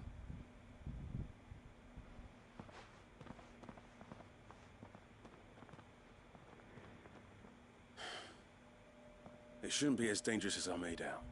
But keep a weather eye on him all the same, would you? On my way. All right, Ember. Impress me.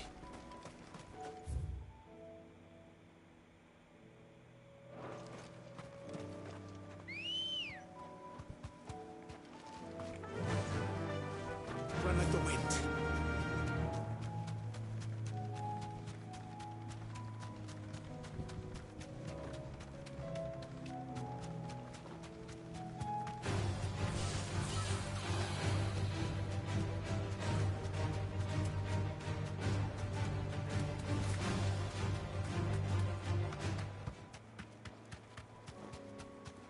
These are clean kills.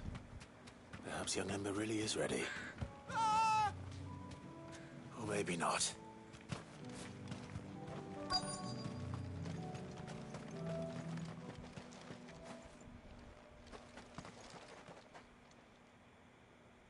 Damn it. Ember, draw your sword! I can't! Then run! If you want him, you'll have to go through me.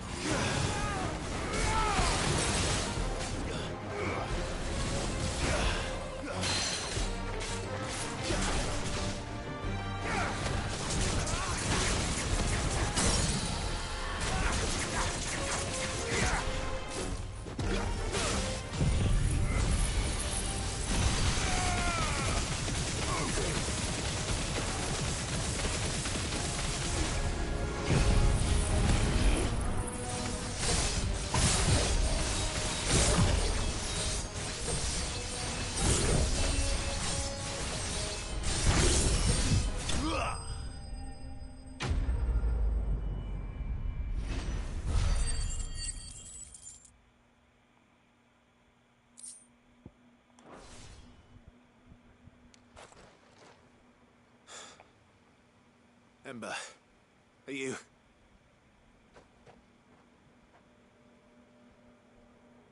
gone? Of course. Scouts really are a rare breed. Back to Northreach it is, then.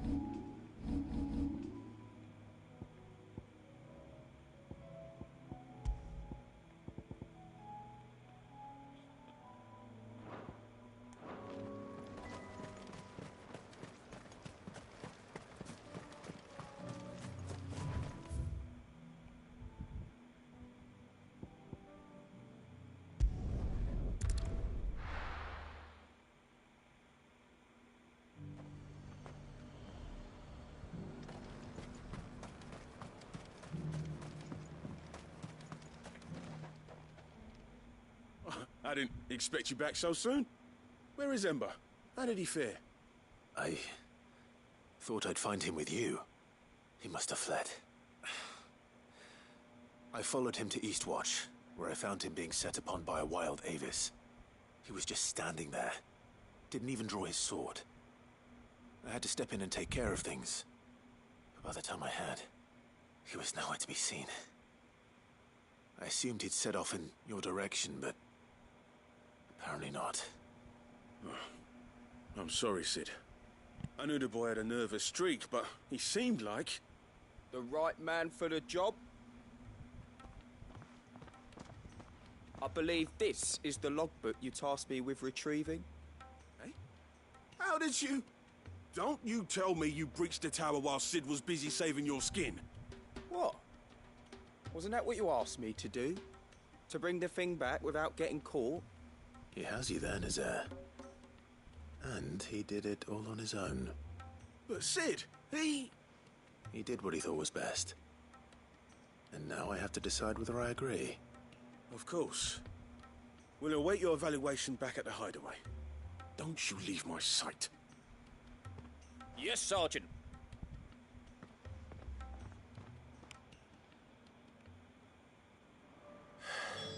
This won't be an easy decision.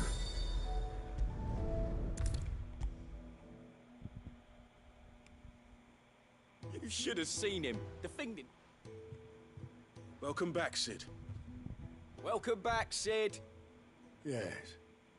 Welcome back. Trip wasn't too much of a pain in the arse, I hope. Truth be told, it was me who suggested roping you in to help with the trial.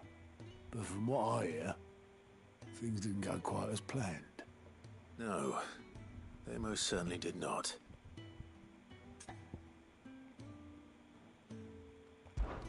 Ember lost his nerve in the face of a beast of prey, but he didn't lose heart. He pressed on, and he achieved his aim. And is that not what we ask of our scouts? Indeed it is. Thank you for your honest appraisal, Sid. The fact remains, however, that Ember will not always have a battle-hardened warrior on hand to pluck him from the jaws of peril. All I have gleaned from this trial is that without someone watching his back, Ember is little more than a liability. Wait, Sergeant. Ember still has much to learn, it's true. And this time he was found wanting. But I'd say he's due a second chance, nonetheless. After all, he did do as you asked. With a bit of hard work, any hand can be made to hold a blade, and any mind can conquer its fears. But a scout's nose is different. You've either got one, or you ain't. And by sniffing out that log, young Ember here has shown he has a conk and a half. Wouldn't do to waste it now, would it? Fine. One more chance. I'll do whatever you ask. I'll spend my days and nights in the pit if I have to. I'll show you. Just you wait. Daft as a brush, that one. But his heart's in the right place. Just like someone else we know. And if you ask me, we've been leaning on him for far too long. That time the Cursebreakers took some of the weight off his shoulders, I reckon. It couldn't hurt. Just don't tell Gav I said so, will you? I won't have him thinking he's been hard done by. Next thing you know, he'll be asking for a day off. Chance would be a fine thing. Back to work. Forgive me, Sid. This did not play out as I expected. Things rarely do these days. But that's why we need men like Ember more than ever. Men who can make the best out of a bad situation. Remember that. I will, Sid. Thank you.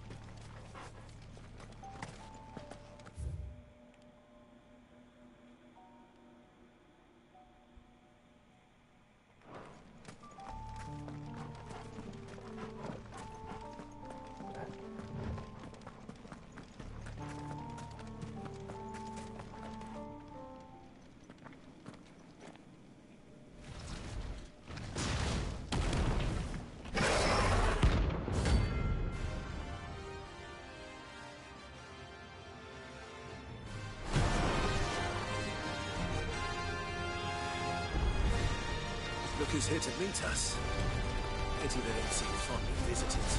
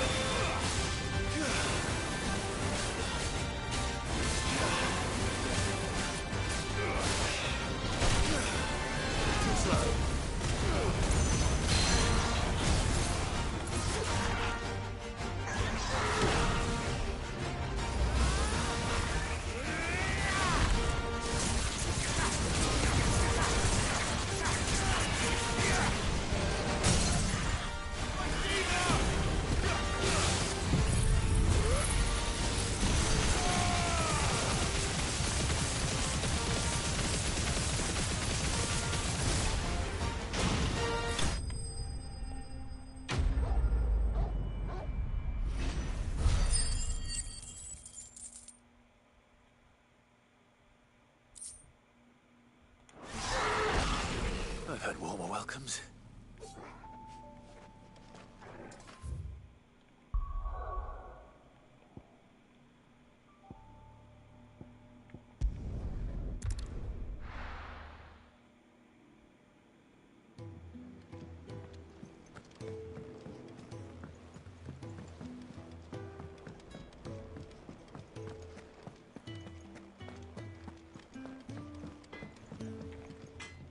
What do I owe the honor? For Sancthornian, do you? No scratches, right? And?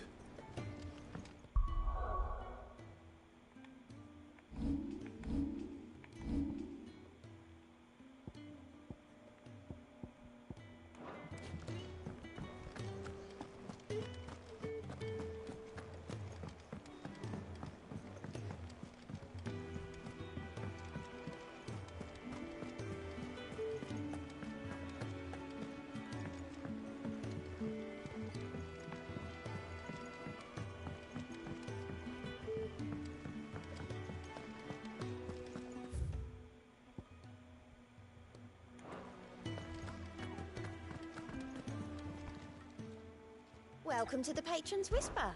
Is everything we've received and everything promised? You earned this.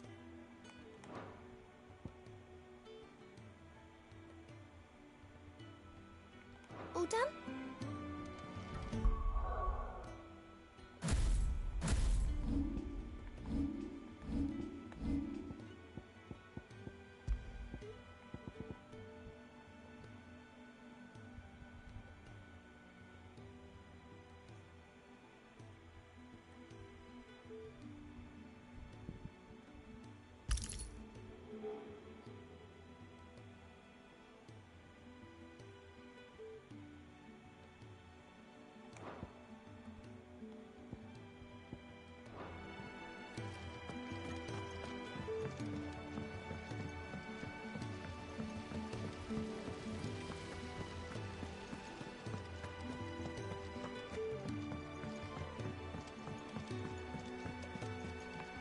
What do you think happened to Miss Midadol?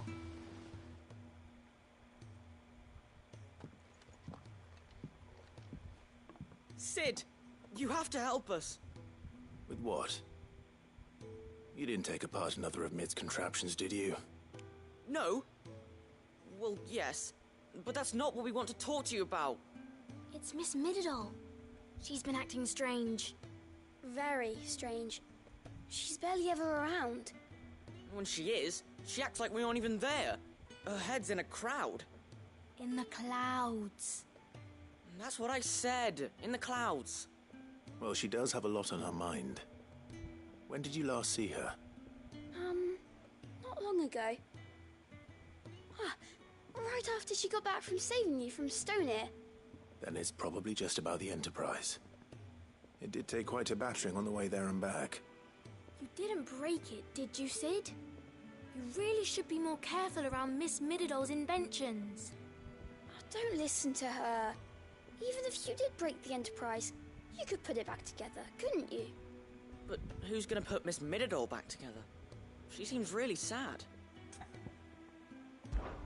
Why don't I go and see if I can cheer her up? You do that? For us?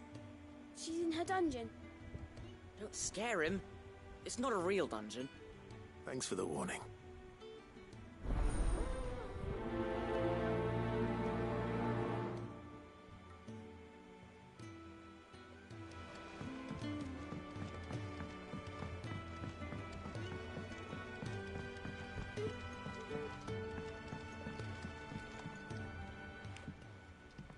Mid, if you have a... That's it! I knew it! The answer was right here under my arse all along! If this doesn't steer to the skies, nothing will! To the skies? You aren't trying to give the Enterprise wings, are you? What else would I be doing? The children seem to think you're avoiding them. They're worried about you. Is this really so important that you need to shut yourself away from everyone? The Enterprise is already the fastest ship in the realm, and that's with the sea beneath her. But what if she weren't bound to the waves? What if she weren't bound to anything at all? It's not fair. The gods get the skies all to themselves, so I'm gonna do something about it. The Fallen had their chance, but they relied too much on magic. And see where that got them? But not me. I've discovered how to do it without. Well, almost. First I need to make a prototype. And is that a one-woman job? Are you volunteering? I'll have you know the Enterprise is my baby. But if a godfather's offering to lend a hand, I'd be happy to take it. First, I'll need oil, and not just some old drippings from Miss Molly's spits in the Tub and Crown. Refined stuff, like they make in Ordil. Then I'll need some bone, or shell. Light, strong, preferably no longer attached to the beast it belongs to. If it's beast bones you're after, I'm sure the Cursebreakers will know where you might find some. No, they'll know where you might find some. You're the one who offered to help, remember? I should speak with one of the Cursebreakers before I set off for Old Hill. See if I can't find this bone while I'm there as well. Has Mididol mentioned a new project yet? Not exactly.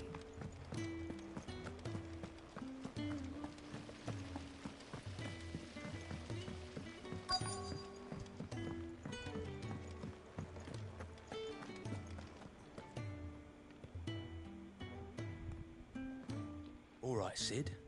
Come to buy us around, have you? Only if you earn it. Mid needs a piece of light but durable bone for her next project. You've encountered your share of beasts on your travels across the realm. Any ideas? Most bones are the same. Whack 'em hard enough and they'll break. If it's durability you're looking for, shell will serve you better. You know what an adamantus is? I do. And I know to give them a wide berth. Will any old adamantus do? Well, with shells, the older the harder. There's a rumour of an ancient adamantus down in Karava, near Old Bidza. Or what's left of the village anyway. But don't expect to make quick work of the bastard. There's a reason it's lived as long as it has. I'll keep that in mind. Thank you. Okay.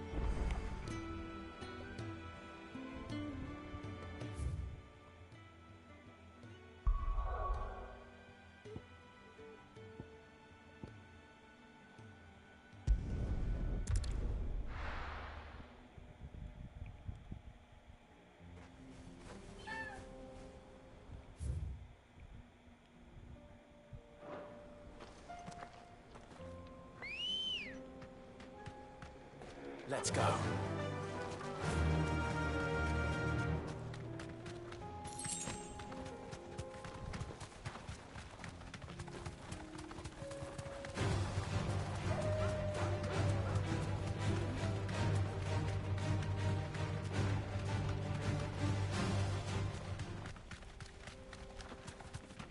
Here we are again.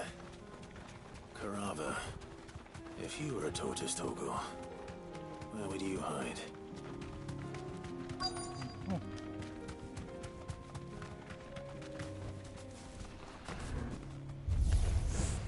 It looks like we found him.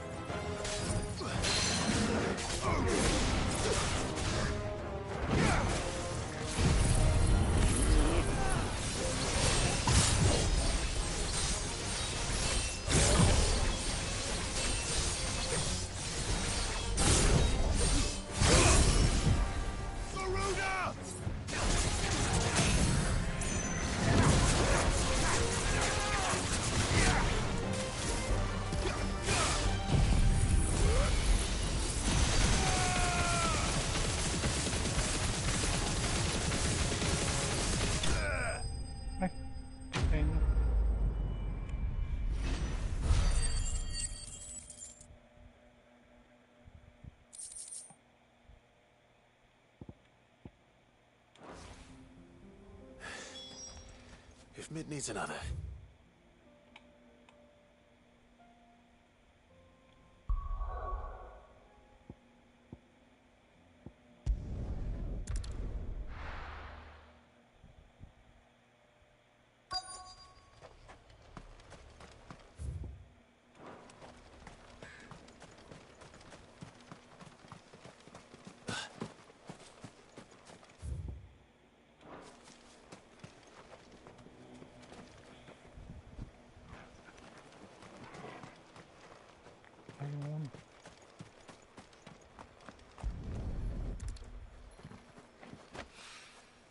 Mid's well.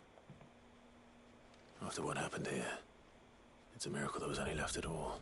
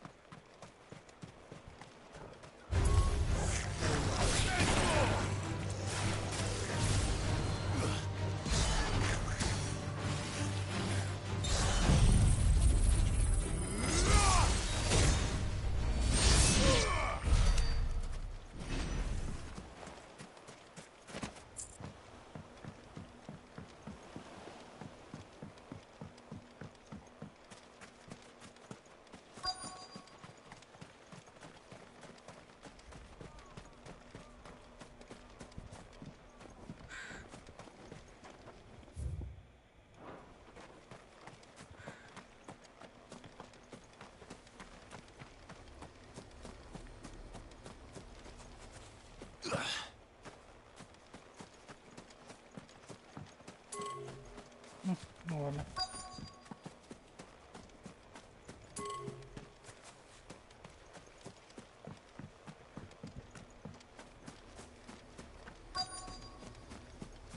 Indeed.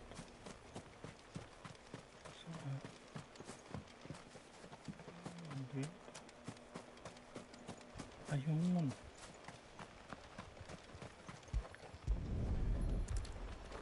I better get these materials to Mid so she can finish her prototype.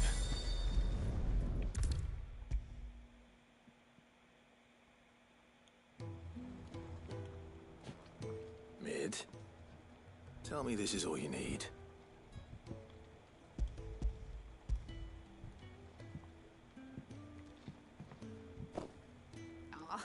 You You make it sound like I asked you to save the world or something. Tell me, this is all you need. It's most of what I need. After you left, I went over the figures again, and I realised I'd forgotten a 1 and a 0. And a cogwheel. Just a tiny one. Though, that's the problem. Gears that small are a bastard to make, and I may have lost the one Blackthorn spent a fortnight toiling over. Wait. The children. When they took apart your scales, there was a tiny brass gear. Now that I think about it, they didn't use it when we put the scales back together. The young'uns? But why would the... You know what? I don't want to know. I'll keep working on the model. You go and find that cog.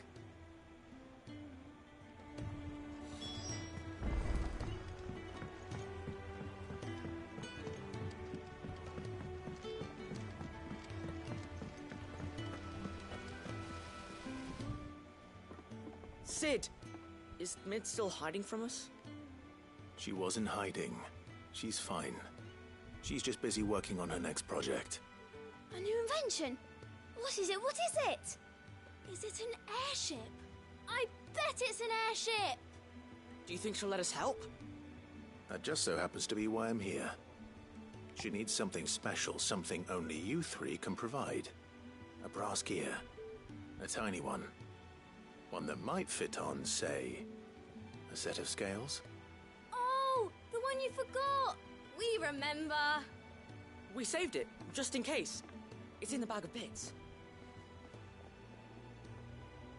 Since your lesson, we've been disassembling, then reassembling everything we can find. All the pieces that are left over, we keep under our beds, just in case. That's good to know. Look! I found it!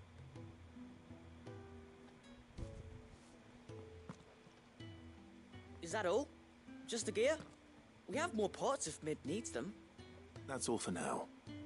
But I'll let Mid know about your hoard. Just in case. Thanks, Sid.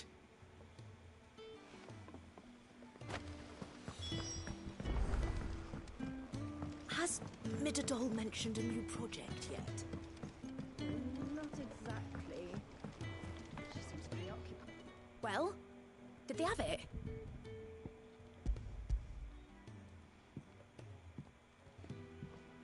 They did. And they kept it somewhere nice and safe. Will it work? Will it work? It's perfect! You're a genius, Clive. What exactly are you going to use it for? Only the most important job of all. The wings aren't going to move on their own. But with the right cog in the right place... Well, you just wait and see.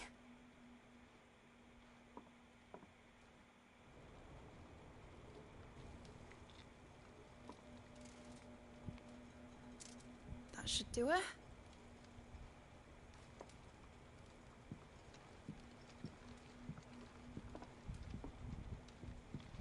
Here goes nothing.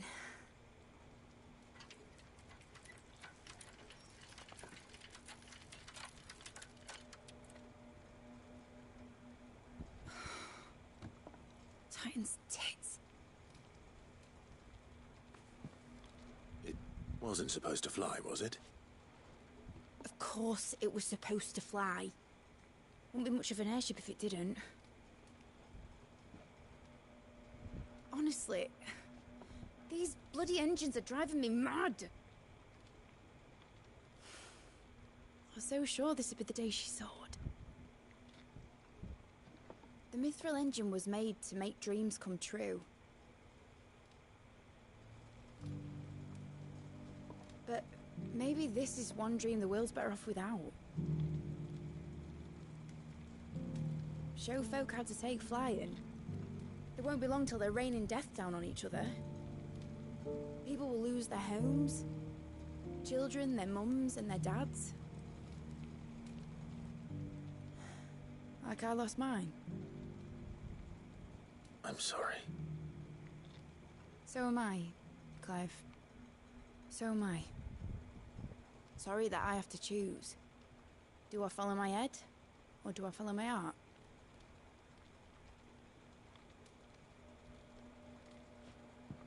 Good question. The first time I stood on the deck of your ship, felt the wind in my hair. It was like I was flying. But imagine how it would feel to actually do it. My dad always said there were two ways of living life. Chasing a dream or shuffling to your grave. And he were right. Right about a lot of things. Not that I like to admit it. People need dreams to chase. Especially in a world like this.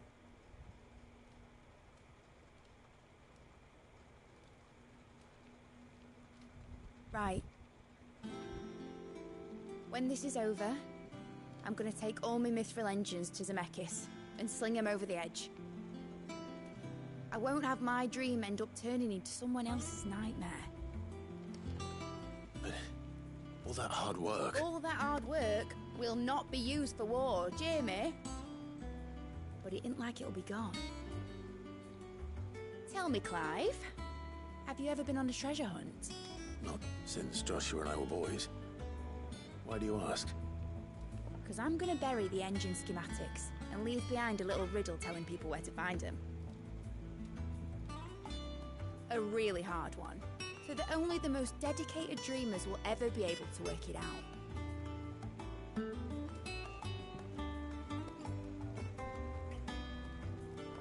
Ooh, I can picture it now.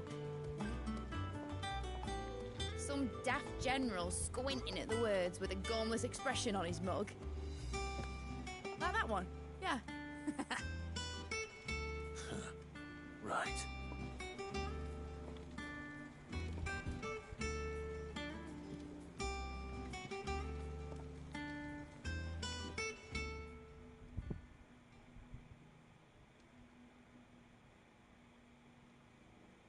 Of course, if I'm putting this engine at the end of a treasure hunt, I'll still need to make it a treasure worth hunting for.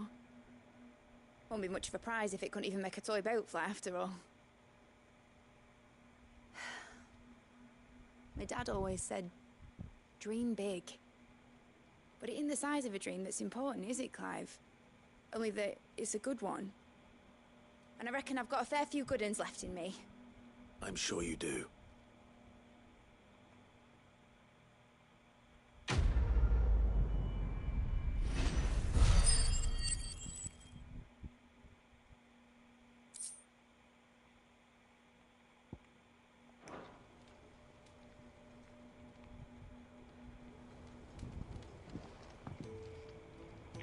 Okay na, mag-sleep na me. Night night. Thank you for watching. Bye-bye.